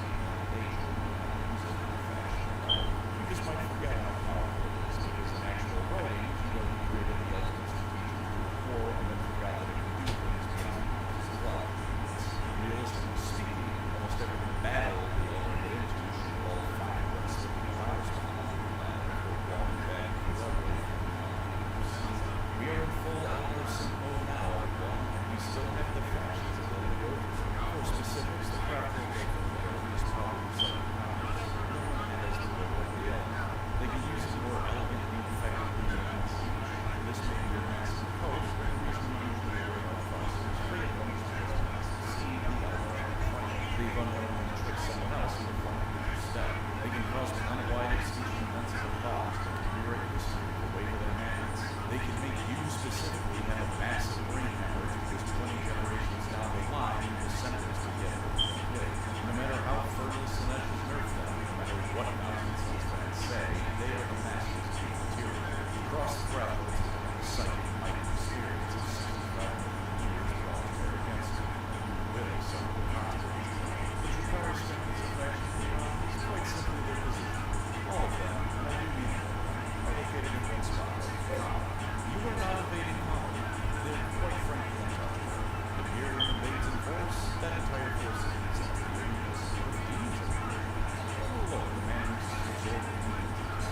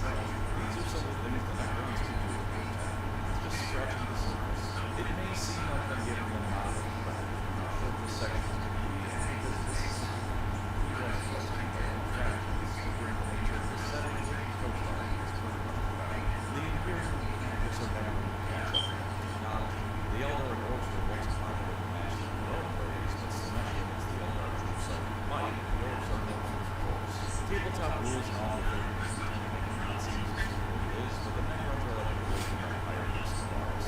Sure, the entire galaxy coming together to stop them probably can, but any individual faction? No way in hell. On the top of those other fellas I mentioned, how about the Heirs? It was a bit of a hard choice for me between their sheer tenacity, their track BS, how they get strong before they fight, but out of those three, I'm going to go just how individually far they are. The thing about 40K is that even as hordes get bigger and bigger, there's almost always something that can handle. If a regular Space Marine can't handle the North, get a Terminator. That's not big enough, get a Custodian. Scale it up until eventually you just bombard the planet. And their magical, believing reality tech is all over the place. Depending on how you read the lore, it can be just that, or it can be limited to things like red meat, which go faster. So that is its own thing, it's strong concept. Also, the systems of battle are kind of stimulating and stuff. But also hard to kill most of anyone else, both at an individual level and as a species. If you blow off Nor's arm, you're just going to put a claw in place of it next time. There's a decent chance to do the gas with it and just pan it off. And if you cut off their head, you don't just put the goddamn thing back on and continue unheeded afterward. To say nothing of trying to get rid of the horse as a whole once they touch down on the planet. You have to pretty much render the entire group uninhabitable to make sure all the spores are truly gone. Even that might not work. Missing one super raider is going to be worse. More orcs are going to be just as tough as the last match, only they probably go super fast. No matter how hard you try, you're not getting rid of the orcs. They eat bullets like french fries and they're seemingly designed to be impossible to kill, which sort of makes sense. The old ones probably designed them with Necron completely scoured life. Compared to that, it's no wonder our last invaders registered ultimately out of sight. On the topic of scouring guns, people in this whole town, various in the whole is rather predictable. No time is these suspicions are knots. They act as many astronomical knots, so you can see the trainers of the world if those technological field exists, they're unwritable. Something to focus on Necron lines. They let the king pump out the finest of weapons and equipment in this dark age of technology and humanity. They can more or less resurrect the dead, because a dead squad is the recognize the genealogy of goat is. Given how they shine in the world, they can do the genetic science of the world actually. And you have absolutely no problem with the souls of dead king and shoved in these bodies. Even if not, you can break the memories and personalities of the so as far as it's practically concerned, it's the same kid. It's space forward for space to grow up. It's the one that leads to the time worship and they're so desperate to grow as the founders start to decay. That's one of these things that finds a way to make students and black hole together. But give you a way to time. Go time beyond the canvas entirely. Perhaps your average Necron, whatever means. These are all too happy. Now on to what used to be the most prominent technological faction inside of Necrons. The town. You might roll your eyes at this, but you know what their best trait is. The ultimate trick to make them stand taller than anyone else. It isn't their technological dynamism that are on average compared to most other factions. It isn't how their small size and advanced tech makes them require to take the height and go beyond what you get. Nope. Even with all the grim darkening of their society and their materials, their ultimate strength is that they still have the knowledge and how to say something I tend to notice with a lot of how they work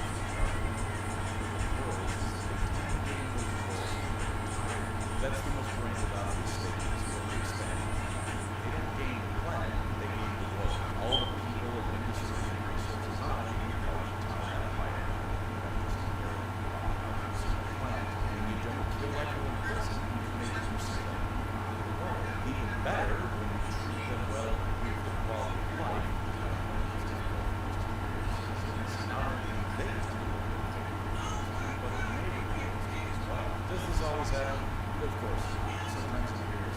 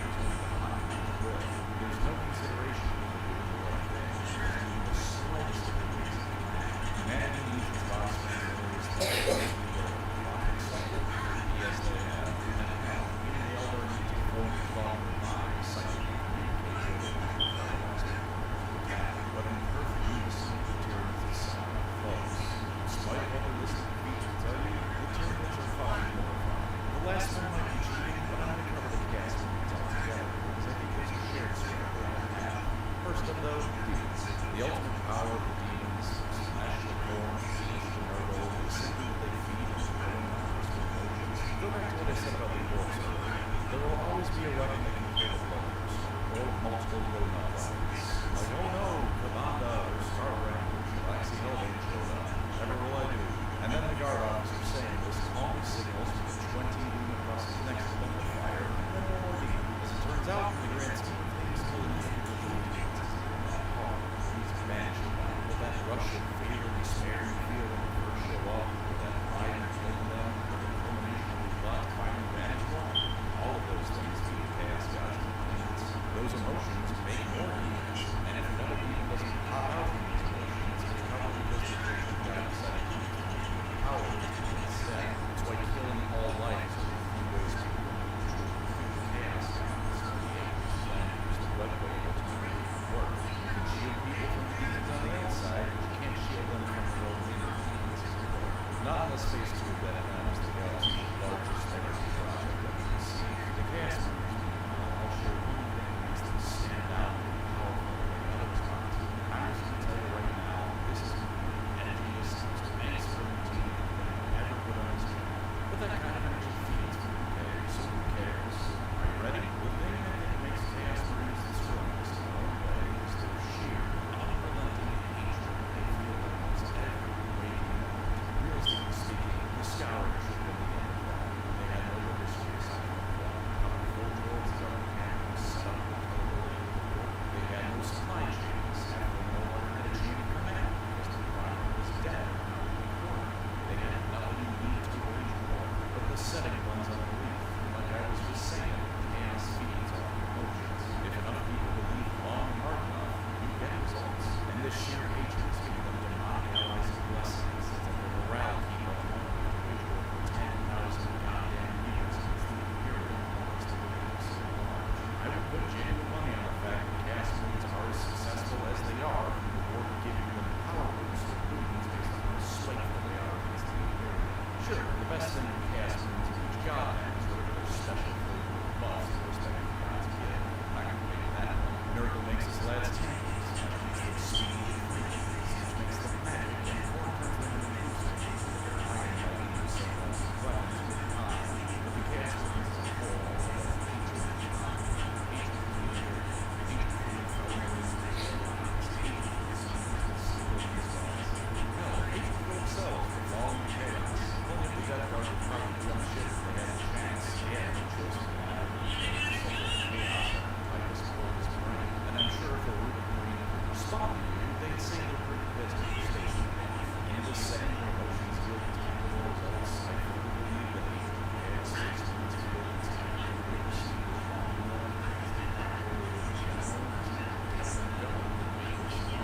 sometimes Palpatine is right. Give me your anger. I control. This is deep. And that's every 40k faction's best ability. Not their strongest weapons, but the things that give them an edge that humans don't quite match. Then we resolve to share numbers. We have an edgy way to do it. Okay, despite the things that we continue to do, this is tiny little movies. No Discord channel. Subscribe or let us know. Either way, thank you for watching. Take care.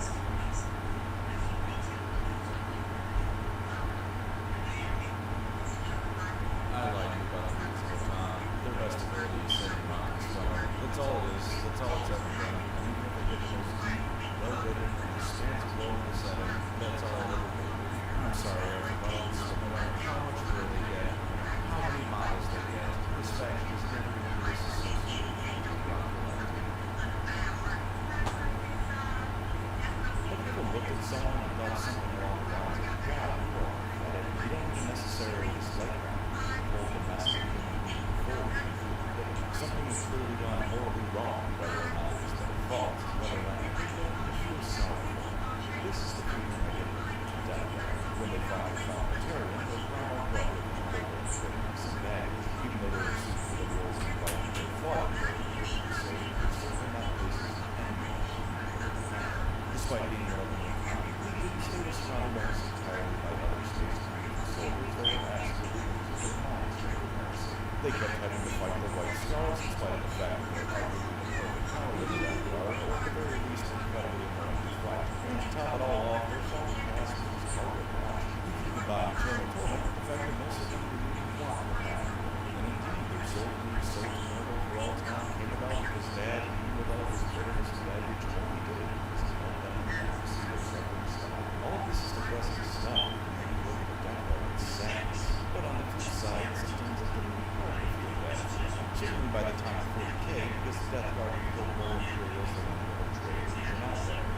arrive, August crumbled with open hearts, Sierra's children with eyes on match like the foul-smelling hottest hatred, and the very planet they land on was sick. And since I'm nearing the point, I have enough chaos on this level to do it all before we go. It's best to knock something off the list. So if you want to fly across the galaxy, slowly spreading the love of the grandfather over the road, step by and see if the bad guy can be on.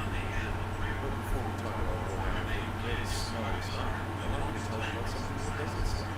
Raycon and their everyday earbuds, the sponsor of this video. Now Raycon's everyday earbuds are plenty going. I just sit up straight and tell you one of the best things. Same all the qualities of the earbuds you might heard of, the device. And if you don't believe me, believe the fact that they've sold 3 million of the previous everyday earbuds. If these things weren't a big deal and were in fact crap, they wouldn't be bought from millions of things. But you might notice when you realize that I said the previous earbuds, because they've upgraded them and now they're better than ever. With a sleek ergonomic design, multi-point connectivity so you can share your music, and new active voice cancellation features, these bad boys are the best way to listen to whenever you possibly want to. But my personal favorite feature is being told how much simpler it is.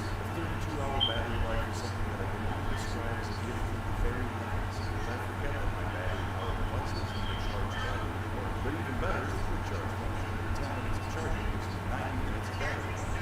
Because all you need to forget is I want my stuff to instantly become fully charged when I simply just look at a charging curve. The upgraded Raycon everyday earbuds have gotten me closer to that one kill that I have again every day. Since I occasionally remember that I should probably work on at least one reach right now, I've been using them for backup and most likely it's nice and relaxing. Just throwing a podcast or speaking a soundtrack or other words on an app.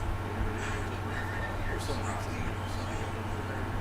If all this sounds appealing to you, then check out batteries and good quality earbuds so you can get yourself a pair of discount. Click the link in the description box or go to buyraycon.com/rangerstar to get 15% off your Raycon purchase. Plus, free shipping. Get Raycon's everyday earbuds today.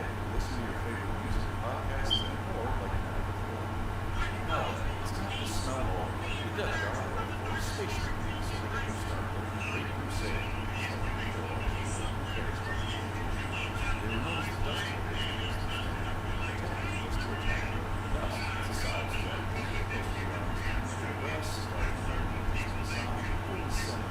Then a whole bunch of super soldiers blitz in out of nowhere and it's all nice and clean. This will probably be the last time I describe the Death Guard. Want to see me solve the entire thing so you can most of us just to know their because I'm done. Once they make a carry, they double down. The Dust Breakers.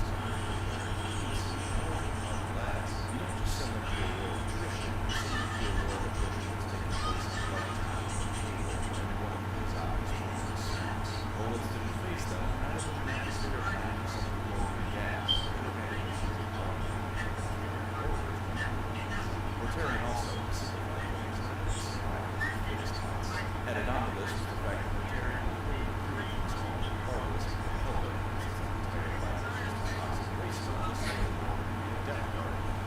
They regularly used weapons and other specialized squads, such as Random and other affairs and programs. By the time of the Horus Heresy, they were just under 100,000 units, certainly not the biggest thing. It's pretty good. That's more space units than we can impose on. They were organized in 7 great companies, Mortarion had a guard called Death Shroud that were standing on 49 steps at all times, with a 7.7 and an 8 Nurgle City with 7. I bet there was really big fans of it. What is important is Mortarion being bitter about the damage. The whole thing just reached being no different than pirates of the wall. The fight on Marvelous wasn't a fan of Warcraft, so for that and a variety of reasons, the Death Guard marched to war in banner of force. And on the one hand, the Death Guard was absolutely going to control the Legion if it didn't go completely off the rails. Mortarion, in spite of a bit of a descent in madness, in terms of his own center powers as well as the fact his allies were some demons left by the center, sort of traded ground to keep it from the Legion. Even once he became the Legion around, like that, the Death Guard were in the scene terrible with the war on other legions. That's not much of a high bar because when you're comparing them to the world leaders and those children, it's still worth giving them some credit. They were even the last great legion of Terra as the scene was over to make up the line and get rid of all the rest. On the other hand, it wasn't all so well and good for them because they kept having to fight the White Scars because the worst of them in the face. The Death Guard were slow and methodical, lumbered regularly with the barricades that they put them down. The White Scars did not spend more than half a second standing still and moving at the speed of fast.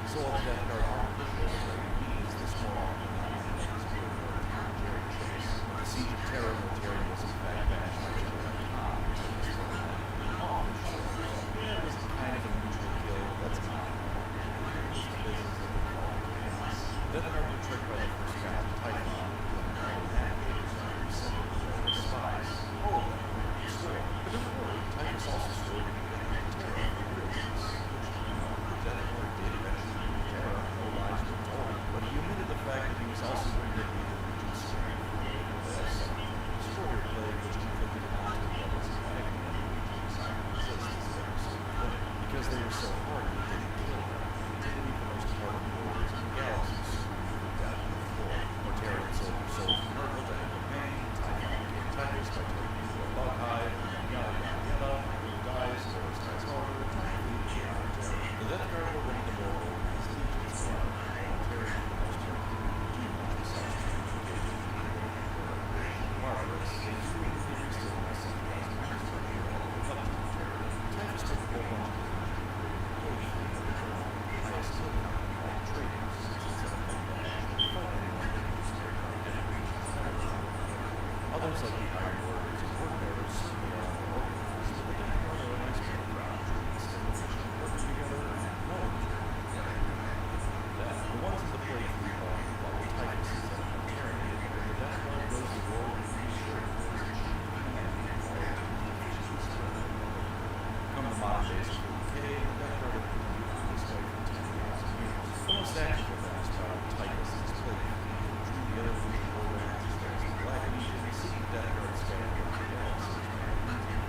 Coming 13 Black Crusade and Great Rift, they were out and about in the first POC and come the Indominus Crusade, Mortarian himself finally decided to make some life outside of cities to the next fight out of Sure, he got sent back to the world and killed him, and sure, the Emperor himself lit the first fire on fire, just all over the guy, but the threat of these nasty bastards is still felt. The Tower in particular seemed to be one of the latest targets, so let's be frank, Mortarian is some time. All of the traitor legions? Yeah, no shot, see you later, Tower. But the Death Guard alone, a legion of slowly maneuvers like them sounds like rare than target practice, and it's commonplace for forces in the race. And that's about all the info you need to go into the Death Guard. Harrison fans can believe they must because I really told you all of it, but people who spread the black Death Guard points honestly they really need more of that Death Guard. So, why play? For the lore, having traders from small cast and stupid is very nice. Yes, you don't need these children fans. You can say whatever you want about Mortarian Legion unbelievable, heresy, or how stupid it was to just Titus after he killed all the people whose job it was to navigate the world. It doesn't change the fact that folk who fall to chaos amounts to unisoul and all the many children just running. Death Guard felt it was the very biology going against them, and their platform felt too strong to that line as some suffering to stop. It does in some ways take hate to see how they fall, but to me it also means they well and truly do become Alexis damn. Other traitor legion of Space Marine chapters 26 to come across as our line for chaos. That war, just feel sorry. They weren't given much choice in that. It was forced to combat. They're also an active traitor legion, but very unforgiving. No ways to fashion and actively organized place. Mortarian was always the savage, readiness to recently, still else is like not a is very smart and clever, but the organization doesn't have people plays that not even two rebuttals. One is that about that Guard showing up and spreading those plays, they wouldn't have happened. Two is that even if it is cheating, so what? A dead Imperial is a dead Imperial, doesn't matter how we got there. Getting second down is equally as valid as getting shot from that. In fact, in this case, no one would be better. The sick person in question might become a play bear, Mouse Walker, or some other flavor. That's a role of the possible on its own. That part of the highest potential kill count is diseases responsible for more deaths in combat, but the kill count can get back up into the other side. They don't even need to be there to get people killed, just plant some diseases and leave. By the time they come back, the whole planet is overrun with sickness and death from common murderous love. As I said before, they're also organized. And this middle ground is the power, peace, and just doing whatever the hell we want. Aside from giving the legion flexibility, this gives you plenty of room to work with. Maybe you learn more new Death Guard tools. They can be soldiers who can follow orders and have rest in command structure, or they can fluff your own jaw with the bags. Just simply this and no one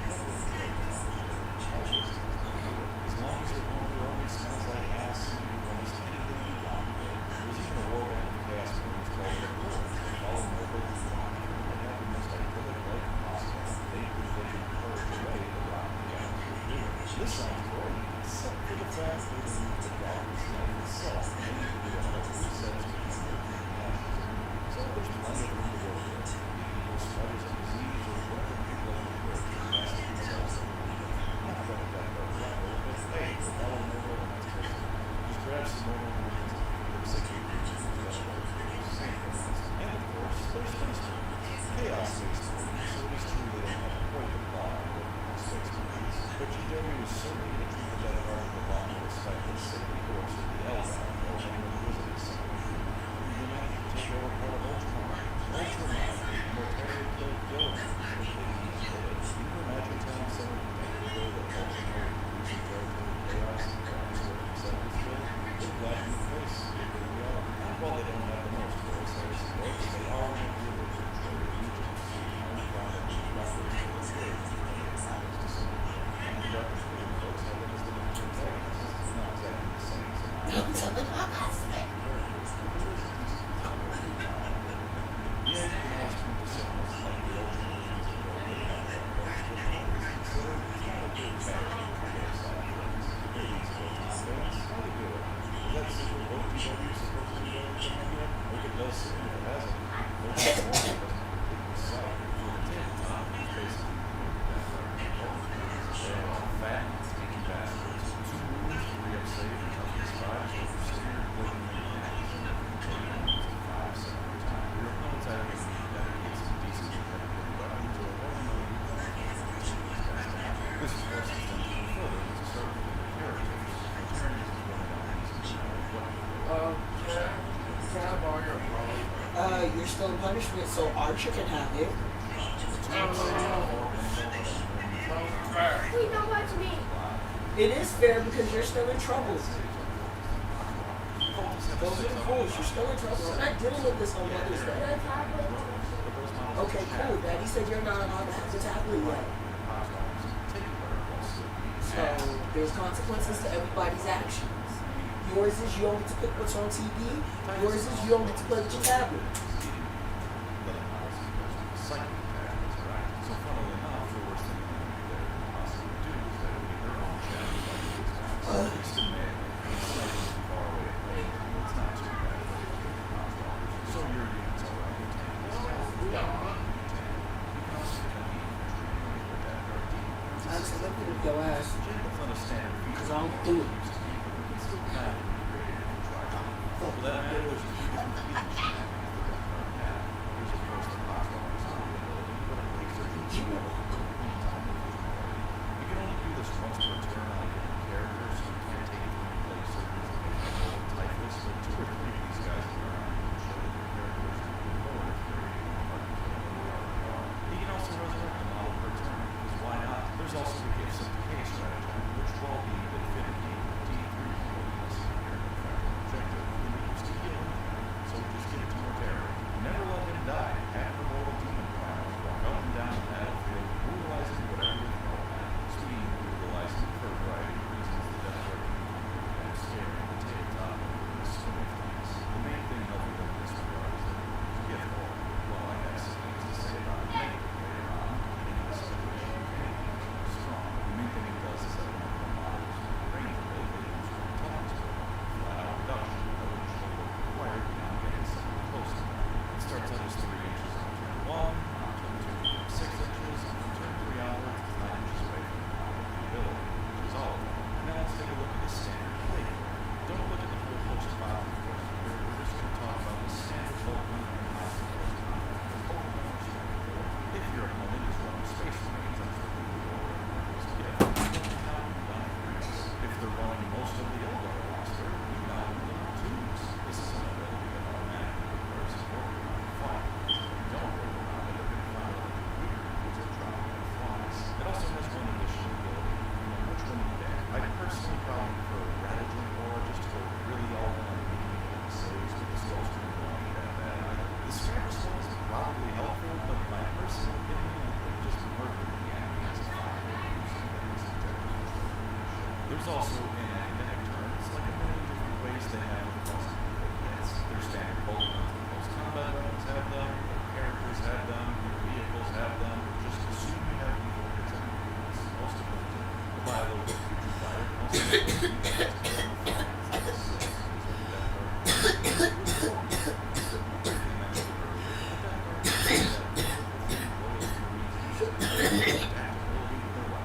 Remember the days when Space Marines weren't just LRS warriors? Good times. Terminators and Blade Marines have amassed a ton of weaponry for troops force, figure troops out of all sorts of panels. And for some more general stuff they've got going for them, Stratagems have a variety of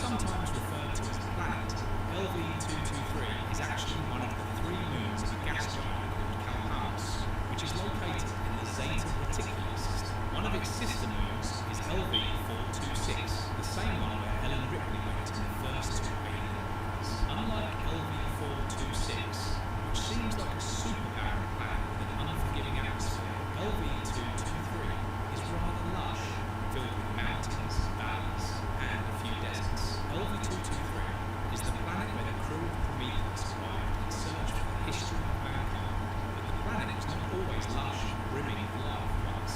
It was also barren, much like its sister. So how did the change come about? What's the mystery and the history behind this planet which houses all kinds of deadly creatures? In fact, the planet was once used as a base of operations by the engineers, and even predators visited it. Home to Eldon and all things crazy.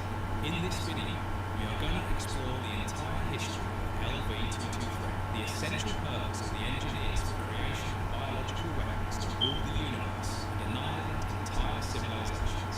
So, here's how I want to tackle this video. I will first speak a bit about the biosphere and atmosphere of the Moon, before diving into its first appearance from the Prometheus movie, followed by its major importance in the Fire and Stone comic book saga. Before we go into our explanation, we have a very small request. If you like our content, please support us by subscribing to our channel. This is a small click for you, but for us, it means a lot. Thank you. Let's begin.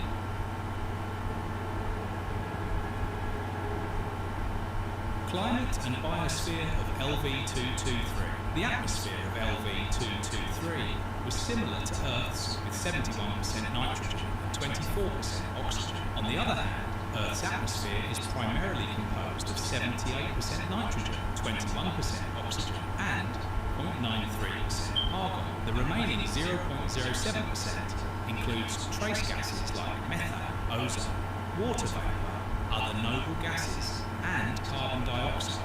However, the concentration of carbon dioxide on LV-223 was nearly 3.7%, which made the air toxic for humans. To give you a better perspective, there's less than 0.04% carbon dioxide in Earth's atmosphere. Naturally, without protective equipment to shield from the increased toxicity, humans would not really be able to survive. Back in the days, the surface of LV-223 was a barren wasteland. While violent silica storms ruled the Moon's surface, the skies were dominated by thunderstorms, making the Moon further harsh.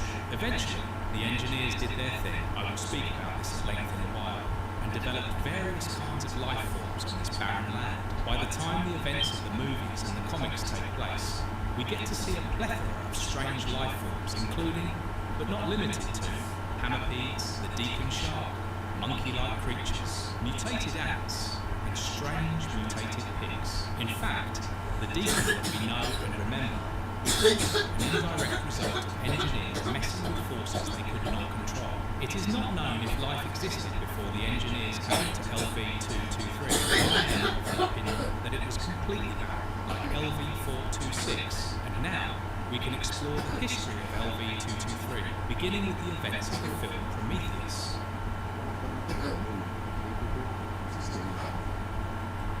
Prometheus, although the film does not, the comics established the fact that engineers lived on LV-223 and had used it as a base for their bioweapons program. Now, we also know that they are pretty much the creators of humanity, but were not really thrilled with what their creation had become. And like any self-respecting, godlike entity, they wanted to destroy what they had created. Now, why do you think this change of heart took place? If you ask me, there are 2 plausible reasons. First, the engineers believed that humanity was not really fulfilling its purpose. It is possible that the engineers had a path in mind for humanity's future, and we, being who we are, deviated from that path. Secondly, maybe the engineers believed that humanity could bring about the end of the engineers if kept unchecked, so they wanted to put an end to what they had created in order to save themselves. Either way, we know that those tall, pale humanoid folks had chosen us for doom. Now that we have established that we were to meet our annihilation, what would have been the mode? The engineers wanted to release chemical A0-3959 X.91-15, a pathogenic agent that changed the DNA. Across the comics, This chemical, colloquially known as the black goo or the black liquid, has known to have wonderful properties. However, if we look closely, we would be able to infer that the black liquid could be altered to serve different purposes. For instance, one version may spread life on Earth, while another may cause the destruction of that life. However, this plan of the engineers failed on LV-223 when they lost control of the black liquid, and soon most of the engineers perished. Those that survived only after securely placing themselves in their hypersleep pods, which preserved them for centuries to come. 4 of them took refuge in the hypersleep pods placed in one of their ships, while several others are known to be hidden across different sectors of LV-223, waiting to be awoken. Then came the year 2089. 2 archaeologists, Charlie Holloway and Elizabeth Shaw, were on an expedition on the Isle of Skye. Now, this island is actually pretty interesting. The Isle of Skye, or simply Skye, is the largest and northernmost of the major islands in the Inner Hebrides of Scotland. The island has been occupied since the Mesolithic period, and over its history has been occupied at various times by Celtic tribes, including the Picts and the Gaels, Scandinavian Vikings, and most notably the powerful integrated Norse Gaels clans of MacLeod and MacDonald. But I digress. Coming back to our story of LV-223, Shaw and Holloway discovered a star map in a cave in the Isle of Skye. The interesting thing about this star map was that it could be found across several other unconnected and unrelated cultures, which begged the question, why the similarity? And the only 2 possible answers were something supernatural or something celestial. Since Shaw and Holloway were people of science, they chose the latter as the explanation, and believed that this was nothing but an invitation from their creators, the engineers. Shaw had the map, and self-invited to the home of engineers, what could possibly go wrong? Anyway, she then went to Peter Weyland, the dying CEO of Weyland Corporation, because she wanted funding for her mission. Mr. Weyland heard what she had to say and agreed that the expedition to follow the star map was worth spending money. He immediately greenlit the funding, and also began the manufacture of this intergalactic vessel called USCSS Prometheus, which would lead the crew to LV-223. Although not shown in the movie, the first issue of Prometheus, Fire and Stone, shows that before USCSS Prometheus could land on LV-223, Peter Weyland managed to send a probe to the moon, which is how we initially learnt about the atmosphere of the moon. However, before it could send any more readings, it was immediately stepped on by a passing engineer. This happened on April the 4th, 2019, nearly 3 years before Prometheus reached LV-223. Now, in the year 2093, USCSS Prometheus finally reached its destination, LV-223. The 2-year voyage had finally come to an end. The crew started exploring the surface of the planet and managed to discover a massive structure, supposedly built by engineers. Needless to say, they entered this massive structure in the hopes of finding their creator, the engineer. However, they first discovered several carcasses of engineers,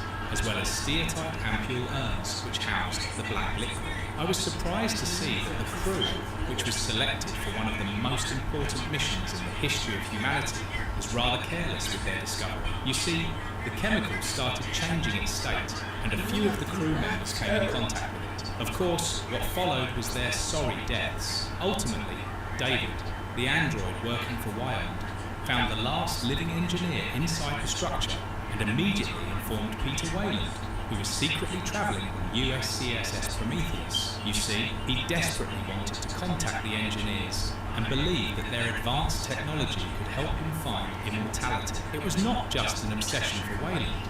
He was dying of old age and needed a quick fix. And soon, Weyland, along with his entire team, went to the engineer in the hopes of communicating with it and seeking the tech. But that did not pan out well for anyone, because after a brief conversation with David, the engineer decapitated him and killed the rest, including Peter Weyland.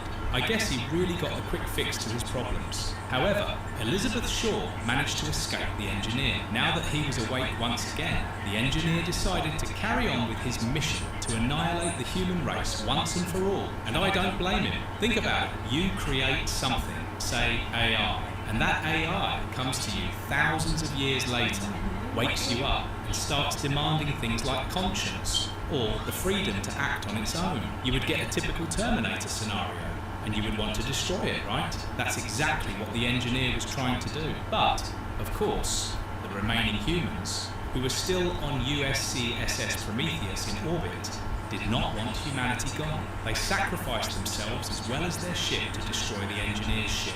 Obviously, the engineer was not very happy about it, and lashed out on the one person who was still alive and on the ground, Elizabeth Shaw. He traced her to Shaw's Prometheus lifeboat, but Shaw had one last weapon at her disposal, a trilobite that she had extracted from her womb after having sex with Holloway, who had previously been infected with the black goo, thanks to David. Now, this trilobite further impregnated the engineer, restraining him in the process, of course, which gave Shaw a window long enough to escape. Shaw also recovered whatever remained of David and went to another engineer ship on LV-223. They activated the ship and set course for the engineer homeworld.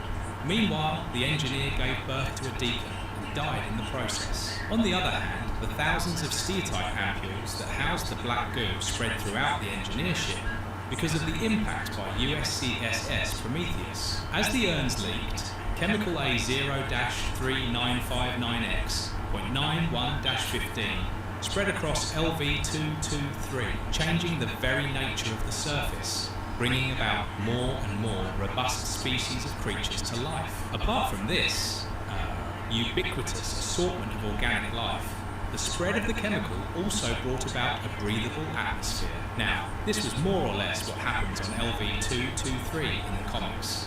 And now, we can move a little further and jump into the comics. Fire and Stone, Aliens, year 2179. The story brings us in the middle of a living hell, Hadley's Hope, mid-meltdown. What we only heard in the movie about the fate of Hadley's Hope and how it turned into a death camp for its denizens is covered in the pages of this comic book. This time around, there's no Marines in sight yet, no Ripley, no rescue. The colony on LV-426 has gone dark for a reason, and the reason is an attack by biomechanical minions of hell with acid for blood. While the xenomorphs turn the place into a breeding ground, engineer Derek Russell and Greenhouse Tech Genevieve Dione try to keep their heads on and find a way out for whoever's left alive. Their ticket out is a beat-up little freighter called the Onager, piloted by Nolan Cale, a scavenger more interested in survival than heroism. Problem is, the ship's range is pathetic.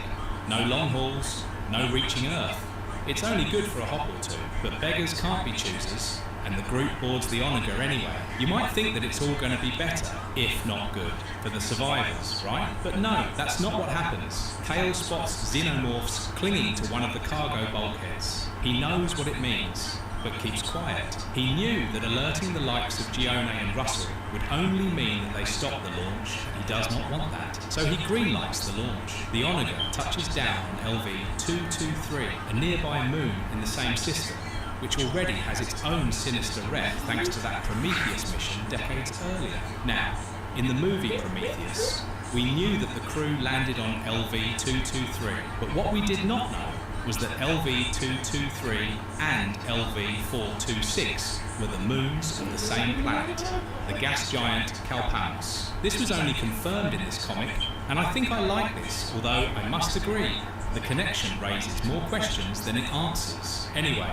coming back to our story, this place was no paradise. The group sets up camp hoping someone hears their distress call, but they open the wrong hatch. The hidden xenomorphs get loose. Chaos breaks out. People die fast and brutally. The survivors ditch their supplies and bolt into the thick jungle that's replaced LV-223's once dead surface. Weeks drag on. The group stays on the move. The jungle isn't safe, and neither are the skies. Dione tries to keep things together and turns into a leader by default. She wants defenses, safe zones, shelter. Cale thinks that's a waste of time. His solution was to take the fight back to the ship and wipe the xenomorphs out. The two argue more than they plan. Meanwhile, Russell drifts further away from the group. He finds a probe from the Prometheus era buried in the undergrowth, still functioning, still recording. According to its data, LV-223 used to be a dead rock. Now it's a full-on jungle. Something pushed evolution into overdrive. That something is the black substance, the one the engineers were messing with. Russell follows the clues to a downed engineer ship.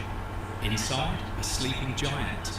one of the creators. Russell tries waking it. Nothing. So he sets up base in a mountain cave the Xenos seem to avoid and keeps logging his findings, though nobody else seems to care. They're too busy staying alive. One day, a supply run to a nearby lake turns into another disaster. A survivor named Louise ends up fighting a xenomorph underwater. Both get pulled under. When the thing that comes back out of the water surfaces, it's not Louise anymore. It's not fully alien either. The black substance, always waiting to twist biology into something new, fuses them into one. Kale kills it, but not without a cost. The guilt eats him alive. He finally confesses he knew about the stowaways on the Onaga and said nothing. Dione flips. The whole group feels betrayed. Kale, looking for a shot at redemption, rallies a few people to storm the Onaga, take down the xenomorphs, and grab the distress beacon. They fail. It's a bloodbath. Kale survives, but not unchanged. He comes into contact with the black goo. Whatever made Luis into a hybrid now gets its claws into him. What comes back to the camp isn't Kale, or at least not the one they knew. The new Kale leads the xenomorphs straight to the survivors. If you are wondering what happened with Diane and the rest, well, gone. All wiped out, save one. Russell's the only one left. He holds up in his cave, obsessing over his research. He's unraveling, mentally, physically, and it is not before long that Salation gets to him. The probe's scan shows brain tumours blooming like weeds. Still, he keeps writing, watching the world mutate. He also notices something weird. The new Kale doesn't quite mesh with the Xenos. There's friction. Russell gives the dead a burial, what little dignity he can offer. Then Kale finds him. They fight. Russell drives a stake through him, but the noise brings the Xenomorphs. He runs, but not far. He's injured, but still tries to drag himself toward the cave. The Xenos close in. Near him, the black goo pools in the dirt. Thick and shining like oil. With nowhere left to go, Russell reaches out because he believes that that's the only thing that can help him now. The story ends with a roar, and as for Russell, we're left hanging. Either he gets torn apart or becomes something else entirely.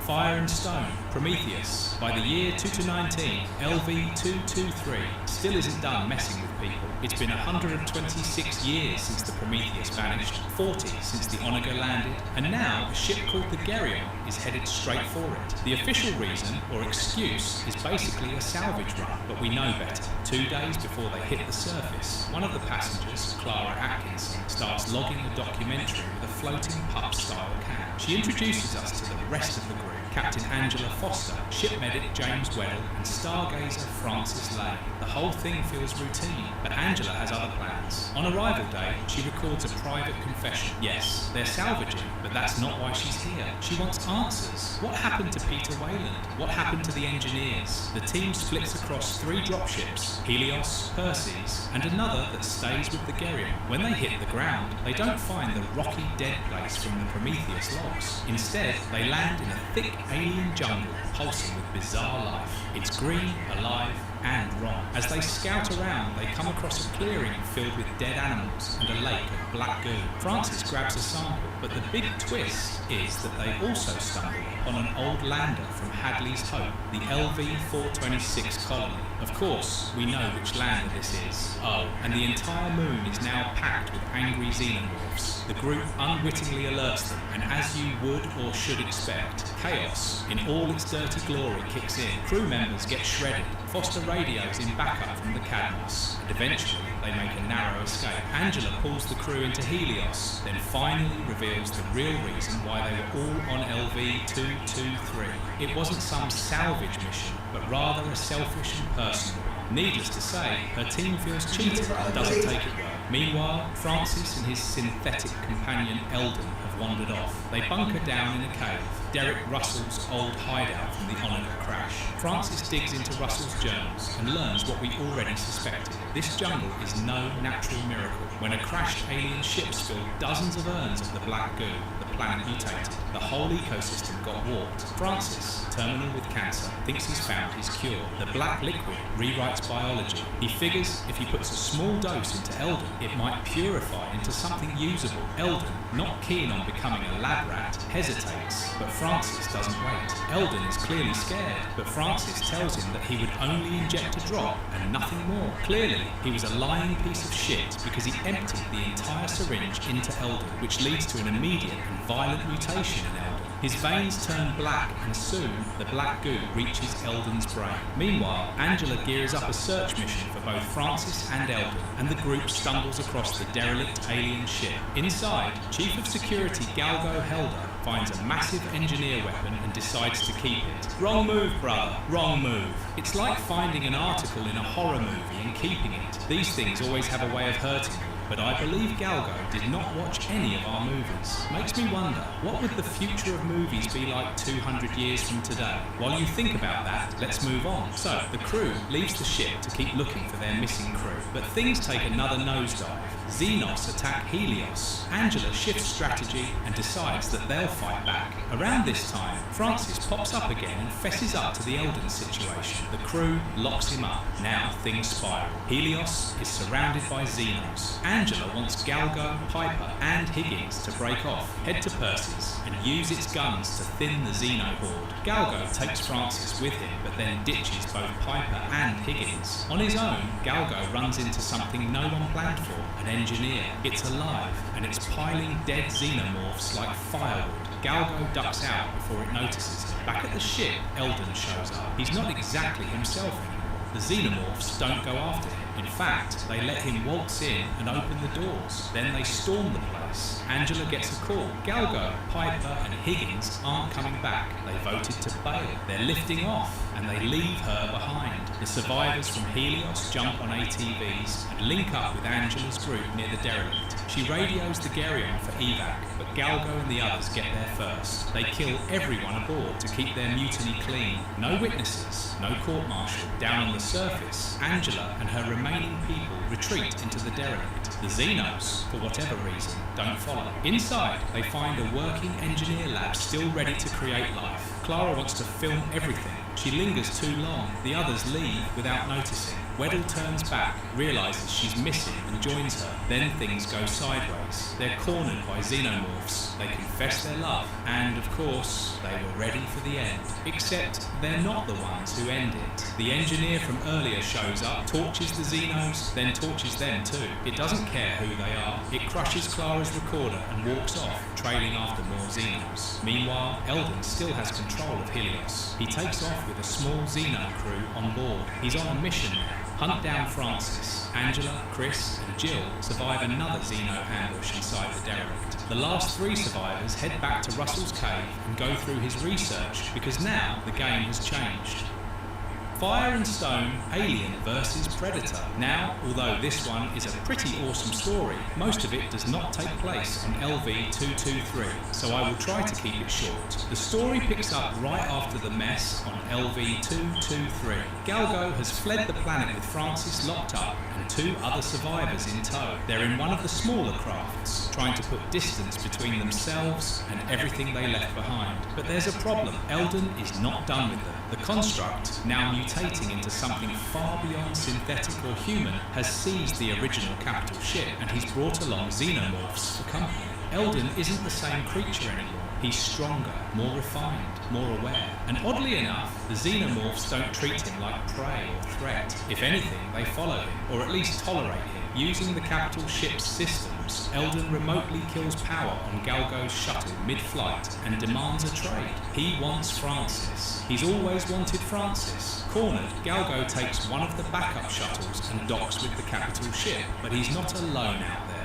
A Predator hunting party has already boarded the capital vessel, probably drawn to the scent of xenomorph blood, or maybe Eldon's. Either way, things are about to get loud. Eldon follows Galgo and Francis back toward the ship and unleashes his pets, the xenomorphs. It's a full-on breach. Galgo panics and throws Francis under the bus. No hesitation. He leaves him behind as bait. Francis doesn't have time to react before the horde floods the corridors. Then the hunters make their move. The Predators charge in, ready for war. They go straight for the xenomorphs. Galgo and the surviving crew members fall back, trying to stay out of the line of fire. One Predator silently tracks them unseen. Meanwhile, the rest of the pack finds Eldon. They open fire. It does nothing. One tries to take him down in close combat. Bad idea. Eldon grows a second mouth in his abdomen and bites the Predator mid-attack. Another one gets shredded. At this point, one of the predators marks Eldon with xenomorph blood, an acknowledgement, maybe even respect. It then offers him a ritual blade.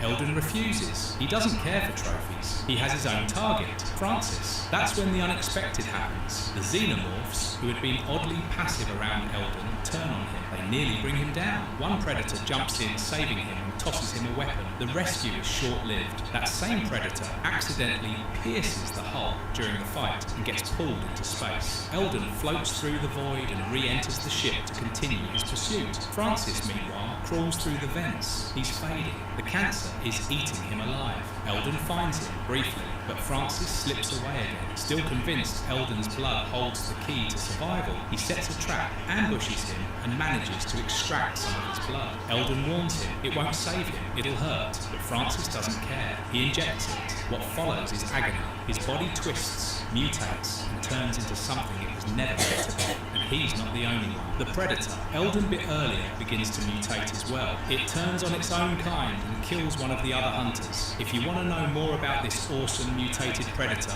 you may want to check out the video we did on him. Eventually, Francis and Eldon cross paths again. The mutated predator attacks. The two of them fight it together. It takes everything they have, but they manage to rip it apart, literally. After the fight, Francis knows he's finished. His body is failing. The mutation bought him time, but not salvation. In his final breath, he tells Eldon that he is the legacy now, that what he does with the eternity ahead of him is his choice to make. And with that, Francis dies, leaving behind the only creature who may now be more than human, but less than a god.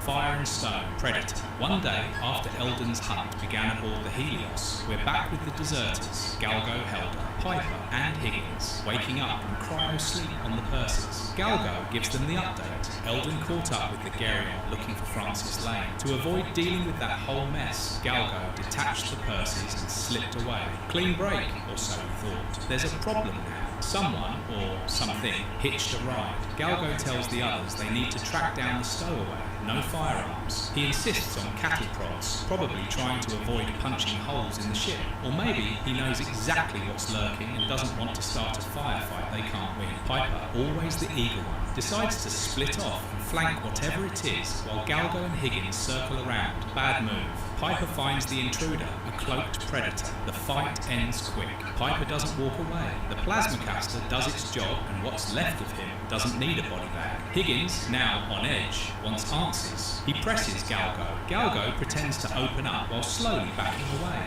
Then, mid-conversation, he slams a hatch shut, locking Higgins in. He's not trying to explain anything. He's setting bait. Galgo checks his tracker. The Predator and Higgins are now in the same room. He opens another hatch. Both get flushed out into space. Higgins dies. The Predator, maybe not, but Galgo doesn't get far. The airlock reseals, and the Predator, Ahab, drops from above, ready to end it. The two scuffle until Ahab nets Galgo to the floor. Death seems close. Then Ahab slices the net open and releases him. Not mercy, strategy. Ahab grabs the engineer rifle from Galgo, boots him back, and activates a wrist gauntlet. It projects a hologram of an engineer. Galgo, thinking fast, makes a deal. If Ahab wants an engineer to hunt, he knows the perfect place, LV-223. He promises to take him there. Ahab doesn't wait for agreement. He shoves Galgo into the pilot seat. LV-223 coming right up, Galgo mutters. They arrive on January 30th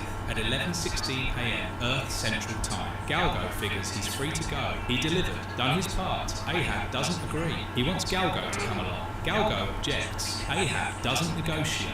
He claps a gauntlet on Galgo's wrist and links it to his own with a short-range laser tear. Galgo's not going anywhere. Back on LV-223, Galgo and Ahab walk into a jungle now familiar and somehow even worse. That pile of xenomorph corpses Galgo saw earlier, it's bigger now. Whatever's been hunting here, it's cleaning house. Soon, they run into Angela Foster, Chris and Jill, Galgo's former teammates. Angela tells him that the engineers are sterilizing the moon. They're wiping out every form of life they find. Burn it all down and start over. Ahab, spotting them, rushes forward. Galgo yanks on the tether and shouts for Angela to run. She tells the others to head back to camp and promises to catch up. She stays. She's not letting anyone else die. Angela confronts Galgo. What did you drag into my life this time? Galgo tries the charm route. She She punches him square in the face. Fair enough. Ahab stands nearby, probably wondering if this is normal human behaviour. Galgo backpedals and says they could all be friends, that he did what he had to do. Angela's not buying it though, and she asks if he brought reinforcements, to which Galgo admits that's not quite the case. She tells him to tell her the whole story during the long walk back. As they hike, Galgo asks about the cave. Do the Xenos come near it? Angela says no. She tells him that for some reason they avoid the mountain. No one knows why, and let's be fair, by this point no one cares. All that matters now is getting off this cursed moon. Galgo pokes at her old obsession. Find out anything about Peter Wayland? She cuts him off. He can stay the night, but he's gone in the morning. Galgo shrugs and asks if they have any heaters. Angela replies, dry as ever, that he'll be fine. He's a survivor. Ahab fires his plasma caster into the ground and starts a fire. Good enough. Later, Galgo and Ahab's stories of the past, stories that gave them scars. Actually, they do not talk as much as they just try to communicate. I mean, these two were from different species for God's sake. So Galgo shows off a nasty one on his neck, says he got it saving cruise ship families from pirates. Then he points to a huge scar on Ahab's leg and asks for the story behind that. Ahab answers with a hologram of a massive beast. Galgo nods. Good story. The next day, Galgo and Ahab push deeper into the jungle.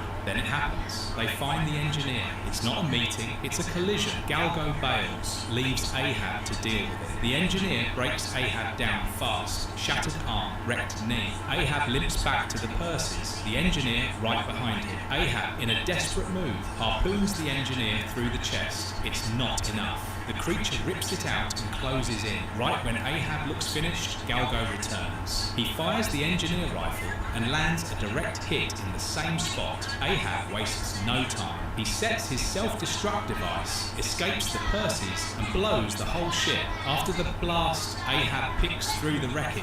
Galgo watches, confused. The engineer should be dead. Ahab ignores him. He finds what he came for, skull and spine, and lifts them in triumph. A quiet roar cuts through the smoke. Angela, Chris, and Jill arrive to check out the explosion. Galgo, watching Ahab, admits, I'm starting to like him. Angela replies, yeah, until he kills us next. Galgo laughs, says they're too low level to matter to a hunter like Ahab. As the predator walks away, dragging his prize, Galgo adds one final line. Ahab finally got his whale.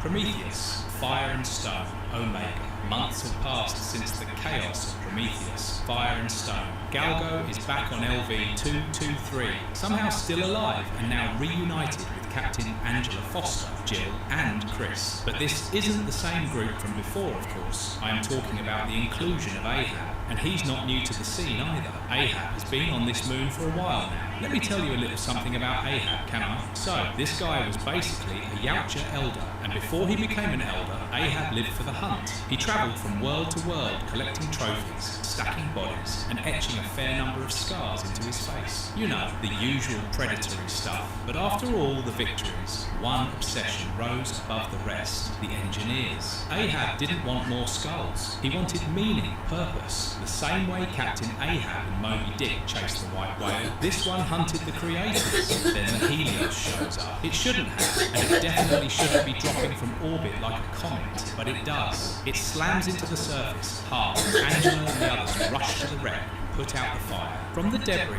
Eldon climbs out, barely recognizable. The black goo has twisted him beyond any human form. At this point, he's not fully alive, but not gone either. He looks like he's falling apart and thinking harder than ever. His mind drifts toward questions that don't come with answers. Does Angela have a soul? She says only gods would know. He presses further. Does she believe in God? She doesn't know, can't say. She's not even sure if the engineers made humans or if something else did. They're still stranded, and if they want off this moon, they need a signal, but their gear is either broken or missing. Angela digs into Derek Russell's old logs and finds a lead. The Prometheus carried a beacon, one strong enough to reach someone. It's still on the ship. Angela and Galgo head out to recover it. Things don't go to plan. Galgo runs into a swarm of small, sharp-toothed aliens. He's done for until Eldon shows up and tears them apart. Galgo owes him, though he doesn't say it out loud. Inside the Prometheus, there's another surprise. A xenomorph queen trying to claw her way free. Before she gets the chance, Ahab arrives. He doesn't hesitate. He drops every Xeno in sight and finishes off the queen. Then his attention shifts. Eldon stands there, Mutated, alien, something between man and engineer. Ahab steps forward, weapons ready, but then he sees the mark. A symbol etched into Eldon's head. Something ancient, sacred maybe. Ahab stops. He doesn't strike. He lets Eldon go. You guys want to take a guess at what this mark was? Let me know in the comments. So, next, the team finds out that the old Onager is still functional. Its drills can cut a path through the terrain, so they fire it up. But when they pierce the stone, they uncover something no one expected. A tunnel filled with acid. Not a storage tank, not a cave, but a living vein. The mountain itself is alive, and it bleeds. Angela traces the beacon signal to a wall deep inside the living mountain. She moves in to break it down. Eldon stops her. He says the wall is alive and shouldn't be harmed. While she debates, the walls start to move. The mountain begins to shift. The flesh of the planet starts to close in. Eldon steps into the wall. He doesn't fight it. He fuses with it. His body melts into the living rock. A hole opens in the mountain. A way out. One last act of grace. Angela, Ahab, Jill, and Chris escape. Eldon stays behind, but he doesn't die. He becomes part of the moon, part of the consciousness of the thing they've been standing on all this time. Francis once told him he could decide what to do with his eternal life. He chose to become something more, something vast, something awake. So that was pretty much what happened on the moon in the comics. Let me know what you thought about the video, and if you liked our content, don't forget to leave a like and subscribe to us if you haven't already. Have a good one and be safe. Thanks everyone.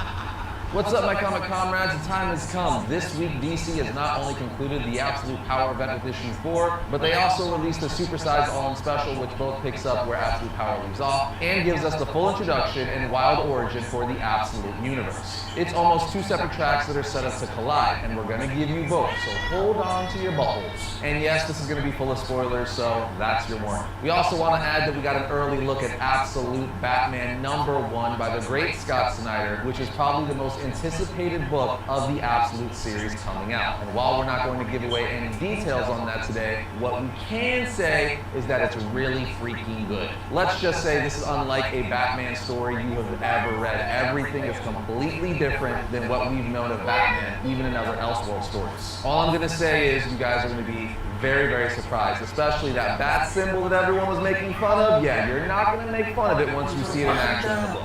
But we will have a full spoiler overview of Absolute Batman 1 on October 9th when it drops. So if you're not already, hit the subscribe button and turn your notifications for Variant so you don't miss it. Anyway, let's get into all the big stuff for today, starting with the finale of Absolute Power. For those of you who are not up to speed with the Absolute Power event, you'll want to pause this video and go watch our Green Arrow Betrays the Justice League episode right here, which covers the entire event through issue 3, including the various tie-ins. Otherwise, on with the show. Now, between Absolute Power issue 3 and the finale in issue 4, there have been 8 more tie-in issues. And while we think the tie-in books have been very important for the series, we didn't think these were as crucial to wrap up the story as some of the previous tie-in issues. Although, as you would expect, there were several important additions to the story sprinkled throughout, most notably in Superman 18, where we learn more about the dark roads discovered by Superman and Zatanna that help him pass between points in the multiverse undetected, which not only plays a big role in Absolute Power, but will undoubtedly have a part in the broader all-in stories going forward. Another important moment in Superman 18 is the return of the Batman, Superman, Green Lantern hybrid that appeared in Batman, Superman, World's Finest issue 4 back in 2022. And up until now, most of us were just referring to that hybrid as Superbat, but this issue officially gives him the name Confusion, which isn't great, but you know, they spelt it with a K.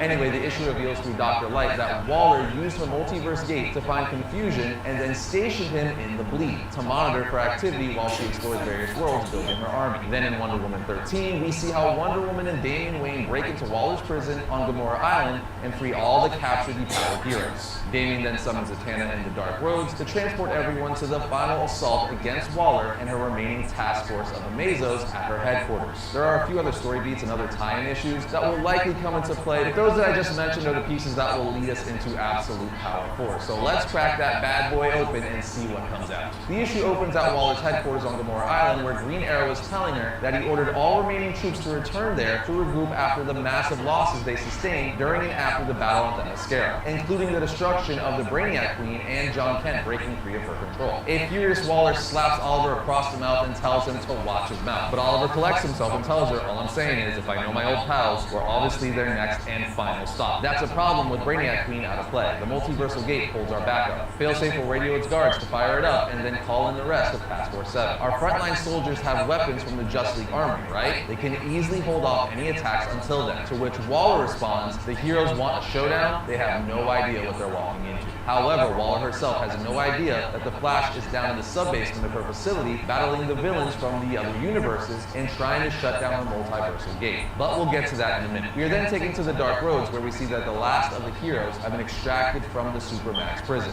and are gearing up to make their assault on Waller's headquarters. One woman says at least half of those rescued are too wounded to follow us, and we have 2 targets to hit. From Waller's Gamoran base, Batman thinks he can neutralize the Amazos, yet we still don't even know its exact location. But Wally West and Hal Jordan chime in and basically say, oh yeah, we do. Because during their mission to get intel and weapons at Waller's Hall of Order, they gathered maps and schematics before bombing the crap out of the place and taking down the Lantern Amazo, all of which went down in the Green Lantern 15 tie-in. Anyway, with this new info, Nightwing rallies the troops and tells Batman, who is still armed with the mother box he stole from Amanda Waller, it's time to bring the thunder. And on the very next page, we see all the heroes jump through a boom tube portal and attack Waller's compound. Now, over the next few pages, the final battle ensues, and it's pretty great. But throughout the rest of the final issue, there are several key things that happen that lead us into the All-In Special. So for the sake of time, because there is a lot to discuss on that side of things, we're going to summarize the important plot points. First, it's revealed that the 3 villains guarding the multiversal gate are Baroness Blitzkrieg from Earth 10, Thunderjolt from Earth 13, and Johnny Quick from Earth 3.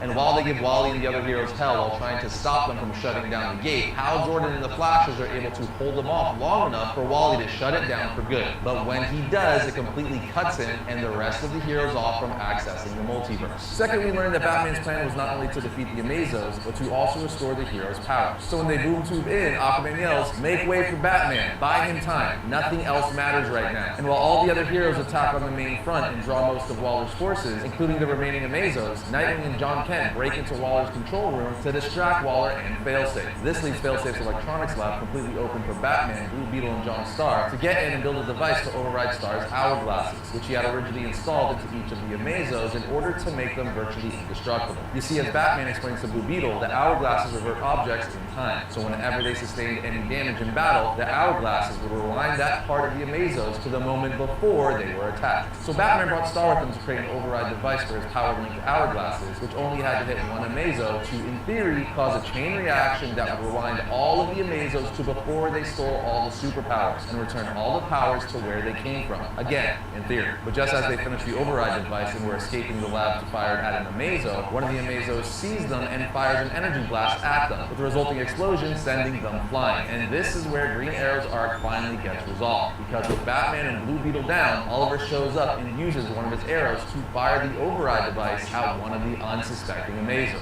while saying, sorry to take it from you, Bats, but a hero's got a hero. When the device hits the Amazo, it does trigger the chain reaction they were hoping for, returning all the stolen powers to the heroes. But it doesn't return the powers the same to every hero. Some of them have ended up getting mixed up or returned to the wrong person entirely, leaving some heroes with powers they never had before, which could get pretty interesting as things move forward and they all work to figure out this new dynamic. Anyway, the device didn't just return the heroes' powers, it also made the Amazos completely vulnerable to attack. So as the now repowered supers were finishing them off, Green Arrow explains to Batman, Blue Beetle, and the rest that he had been acting as a true believer Manchurian recruit. And to pull it off, he couldn't just lie to Waller, because she had mind readers and psychics on her team that could see right through that deception, which allowed him to genuinely believe in her cause long enough to win her trust and position himself for the right moment where he could turn the tide from the inside. Batman wasn't thrilled about that being kept secret from him, but Martian Manhunter responds by saying, that's highly ironic coming from you, which pretty much puts an end to that conversation. But going back to Nightwing and John Kent in the control room, who were taking a beating from Failsafe, who grabbed Nightwing by the throat and a piece of kryptonite that Waller was using to power and cripple John. However, when the Amazos were hit with the override device, it drained Failsafe of all power as well, allowing Nightwing to break free. And just as Waller is about to shoot him, it's revealed that Dreamer, who was killed during the battle at the Fortress of Solitude in issue 2, is now very much alive, as she punches Waller across the face and strips her of the kryptonite. She then explains that after she died, she was pulled into the dreamscape, where John Kent kept her alive by dreaming of her, allowing her to heal and return to life. And we'll just kind of leave that there. Anyway, this is also where Airwave's arc comes full circle, because when the heroes were gearing up in the Dark Roads, Nightwing told them to stay close. And that is because he was expecting Waller to go off on a rage-fueled rant once she knew she was defeated, and she definitely does. At which point, Nightwing lets her get it all out before finally saying, "Have you met my friend Airwave? He's a living Wi-Fi signal. He could capture, and did capture, your tantrum, and broadcast it to every phone, computer, and screen on planet Earth. The world knows it was due. It's over, Amanda." But on the final pages of Absolute 4, we get 3 more important reveals, starting with the fact that the destruction of the multiversal gate didn't just completely cut off access to the multiverse, it also took Barry Allen's powers with it. Jay Garrick also tells Barry, "I hear you're not alone," implying that others lost their powers too. We then see that the World Court has sentenced Amanda Waller to a solitary life in Belle Reve Prison, but when Dreamer comes to rub Amanda's nose in her defeat, she also reveals that she used her powers to access Waller's memories and steal all of her secret knowledge about every known hero, effectively erasing that part of her mind and leaving her helpless. Dreamer also demonstrates that her villainous tendencies are still in play, and it's even implied that she's keeping all that knowledge for herself to use if and when it becomes advantageous. So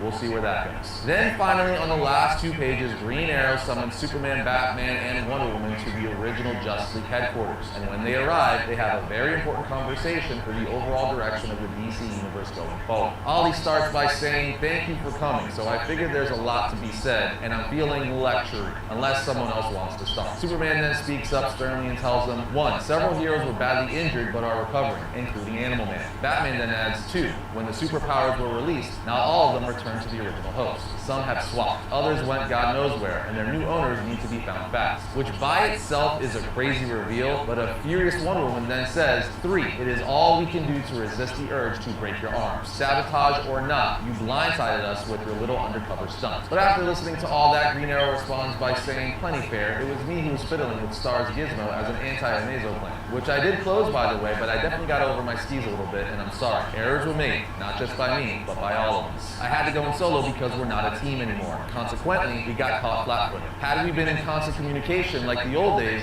that wouldn't have happened. With respect to the Titans and all they accomplished in our absence, we were ridiculously irresponsible to break up the band. And now with so many loose ends flailing around after this, the world needs a Justice League. Bigger than before, more coordinated, more proactive, more... Oliver then stops short as he notices the Trinity looking at each other suspiciously, and he asks, "What?" To which Batman replies, "Ollie, we'd like to show you something," as he turns on a remote projector and reveals to Green Arrow the design for the new and heavily expanded Watchtower, essentially revealing that they had already been working on exactly what he was suggesting, with the next step being the big return of the Justice League. It's also hilarious because it means they had been keeping this a secret from everyone, after they just got done reprimanding Ollie for keeping his plan a secret from them. These 3 can dish it out, but they can't take a joke. Regardless, this is a dope reveal, and it's going to be insanely fun to see how this is expanded on in the Justice League Unlimited title, which actually leads us to All In Special 1. Alright, so diving into the All In Special, we have to say up front that this initiative is about to change and reset everything for the DC Universe in a very positive way, especially if you're an OG DC fan. With that said, let's dive in. As we just covered, at the end of Absolute Power, the DC heroes acknowledge that the world needs a Justice League, and one that is bigger and stronger than ever. So not only did they reform the Justice League, they effectively created an open invitation for all heroes to join. A Justice League Unlimited, if you will, mirroring the iconic animated series that myself and I know so many of you love. That's right, out the gate, the Justice League title will essentially do what the animated series did many years ago, and I could not be more excited. The fact that they're mirroring the Bruce Timm-verse that gave us Batman animated series, Superman animated series, Justice League Unlimited, Static Shock, Batman Beyond, and more is absolutely amazing. So with that in mind, at the beginning of the All In Special, narration from Superman says, "It started as an idea, as a symbol of our unity. Everyone brought something to the table. Steelworks, Wayne Tech, Queen Industries, and Terrific Tech built the hardware. The technology needed to house it. Alien technology from Krypton and Thanagar, powered by the Speed Force, was pulled together by John Stewart's architectural mind and Green Lantern willpower. Wonder Woman blessed it by the gods and infused it with the magic and forces from beyond the earthly plane. As we see them creating and forging all this into the brand new Justice League membership cards. Superman continues to narrate, saying recently we've gone through some very dark times, as we see panels from recent past events in the DC universe that they've gone through, like the Lazarus Planet, Night Terrors, Dark Crisis, Absolute Power, and more. Superman says we survived those events like we always do, but we knew if we were going to bring the band back together, so to speak, reform the Justice League, that they had to do something different. In the past, we had limited our ranks, but this time we knew it was necessary to invite everyone, as we see heroes getting their Justice League membership cards like Blue Beetle, Starfire, Robot Man, Supergirl, Damian, and more. But Superman wanted to hand some of them out personally, and one of those people he wanted to hand deliver it to was Booster Gold, who just got done saving 2 children from a fire in a building. We also see that Booster Gold has changed his ways. He's not about posting to his social media anymore or doing it for the good press. He's doing it now because it's the right thing to do. And this change in him hasn't gone unnoticed. In fact, when Superman meets up with him and stops him, at first Booster thinks he's in trouble. But Superman puts his hand on his shoulder and says, in the past, the Justice League hasn't always welcomed you with open arms. You've had a few ups and downs over the years, but I've kept my eye on you. Your growth as a hero is unquestionable. Here, you've earned this. As he hands them his Justice League identification card, offering them a spot into the league. Booster then says to himself, this is it. Finally, Superman asks, what do you mean, Booster? You've been in the league before. Booster tells Superman, you don't get it, big guy. I remember this. Telling him a story of how he's dreamed of this day ever since he worked at the Museum of Metropolis in the future, walking down the Hall of Heroes surrounded by greatness, always staring at one of the blank membership cards at the museum, wishing he could be one of those heroes. And now he's finally done it. Booster then tells Superman, I feel lucky to be here now. So give me the lowdown. Who else is in the new Justice League with me? You, Wonder Woman, of course, Batman, then who else? 5 more at best? Superman then smiles and says something like that it's just the start. We're going to show everyone tonight. Don't be late, Booster. Because obviously the league is unlimited now. It's not just going to consist of 7 members. We then see the heroes who got invited arrive at the new Justice League Watchtower with captions say, if we're going to have the biggest roster ever, we need the biggest base ever. Boom tube tech to get our teams to missions as fast as possible. When all the heroes are gathered in the main viewing hall, Mr. Terrific says, so with great honor, we welcome you to Justice League Unlimited. This is more than a headquarters, it's our home. A place we can pull our resources, support each other, and communicate in a way that ensures something like what happened with Amanda Waller will never happen again. We're better together. These membership cards are so much more than they seem. More than just access to the Watchtower. Each card has been personalized to you and your powers to help and augment your abilities and pair with others that can do the same. But this card right here will remain blank to represent the next hero to join our rankings, to show that there will always be an open spot at the table for new members to come. But let's pause here for a second. The huge takeaway here is that the membership cards aren't just that, membership cards, allowing them access to the Watchtower. No. The reason why they were created with Wayne Tech, Magic, Blessed by Wonder Woman, and all that stuff was because it helps augment the card holder's abilities, making them more powerful and also knowing who that specific character would work best with. This is automatically a massive power boost and upgrade for all DC heroes. I cannot wait to see where this goes. But as they're having their opening meeting, none other than Darkseid arrives to interrupt the occasion. But not just normal Darkseid, no, that would be too easy. This is Darkseid imbued with Spectre, the wrath of God. Let me tell you something, even though all the heroes started attacking him, Darkseid is throwing them around like ragdolls. And we're talking about all the heroes coming at him, a Justice League Unlimited, and he's standing on business. At which point he says, if it's a fight you want, so be it, but you will tell me what has been hidden from me. Zatanna then says the Spectre is one of the most powerful forces in the universe, so Darkseid must have gone to great lengths to merge with it. She continues to say that if the gateway is finished, Darkseid will be an impossible force. I can sense that the Spectre resists his control, which means their bond is not complete. Our best chance of putting a stop to this is to separate them. We just need time. As Darkseid yells, I am final. So Zatanna blesses Superman with magic. That's right, a Superman now imbued with magic. As she says, this will protect you from the Spectre, but not from Darkseid. So magic-imbued Superman goes after Darkseid, completely able to tank his Omega beams. I'm telling you, these DC heroes are about to get some massive upgrades with this new universe, and this is just the beginning. Long story short, the heroes are able to defeat Darkseid, but not before he creates a brand new world that seems to be colliding with Earth Prime as he says thank you. Darkseid ends. But his defeat leaves a rip in time and space. Batman then asks Darkseid's son Orion what his takeaway of this is, and he says, Darkseid is a constant. All of creation needs a Darkseid. If he is truly gone, the universe will create a new one. I must return to New Genesis and consult with Highfather to learn more. Batman says, report back here when you do. Batman then tells Mr. Terrific this membership card was at the epicenter of Darkseid's attack and appears to have absorbed some of the anti-life energies. Terrific responds, and now it acts as a doorway. Ever since the multiverse was cut off, I've been studying the impact on our universe. And after Darkseid's death, I noticed something. A hidden world we found before has been activated. Superman says, the Elseworld. That's right, friends, the Elseworld is officially back in play, which was hinted to us way back when in Dark Knight's Death Metal issue 7. And now we're finally seeing it come back around again for this new era of DC. Anyway, Mr. Terrific tells Superman correct, referring to his Elseworld comic. Terrific then goes on to explain, after Perpetua and the Darkest Knight's defeat, our timeline was restored, and we detected new worlds in the multiverse. When we first discovered this alpha world, we couldn't see it, but we were able to deduce that it was in a primal state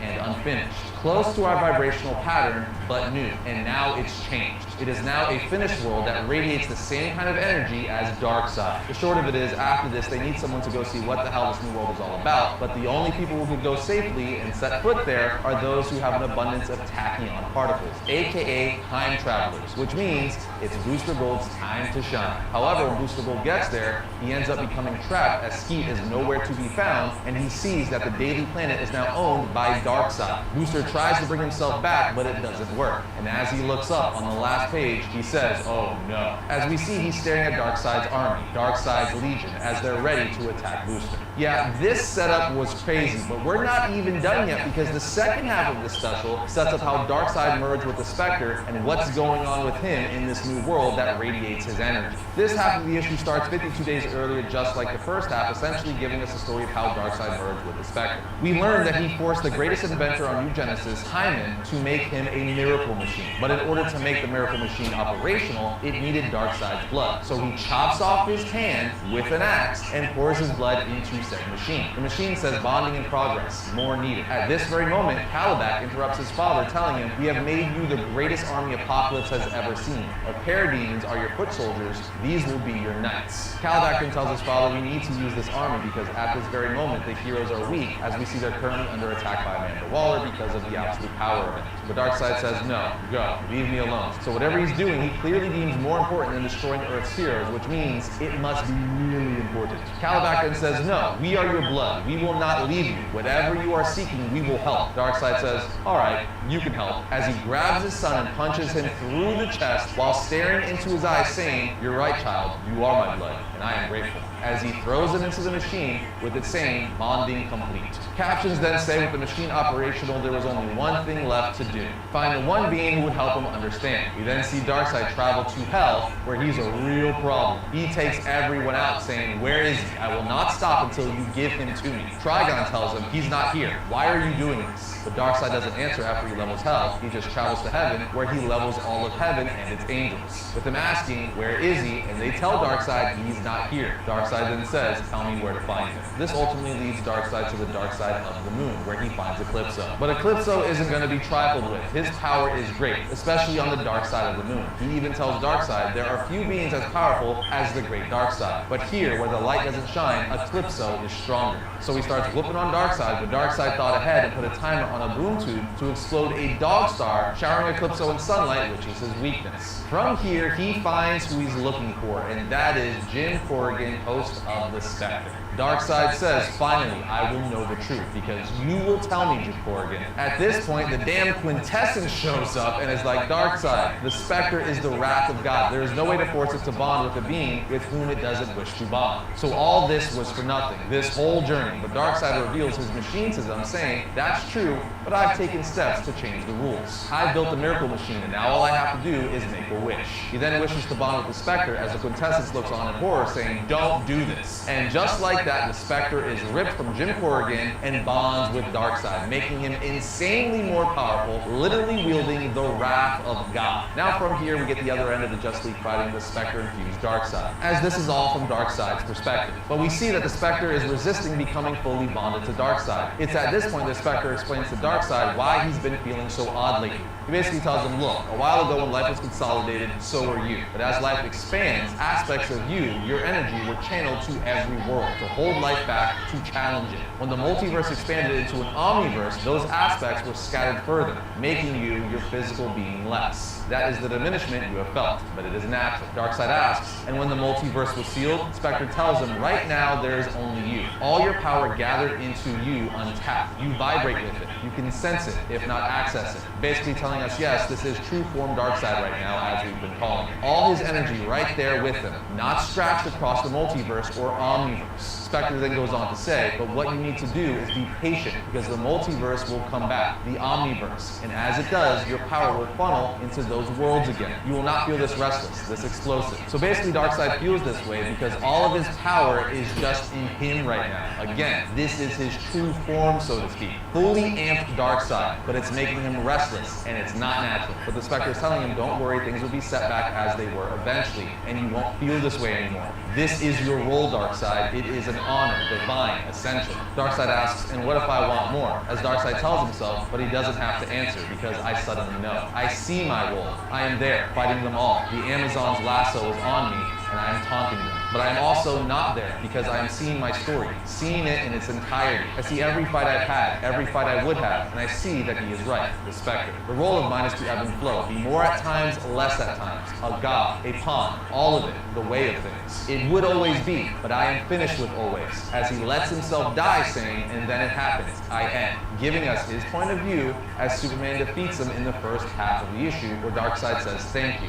Darkseid ends. So this tells us why he lost, because he purposely gave himself up. But Darkseid is and always will be, right? His captions say, I let the Spectre be torn from me, and I open myself to it, to death. And as I end, I begin again. But this time alone, bound to no relationships to Earth, to the Kryptonian, to anything. If that world is driven by life, by hope, then this would be driven by challenge, by turmoil. And it's at this point we learn that Darkseid is the creator and god of the absolute universe. He came back from death, stripped all of his prior attachments to create something new, something absolute.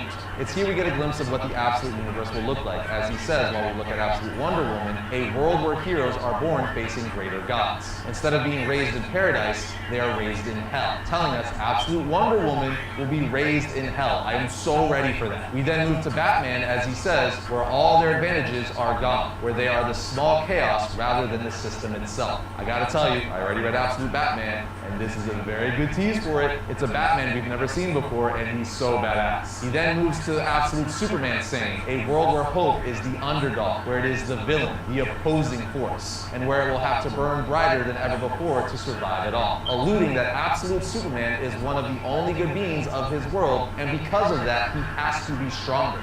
Darkseid continues to say, it is a universe that exists out of time and space, hidden as the truth was hidden from me. Its timeline complete and yet still solidifying. Above all, it is mine. It is me. It's reality where I can finally become what I was meant to be, where I am unleashed, where I may grow 1,000 feet tall, where my voice will shake planets. Reality where Darkseid will be. And when I am him, I will return for the other world and crush it. The last two pages end the same exact way the first half of the issue did, with Booster arriving on Darkseid's new world. What can I say, guys? This was absolutely amazing. It's setting up some great things for the DC Universe. First and foremost, we have the Justice League Unlimited, which is great. If it's anything like the Justice League Unlimited series, we are in for a treat now that any hero can join the league. All heroes in the DC Universe can now be part of the Justice League, coming in and out of the Watchtower, making for bigger and better stories. Then we have the fact that the membership cards have been blessed with all kinds of magic and tech to amp the heroes' powers. That is huge, and I'm so curious to see how that's going to be implemented into every character's stories. Then we have Darkseid, who became so restless and fed up with being what's essential for the DC Universe that he wanted to create his own world,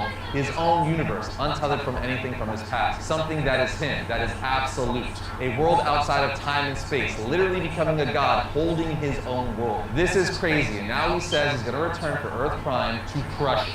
Basically, this is going to be a ginormous story, and Scott Snyder just said on Instagram this will be setting up the next several years of the DC Universe. universe. I cannot wait for the future of DC and all of its titles. Everything they're doing here is setting up for a bigger, better future. I just hope it's as good as the setup. If you're a DC fan and you fell off, or if you're a longtime DC fan, this is a great jumping on point right at the beginning of this brand new relaunch of sorts. I cannot wait to start covering all the absolute titles right here on Variant. This is going to be a ton of fun. So keep checking back here as we're definitely going to be doing just that. But as always, what do you guys think? Are you enjoying this setup? Are you looking forward to the Absolute Universe and the direction for the Justice League and DC in general? Let us know down in the comments. Other than that, we'll see you next time when we talk about all things comics.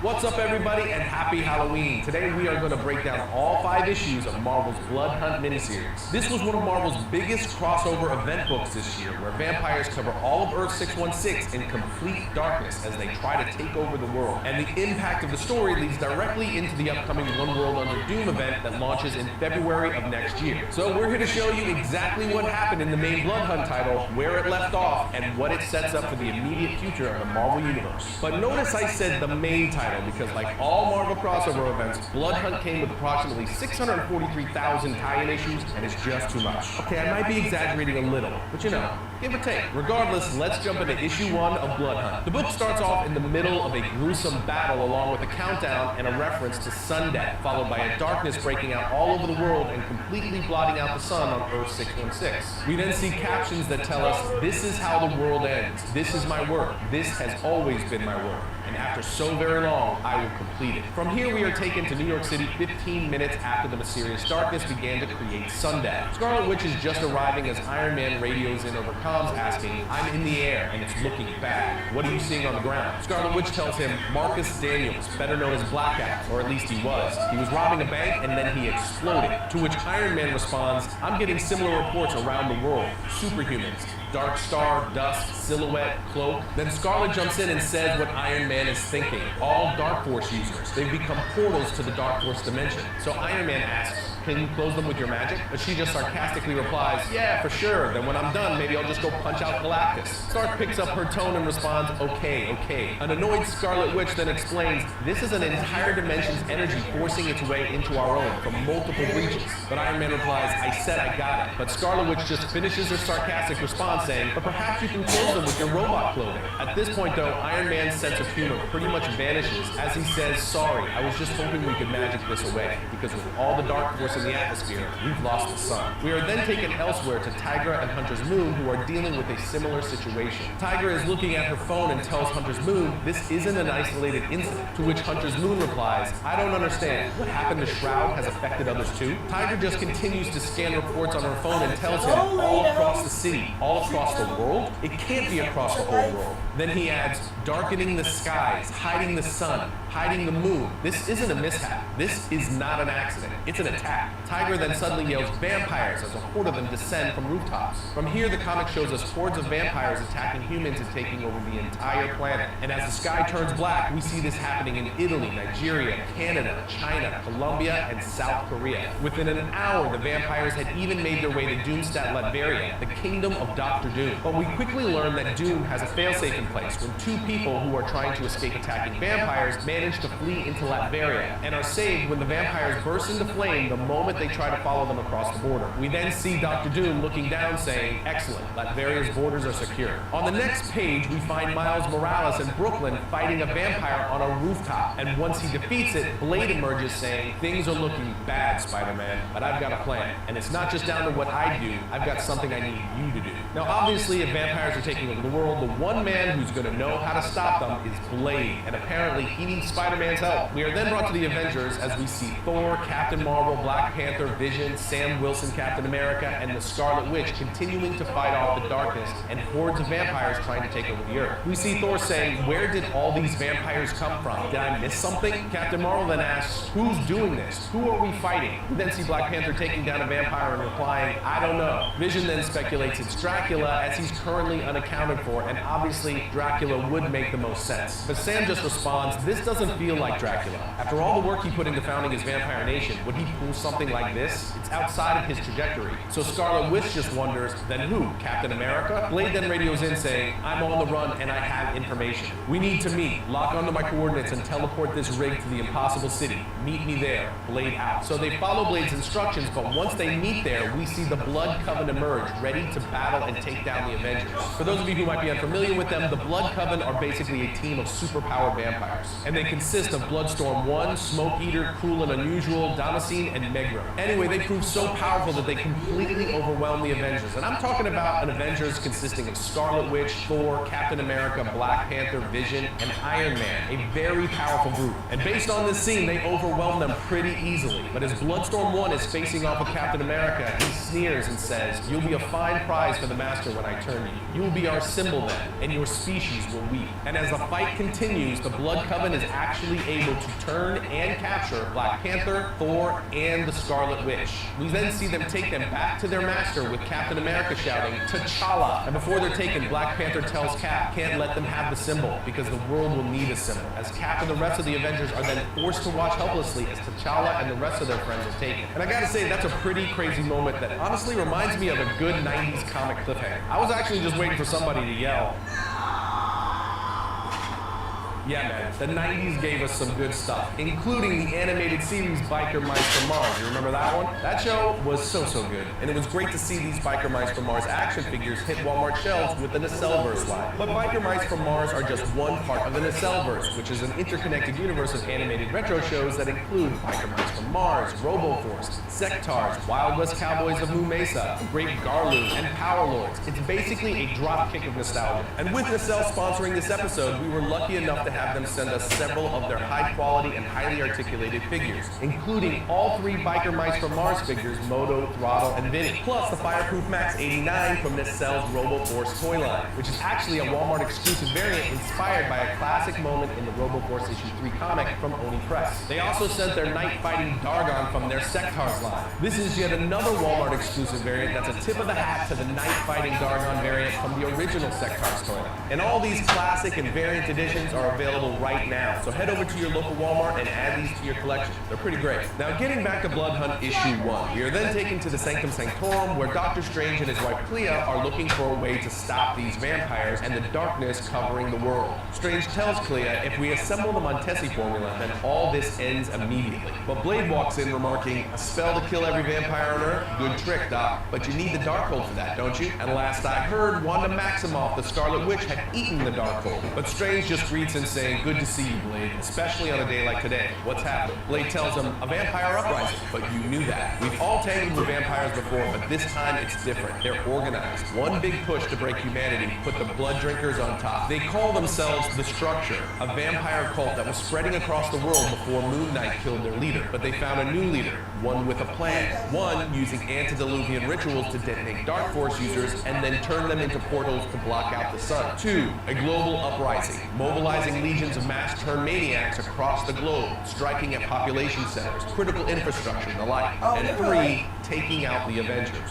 Now shocked, both Strange and Clea respond, "Foolishness. The Avengers? Speak sense, Blade." And Blade explains, a kill squad, ultra vampires fed on superhuman blood, empowered by divergent philosophies of feeding on pain, ghosts, and magic. The Blood Coven is a match for the Avengers, believe me. Or was a match, I guess. Strange then replies, "Then it's more important than ever we assemble the formula Dracula with what we do have. But Blade looks at him seriously and says, you'd really do that? Kill every vampire on Earth? Some of them are on your side, aren't they? And Strange answers, I am a doctor. If I must cut away a limb to save the patient, I will do it. I will accept my own damnation to save my patient, my world. An impressed Blade turns around and says, I already knew Wanda Maximoff would never cast a spell to exterminate an entire people. It's not in her. But you, I wasn't sure. Strange demands, you mentioned a new leader for the structure. Who is this mastermind, Dracula? And Blade says, no, nothing like that. And suddenly stabs Strange from behind, saying, it's me. Revealing that it is Blade leading this attack on Earth. Yes, that is one heck of a twist. But that takes us to issue 2, where we enter the Impossible City, a city hovering over the Earth, now under Blade's command. We see Thor and Wanda, who are imprisoned and bloodied by Blade and his vampires. Blade then shows up and taunts them, saying, how do you feel, T'Challa? As we see T'Challa, who is now a vampire, bowing before him. Blade steps closer and says, go on, try to fight me, Black Panther. Try to fight the will of the Lord of all vampires. Don't feel bad, you might as well fight the tides. But even proud Atlantis drowned, he continued. Now go,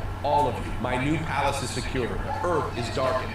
But still, I want more. He then turns to Black Panther and says, find me my prize and my blood covenant. Find me the girl. The scene then shifts to New York City, where we learn that the girl is Blade's daughter, who's saving a mother and her children from vampires. A voice warns her, we don't have time for this. As she turns around to reveal Dracula, who tells her, and you're too important to all of this, Brielle, to risk your life for insignificance. I did not shepherd you all the way from Atlanta. But she interrupts him, saying, innocence. I think the word you're looking for is innocence. But Dracula snaps back, we're vulnerable, you foolish child. The blood hunt has been loosened upon the world, and you're the one being hunted. And this is where we learn that this entire story event is called Blood Hunt because vampires are searching for Blade's daughter's blood. Anyway, behind them, someone says, hello, Dracula, and hello, Brielle Brooks, daughter of Blade. But before we see who they are, the scene shifts uptown. Hunters Moon and Tiger are fighting vampires as Tiger says, we have to find Doctor Strange. He's our best chance for dealing with this mess. At that moment, Miles Morales' Spider-Man appears saying, did you see Doctor Strange? And after a brief exchange, the three then team up to find Doctor Strange and reach his Sanctum Sanctorum, only to find his physical body transformed into a vampire. And Strange's astral form is now in control, as Clea maintains his body. We then return to Dracula and Brielle as we see it is the Blood Hunt addressing them. Dracula says, Bloodstorm 1, it has been some time, clone. To which Bloodstorm 1 replies, impressed with how I've grown, Gene Father? The monster I've become? But Dracula replies, I am Vlad Tepes Dracula, Lord of all vampires. You will kneel. But Bloodstorm sneers, saying, false lord, false king. We serve the true lord, the true philosophy of our kind, a lord of monsters. At this point, several Avengers appear and Captain Marvel says, here's our philosophy, we have a lot to avenge. They then launch an attack on the Blood Coven members. You see, previously the Avengers were blindsided, now they know what they're facing. So Vision takes off, releasing solar energy, saying, I'm filled with the sun, creatures. Captain Marvel also throws Bloodstorm aside, saying, you sucker punched us before, but even at half strength, we're still the Avengers. That means no matter how dark the night, we make sure the sun will rise again. Which is kind of a cheesy line, but hey, it's the Avengers. What can you say? Either way, the Avengers force the Blood Coven to retreat, and they, along with Dracula and Brielle, regroup at Strange's Sanctorum. But when they arrive, they find something wrong with Miles. He's now a vampire, as apparently off-panel in issue 1, Blade turned him. But that shocking reveal wraps up issue 2 and sends us into issue 3. We begin once again in Impossible City, where Blade is speaking to T'Challa, asking, have you found it, my prize? T'Challa tells him yes, buried deep beneath Wakanda as you expected, since the fall of old Atlantis. So Blade commands, then you know what to do. Have the city spin up its mass translocation drives and bring it to me. Then as he wraps up his conversation with T'Challa, we see that Scarlet Witch is with him. As she says to him, congratulations, Blade. It would appear that you've gotten everything you wanted. And yet I could not help but notice that your Blood Coven have returned one short. I wonder how that happened. You struck fast and you struck true, Blade. We never saw it coming. But the Avengers' eyes are open now, and when that gaze falls upon you again, you will wither. We then return to the Sanctum Sanctorum, where Miles is in full vampire mode attacking the Avengers. He unleashes his Venom blast on Vision, who tries to restrain him. Brielle then warns Spider-Man, don't make me do this. Clea then quickly uses the Crimson Bands of Cyttorak to hold Miles as Strange releases him from his vampire state. Miles then returns, feels his fangs, and says, he told me to hunt her. I couldn't fight it. Doctor Strange in his astral form comforts him, saying, you're not alone, Spider-Man. He came to us as a friend, then struck. And now I also bear his curse as he gestures to his vampire body. A confused Brielle then asks, who's he? Who's been doing all of this? To which Captain Marvel replies, wait, you don't know? A shocked Strange turns to Dracula and says, you didn't tell her, Dracula? To which Dracula sarcastically replies, how do you think that conversation would have gone, Strange? Come with me, child. To save the world, you must strike down your father, a new Lord of Vampires, Blade. And as he's saying this, we see Brielle's shocked face as she is stunned to learn that her father is the new Lord of Vampires. At this point, Dracula turns to her and says, yes, child, your father, Eric Brooks. Blade has unleashed his legions upon the world. He has darkened the skies, broken the Avengers, and only you can stop him. That is why he has unleashed the Blood Hunt upon you, for you, as his bloodline, represent his only weakness. A skeptical Tiger then speaks up saying, and we're supposed to believe you're on our side now, Dracula? You, the president of the Vampire Nation. Dracula just fires back saying, that is exactly what you're supposed to believe, because it is the truth. My Vampire Nation is precisely that, a nation, one that I have bled to build, one that will fall like all the human nations if we do not stop Blade. From here, the group just starts debating amongst each other about the next step forward before they realize that Brielle has left, clearly struggling with her father's new identity. Not to mention what he's already done. So Dracula and Spider-Man go looking for her as Tiger and Hunter's Moon say, we, the Midnight Mission, has a plan for the vampires. One we've been working on for a while. We just have to advance the schedule. We will raise an army they cannot kill, cannot turn, cannot terrify. But we require one more for our party. And that means the Avengers will handle Blade and the Blood Coven as Clea transport Tigra and Hunter's Moon. Captain Marvel then tells Vision and Iron Man, we have to show the people they're not alone. We need to give them hope and dare Blade to crush it. So Iron Man sets up a broadcast that will go out across the entire planet in order to let Sam Wilson, Captain America, speak to the population. And as they go live, he says, I'm Sam Wilson, Captain America, speaking for the Avengers. Things are bad now, I know. Like all of you, we've been fighting the vampires since the sun went out. Like all of you, we've been hurt, been bled, have lost. But we've been here before, and we're still here. This world has seen evil time and time again. Aliens, monsters, tyrants, madmen. Those who would take our homes, our freedom, our lives. And every time we, the people of planet Earth, told them no. When the Kotati came here, we told them no. When Null came here, we told them no. When Hydra took over, we told them no. When Galactus came here, no. If you want our home, you'll have to fight for it. If you want our world, you'll have to take it. If you want our blood, you'll have to pay for every drop. And if you take our lives, we will be avenged. We will avenge the dead, we will protect the living, because those are the things we owe you when we call ourselves the Avengers. Things are bad, but as long as we have breath in our lungs, as long as we have hope in our hearts, we will tell the vampires the same thing we told all others. No, we're still here, and we'll win like we won all those times before. Just hold on until the sun shines again, because it will. Captain America out. A clearly inspired Captain Marvel then turns to Sam Wilson saying, that was perfect. Sam then puts his head down and says, it's what T'Challa and I told the Impossible City not long ago. I thought if he could hear it, he'd recognize it. Iron Man then speaks up saying, you think it's really gonna work? You think that's gonna have him after us? But Captain Marvel just replies, I don't know. I know Blade more than anything, he's cool. But that thing up there wearing his skin, whatever it is anything but cool. We then see a furious Blade saying, Panther, plans have changed. Retarget the mass translocation drives. Your friends have decided that they will not simply lie down and die, which I could forgive, but they have the audacity to try to inspire hope in this doomed world. And that I cannot have. Not when my triumph is at hand. So from the antediluvian caves of Wakanda to New York City, which will serve as the grave of the Avengers, I will drop my great prize, which has not seen the sky since the days of old Atlantis, upon their city, so that it might be their tombstone. And as he's saying this, we see the temple of the first blasphemy land in New York City, which is exactly what it sounds like, a temple of great evil. But with that, we jump from issue 3 to issue 4. And the issue starts at the temple of the first blasphemy, which is now in New York City. As captions tell us, it would appear that things are going very badly indeed. The Avengers broken, the Sorcerer Supreme an apparition, and New York City with an ancient Atlantean temple as a new part of its skyline. But I suppose things must be going very badly if you've come to me, hat in hand, for aid. Would that be a correct assessment of the situation, Stephen? You could tell me, you know, doctor to doctor. And on the next panel, we see it's Doctor Doom talking to Doctor Strange and Clea, who came for his assistance. We are then taken inside the Temple of First Blasphemy as Blade and his Blood Coven have just teleported inside of it. Blade says, do you have any idea how long it's been since I've walked these stones, T'Challa? When we first built it, you should have seen it. To which T'Challa reveals the twist, as he says, you are not Blade, are you? And this being wearing Blade's skin answers,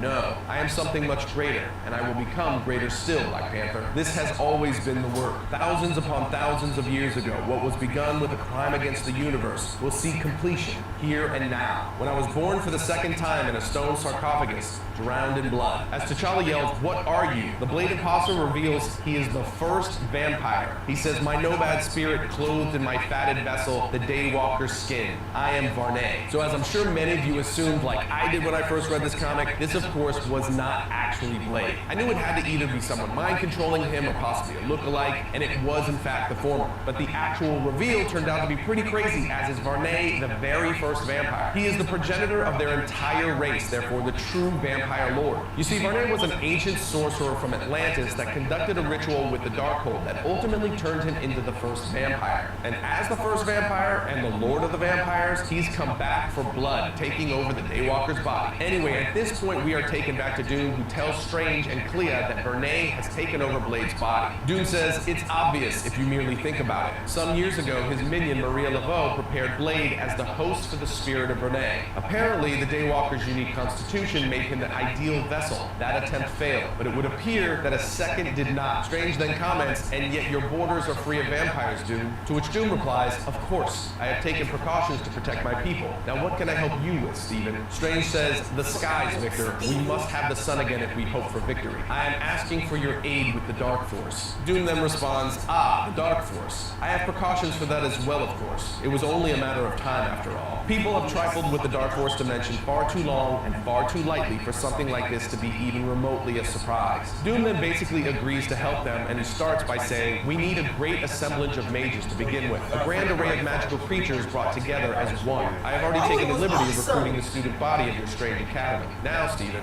give it to me and let us begin." Strange then looks at him curiously and says, "Give you what? I don't follow, Victor." But Doom replies, yeah, I'm not feeling you "You'd guys." think you would understand. This is an extraordinary work of magic we are speaking of casting here. And to enact it, Yeah, no, I I wanna must play be the that. Sorcerer Supreme. You heard that right. Dr. Doom is trying to take the mantle of Sorcerer Supreme. Anyway, we are then taken to Asgard where we see No, that's have to win like everybody's game before. Who does that for me? who we only see in the shadows. Either way, at this point, we learn that they're No, trying you to would break be like out guys Hunter who Moon's cancel it. father, aka the Moon God. And it's also revealed that they brought him on record with an Asgardian crowbar to break Hunter Moon's dad. We're then taken back to Renee, who tells Black Panther, "I was there in old Atlantis. I was there transcribing the Darkhold, putting its bleak words to paper for the very first time. It was there that I took the first step towards becoming what I will be. And now, with the living Darkhold in my possession, with the blood of a god at hand, in my place of power, I can complete the ritual." But a confused Panther says, "I don't understand." Renee then continues to tell him, to become a vampire, to create the concept of a vampire, that was only the first step. The vampire was only my pupil form. No, I was destined for something more. I was destined to be the end of all things.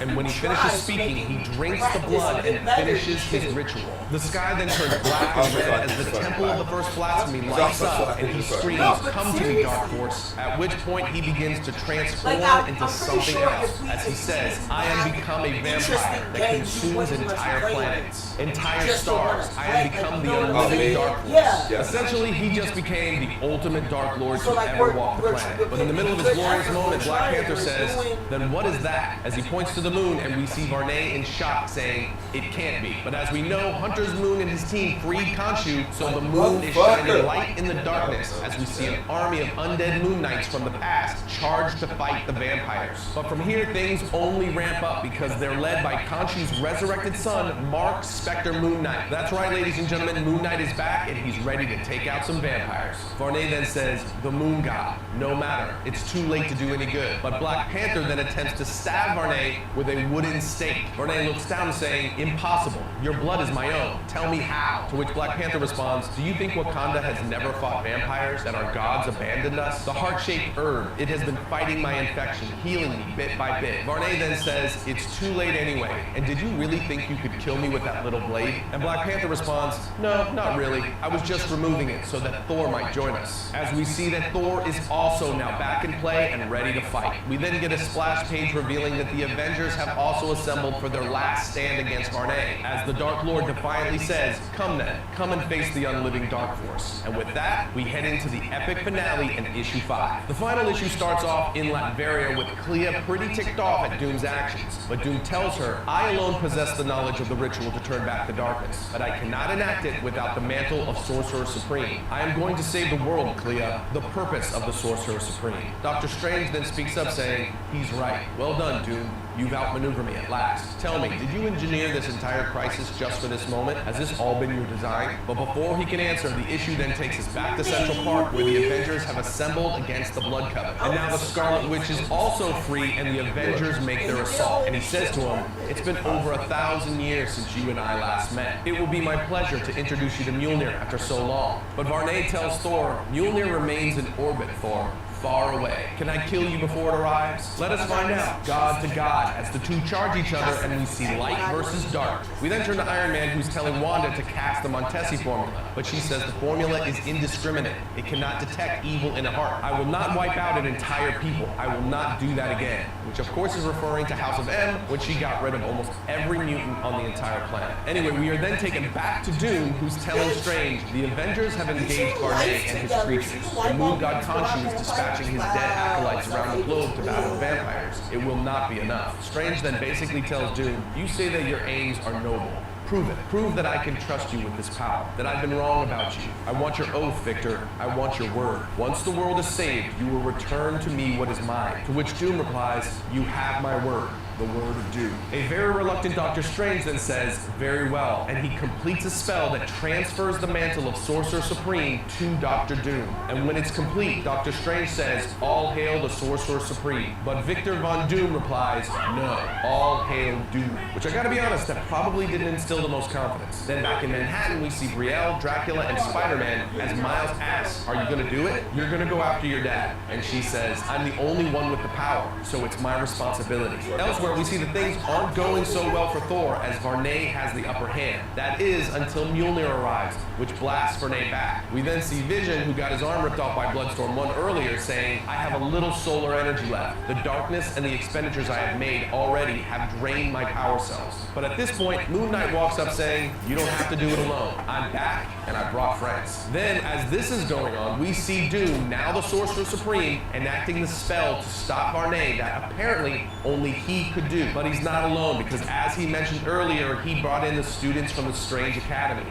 And he says, I will lead our ritual. I will focus our efforts. I will save our world. All I request of you is everything. We then jump to Moon Knight, who is wrecking shop in Manhattan, but unfortunately the Avengers start losing their edge and begin getting tangled in the tentacles of Varney's living Dark Force. Varney says, I had only one weakness, Avengers, the girl, the bloodline, and she's not here. But of course, as soon as he says that, she appears saying, I am here, and I'm here to save you, Dad, as she runs up and impales him through the chest. But he tells her, it's too late, child. It's not enough. My possession of your father has gone on too long. This body is as much mine as his now. You are his bloodline, but you are not mine. But Miles speaks up and says, then how about both of us? You turned me into a vampire. You did this to me. So that means I'm of your bloodline. And somehow, with the help of Miles driving the sword through his heart, they're able to take down Varney. Meanwhile, Doctor Doom as Sorcerer Supreme is casting that spell to get rid of all the darkness covering the world, followed by Scarlet Witch containing Varney, who has left Blade's body. Brielle then goes over to Blade saying, Dad, I'm so sorry. But he tells her, you did right. You did what I taught you to do. At this point, Iron Man steps up and uses his tech to stabilize Blade, as the Avengers look up and start to see that the Dark Force is receding. We then see Captain Marvel saying, we won, all of us. However, we know in reality the only reason the Dark Force is receding is because of Doctor Doom. We are then taken back to Latveria, where we see Doctor Strange saying, that was an incredible piece of magic, Victor. Now your promise, your oath, return to me the mantle of Sorcerer Supreme. But to nobody's surprise,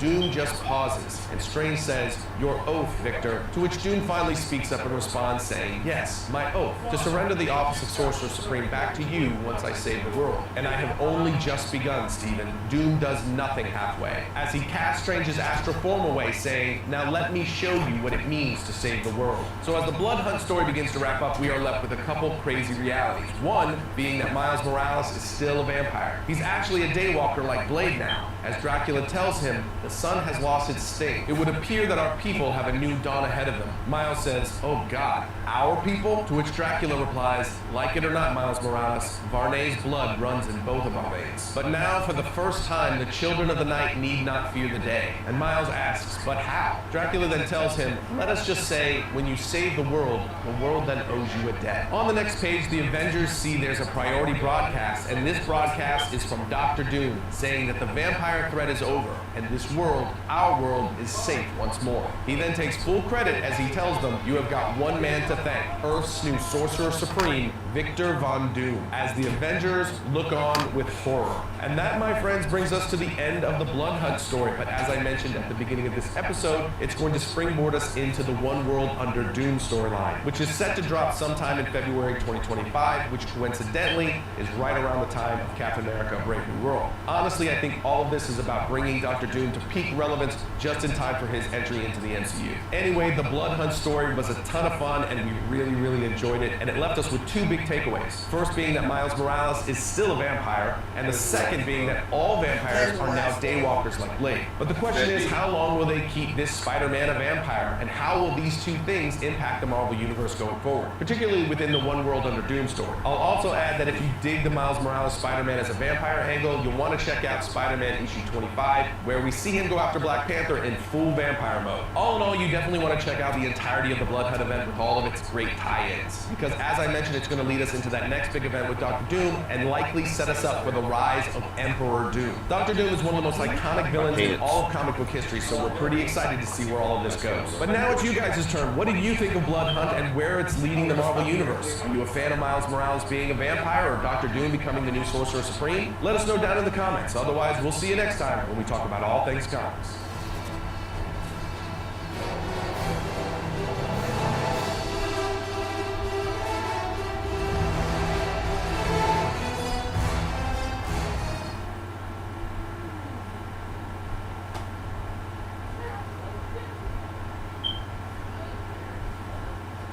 Greetings, true believers, and welcome to another blood-curdling episode of History of the Marvel Universe. For this week's tale, let us begin at the beginning, at the dawn of life on Earth.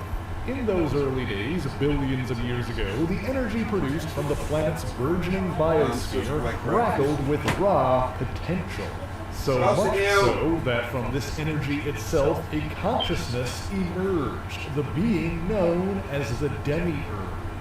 This new sentience seeded the Earth, creating its first ethereal life forms, a race of powerful creatures which would collectively be known as the Elder Gods.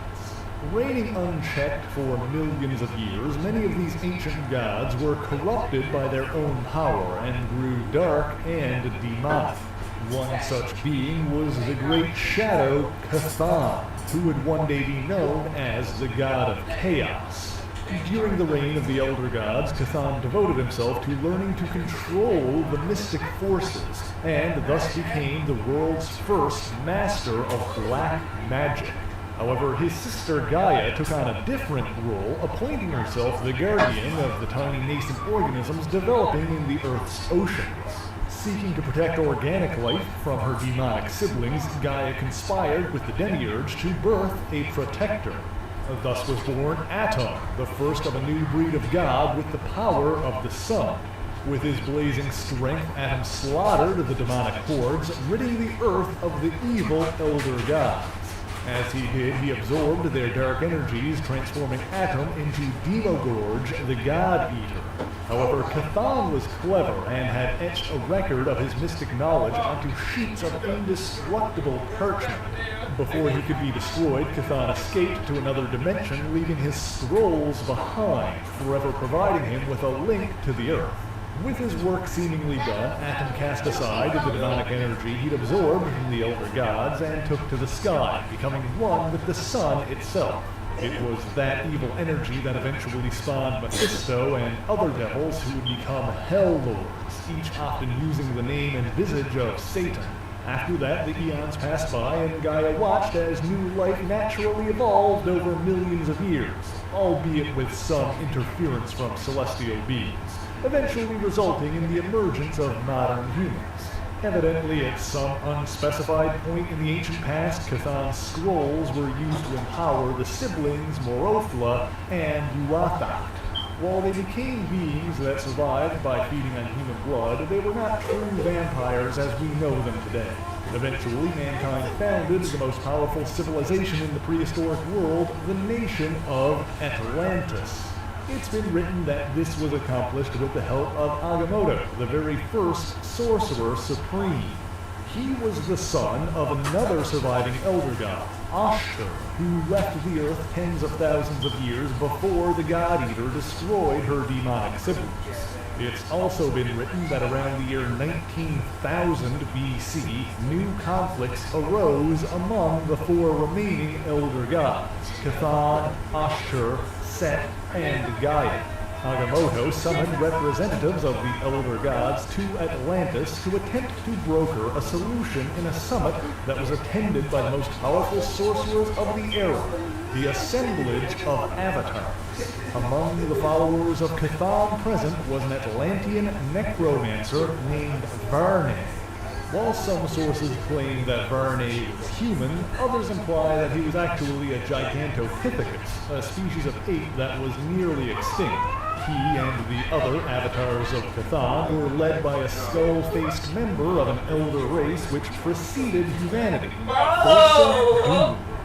While little was accomplished by the meeting itself, Agamotto did take notice of a representative of Gaia named Zilid Na. He would later aid her in a battle against the Dweller in Darkness, so you can watch that video for more details about that.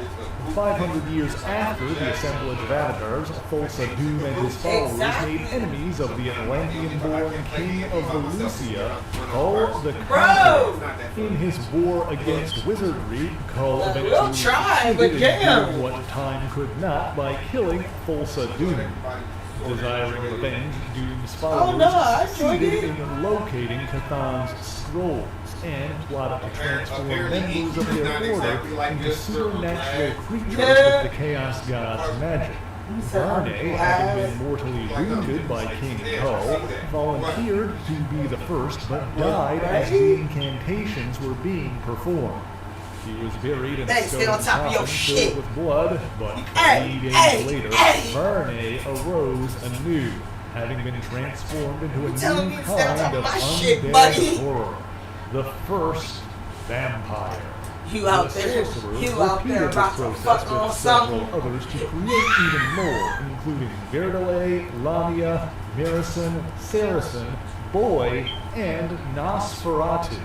These original vampires would later become known as the Ancient. In some legends, a being known as Lilith, the mother of demons, is said to have given birth to the first vampires.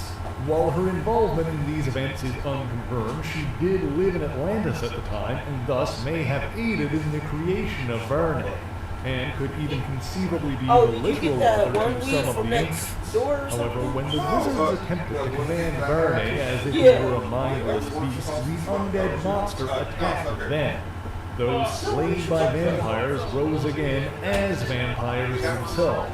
Subservient to Verne, he became their lord. No, yeah, that we picked up. Whatchamacallit? Yeah.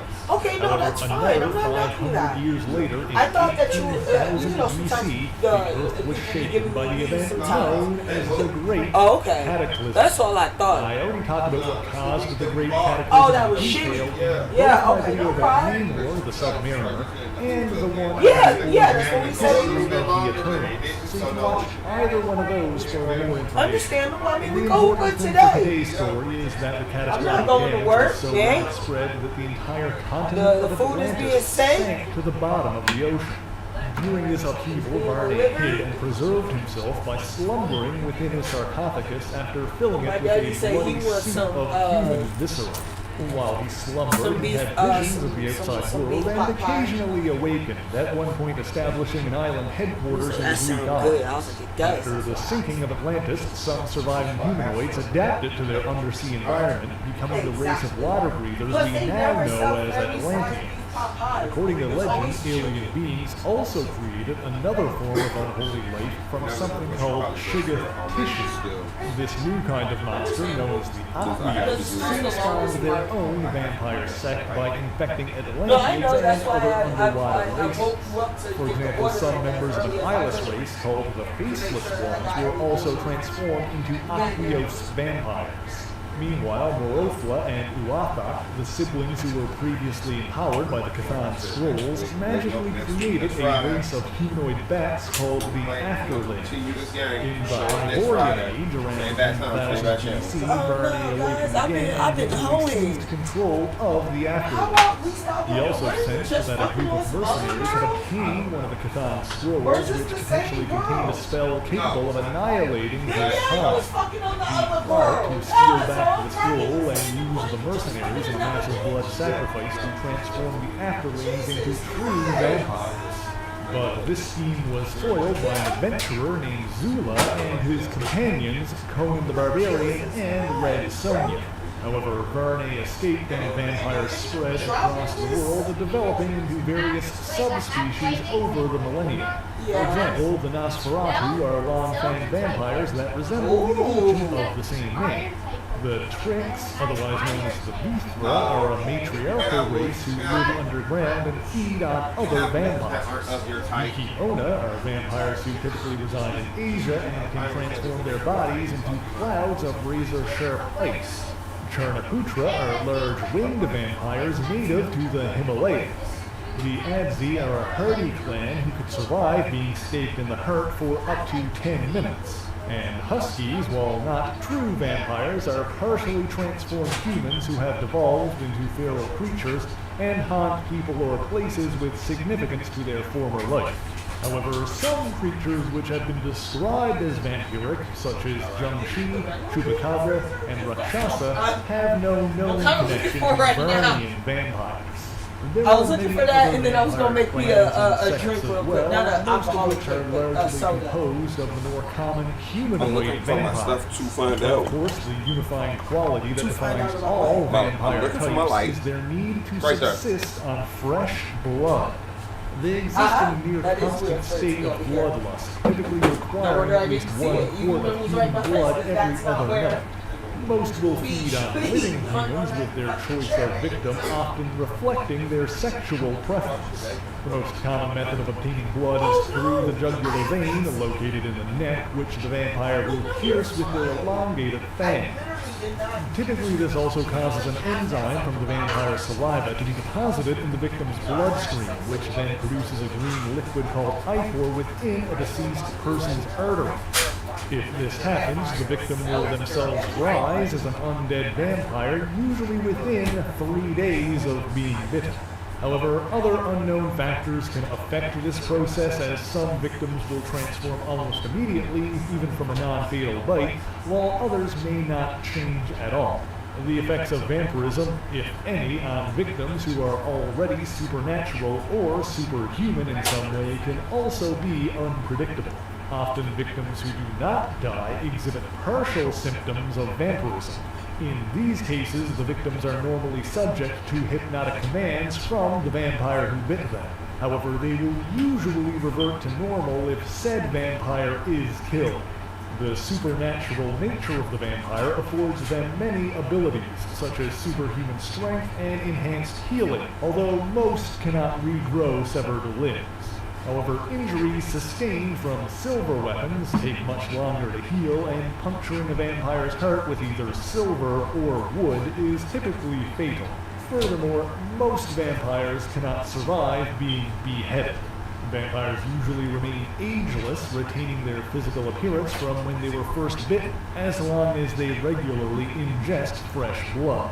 Most do not cast reflections, have the ability to mesmerize humans with eye contact, and can often transform into bats or bat-like creatures. Less commonly, some vampires can change into other forms, such as wolves or even mist, while others can exert control over the weather to generate winds and thunderstorms. However, vampires are not without weaknesses and can usually be repelled by garlic or religious iconography, provided the wielder has sufficient faith in said iconography. In some cases, a vampire will be unable to cross, run water, or enter a home uninvited, but these are less reliable. The biggest weakness is sunlight, direct exposure of which will prove fatal to almost any vampire unless specifically protected against it.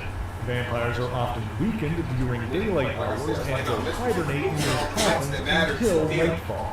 In rare cases, a vampire can resist the sun while standing on native soil, or even more rarely, by transforming into a human during the day and resuming their vampiric form at night. But back to the story. The original vampire, Varney, Like, I feel like my began backseat around homie is like gay. 2000 BC. So, like, in them doesn't have that many choices back home a ritual of when it comes ascendance to to give tabaxi him the men. power of a god. Like Catman. Amshed complied, but ensured that the ritual could only be performed Exactly, once you every know? 1,000 years, and could be done in the recipient's So it's like- homeland, which it's for like, Varney what? no longer existed, as he was born Cat in niggas I'm not pre-Attic related to? Atlantis. 1,000 years By later, he marriage attempted to or raise by Atlantis through social a series standing of or complex some dumb spells, shit? but such a feat proved to be too much for even These the is Lord of wild Vampires. cat, man. These A is 1,000 years after that, shortly after the birth of Christ, Varney stole a crystal skull that was meant to be a gift for the newborn Well, yeah, but Messiah. like black This people, we time have he was a common defeated by a ancestor, but that's time-traveling not the Native same American as, like- spirit who Nah, tricked that Varney nigga- into that flying nigga so cousin is high that married his to my body aunt. froze, causing the Like, that's how- vampire lord 'cause to the nigga shadow has a upon huge hitting the family ground. back However, home, and even if Varney she's is not harder to kill than related most to vampires, your- and after Oh, spending mine 3 is years, his body esoteric shit. reformed. Meanwhile, It's like, the bro, scrolls were you passed gotta date down someone that's among not from humanity Oklahoma. throughout the Case in centuries. point, his baby mama. Sometime Like, around the year bro, you 500 gotta. AD, most Yeah, of the really. scrolls were obtained by the Someone half-fairy is married to sorceress someone Morgan who Le was Fay, related to who someone succeeded in who binding had the a baby parchments by together into somebody. a single tome known It's like, God as the damn. Darkhold. Because of this, those who used the scrolls, dating all the way back to the servants Exactly. of Falsa Nieces and were nephews, subsequently cousins, referred to as Darkholders. Morgan Le Fay and her Darkholders attempted to use the book to summon Cthon himself Don't talk as to him their like that. I was like, servant. bitch, this is my little However, brother. realizing the elder god could not be She got controlled quiet. and unable to banish the Because essence it was of him, mixed, they and I was like, already bitch, I summoned. do not give a shit. That is my little Sealed brother. a piece of I do not give a Cthon's shit. soul That's my little beneath brother. Mount Wendigo. Oh, he your uncle? Fearful Cool. of the book's Cool. power, Morgan Le Brother. Fay's beloved Magnus Brother. stole the Darkhold and placed it inside an enchanted tower that nobody with evil intent could Uncle enter. like that. I'm gonna talk to my However, brother this how did the not fuck I prevent want. the well-meaning Modred the Mystic from finding the Your Chthonic brother? tome. Yes, my big brother. While he sought the book for noble purposes, Modred lost his soul regardless, sacrificing himself so that Cthon would not claim his beloved Janus. Sensing the Darkhold's dangerous power, the wizard Merlin contacted the Catholic Church for help. In response, they sent one of their most powerful mystic knights, a man named Brendan, later known as Saint Brendan, who used his power to scatter the Darkhold's pages across the Christian world. As for Modred, because he was tainted by the Darkhold, he was sealed away in suspended animation by his master, Gervais. Varney continued to be active during this time, earning aliases such as Sathagua and Croatoa. At some point, he was also mistaken for the Mesopotamian god Baal by the Babylonians, who indeed existed as a separate entity. Around the year 1000 AD, Varney attacked a Viking settlement in North America, leading to a battle with the Norse god of thunder, Thor Odinson. While the two were evenly matched, Thor was able to open a portal to the sun, letting loose a burst of light that forced Varney to flee and destroyed all but one of the vampirized Vikings. Several decades later, in 1149, the pages of the Darkhold were reassembled by a Satan-worshipping monk named Aelfric. Because of his sacrilege, the mad monk was burned at the stake, although the Darkhold scrolls could not be destroyed. Over the following year, the scrolls changed hands several more times until they were obtained by the Catholic Church. This time, a young monk named Paolo Montesi was strong-willed enough to read the cursed text without being corrupted by it. In an attempt to stop the Darkhold's curse from spreading further, the Pope commanded that the pages be collected into a single volume once more, henceforth known to the Church as the Book of Sin. He also decreed that Montesi be allowed to marry and sire offspring, and that his family would be the book's custodians forevermore. If you watched my video on the history of Carnage, his descendant, Victoria Montesi, is briefly involved with those events. However, Verne learned of Paolo Montesi, and in 1190 AD, he led his supernatural army in an assault on the Vatican. While many vampires were slain in the attack, Verne himself predated Christianity, and so the church's crucifixes had little effect on him. The vampire lord killed Paolo, unaware that Montesi's son, Giacomo, was born that very night. Granted an extended lifespan by the Darkhold, Giacomo Montesi scoured the book for the fabled spell that could destroy all vampires, only to conclude that the scroll containing it must have been lost during the Hyborian Age. He eventually tracked the missing scroll to a hidden city of mystics in the Tibetan mountains, Kamar-Taj. However, in 1350, before he could obtain the scroll, Giacomo Montesi was assassinated by one of Verne's human agents. But then in the early 1400s, his son, Marcello Montesi, continued his work and contacted the wise men of Kamar-Taj. Taking a different tactic to keep the scroll out of Montesi's hands, Verne approached an ambitious young man from Kamar-Taj named Colu. Colu was already a talented practitioner of the mystic arts, and so with added instruction from Verne, he was able to conquer the city of Kamar-Taj and severed ties with the Montesi family. However, Colu was then challenged by his former classmate Yao, who despised violence but wished to stop his fallen friend. The details of their rivalry are perhaps best left for another day, but Colu ultimately fled, unintentionally trapping himself in the realm of Ragador. As for Yao, in subsequent centuries, he would become known as the Ancient One, and obtain the title of Sorcerer Supreme that was once held by Agamotto himself. After Colu's defeat, Verne grew weary of his unending unlife and decided to begin searching for a successor. And it was in that century, in the year 1430, that a boy named Vlad Dracula was born in Transylvania, the son of the ruler of Wallachia. In 1444, he accompanied his father and brother on a mission to Turkey to negotiate peace. However, upon crossing the border, the trio were attacked and abducted by the Sultan's forces. The two boys were held captive while their father, Vlad the Elder, was instructed to enact policies that benefited Turkey and returned home. For 5 years, the boys were tortured, and Dracula's brother Radu perished from his injuries. Meanwhile, Vlad the Elder earned the ire of his trusted advisors due to his loyalty to the Turks. And so Vlad the Elder and his remaining son, Mircea, were killed by his former allies, led by a man named John Hunyadi. At age 18, the younger Vlad escaped Turkey and returned home. Fearing his father's killers, he soon fled to Moldavia, but returned in 1451, begging for mercy from Hunyadi, who then trained him in the art of war. After this, Dracula followed through with a prearranged marriage and was wed to a Hungarian noblewoman named Zofia. However, it was a loveless and abusive marriage. His heart dark and twisted, Vlad would openly assault the servant women, and any who denied him were put to death. After the birth of their daughter Lilith, Vlad stripped his wife of her royal standing and banished her with the infant. After that, left the baby Lilith with an elderly woman named Gretchen and took her own blood. Meanwhile, after taking his place as the voivode of Wallachia, Vlad had the man responsible for his father's death killed. The method of which earned him the moniker of Vlad Tepes, or Vlad the Impaler. He also married his true love, a woman named Maria, and the two had a son named Vlad Tepes.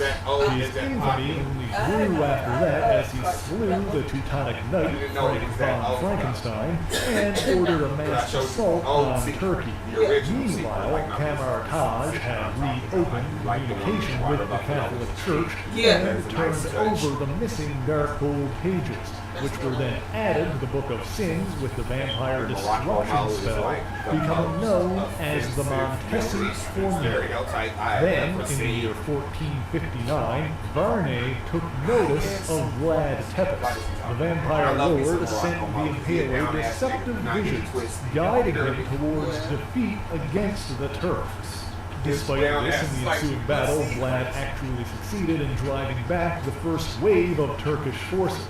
However, he was then defeated by a group called the Riders of the Dark, who were led by the immortal mutant known as Apocalypse. Wanting to keep the Impaler alive in the hopes of using him to take control of Transylvania, the Turkish warlord Turok took him to a Romani healer named Leander. However, Leander was actually a vampire servant of Verne, and that night she turned Vlad the Impaler. At the same time, Verne himself confronted and killed Marcello Montesi before the Montesi formula could be translated.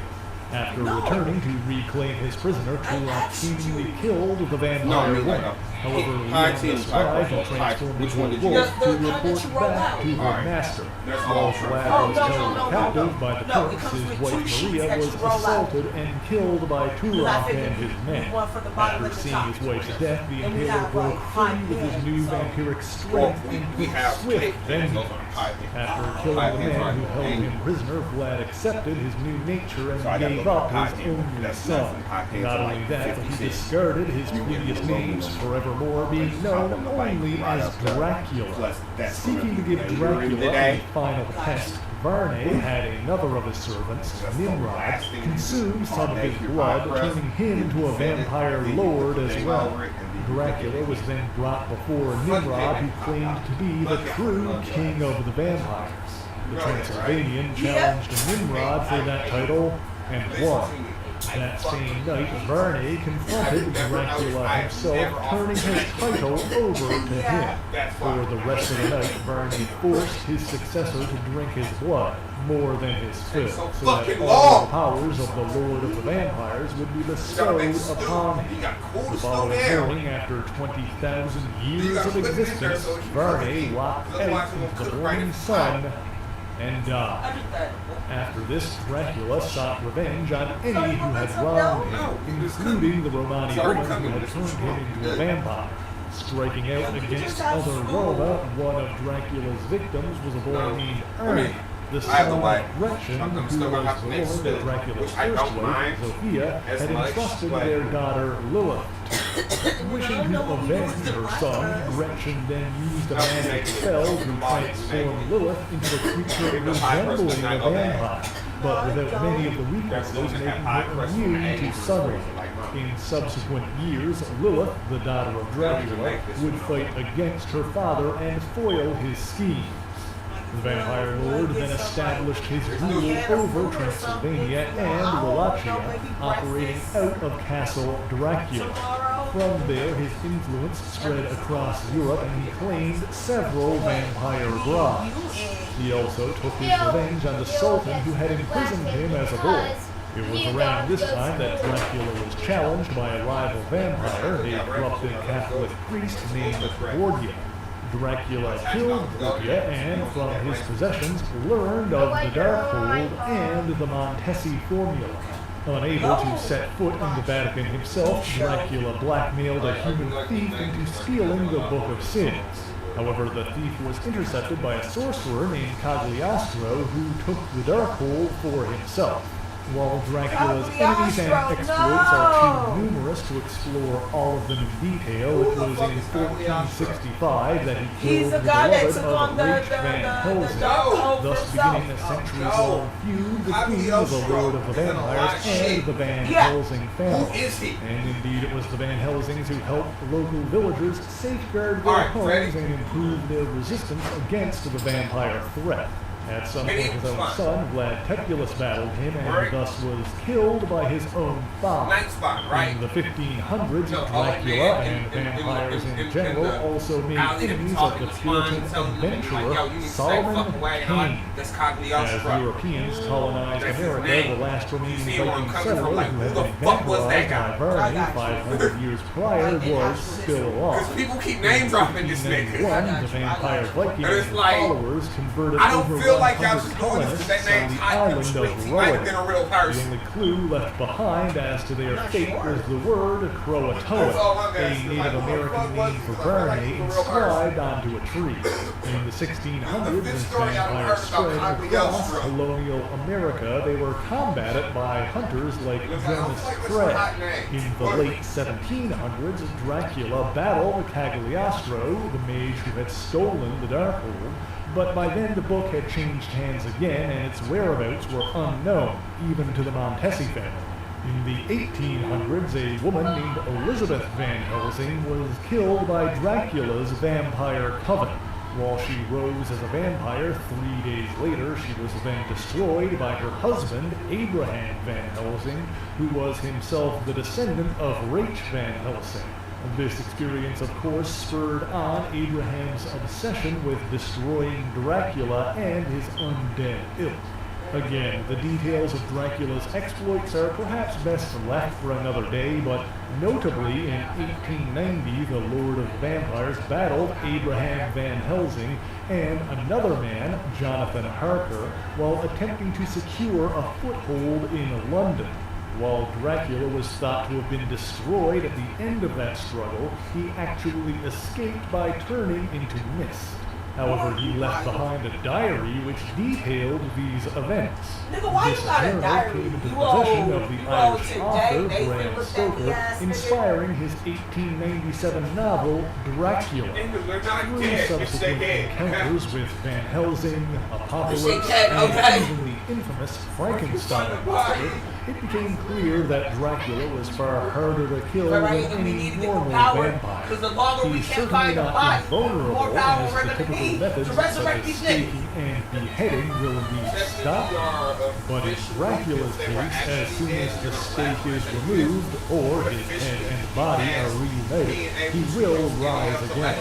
In 1899, the Vampire Lord claimed victory against his nemesis and killed Abraham I'm like, no, I need the Van power to Helsing. get In the early necromancy going, 1800s, bitch. Englishman Let's John go. These niggas Falsworth was bring it back. vaporized by Dracula like, and nah, allied this is another himself world. with You don't know Germany that. during both World Wars as the villainous Baron You Blood. don't know that. In 1929, a vampire named Deacon Frost posed as a doctor to feed on a pregnant woman, Hera Cross. The mother died, but her son, Eric Brooks, was born with a natural immunity to the vampire's curse. As a vampire, being touched by the vampire's curse but not converted, Brooks was trained by a veteran vampire hunter named Jamal Afari. Brooks would later have to kill his master himself when Afari was converted by Dracula. Throughout the 1940s, costumed heroes were becoming more common, and several of them battled vampires at various times. In 1945, Quincy Harker, the son of Jonathan Harker, who had encountered Dracula in 1890, became an expert vampire slayer himself, but lost the use of his legs in a battle with Dracula. In Hungary in 1952, a Romanian scientist named Karl Gottfried created a vampire monster of his own. However, Gottfried was killed by an angry mob who didn't realize that his monster was designed to only feed on other vampires. In more recent decades, the former surgeon Stephen Strange studied under Yao, by then known as the Ancient One, and became a powerful mage. Early in his career, Strange attempted to revive his deceased brother Victor, whose body had been preserved. Yeah, you didn't even know that nigga name was Yao, huh? However, in his experience, he unknowingly read from a chapter called The That's Vampire Yao Verse. Baginski. Victor Strange was partially transformed into a vampire, and thinking he failed, Stephen kept him frozen. There have also... That is Yao Baginski. The high school with that nigga. Most people don't. Think he's special. Most people do not understand how old Doctor Strange is. When they watch the movies, they be like, yeah, the movies are a horrible representation of that man's life. I remember I told Cameron, he's like, what? I was like, do you know how old he is? How old he would be? He's like, how old? I was like, the nigga's like over 100 years old. That nigga is grooming the shit out of that woman. It's like if he's his age and she's her age. Thank you. I'm like, but no, all like, cause how they usually said it. I'm gonna have to slow clap. Usually, Doctor Strange don't be in a weird relationship. Nah. Cause Clea is old as him. Yeah. The one that he was pining for was as old as him.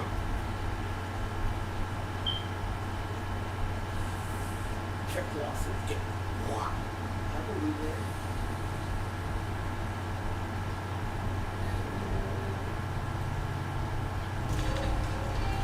Hey, Brenda.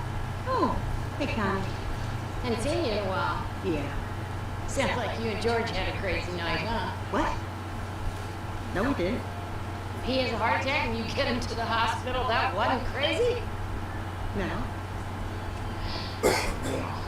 Thank God you were with him. Well, I wouldn't say I was with him. You weren't? I was there, and he was there, and other people were there. Okay. Yeah, I'm just glad that he's doing It was good seeing you. You too.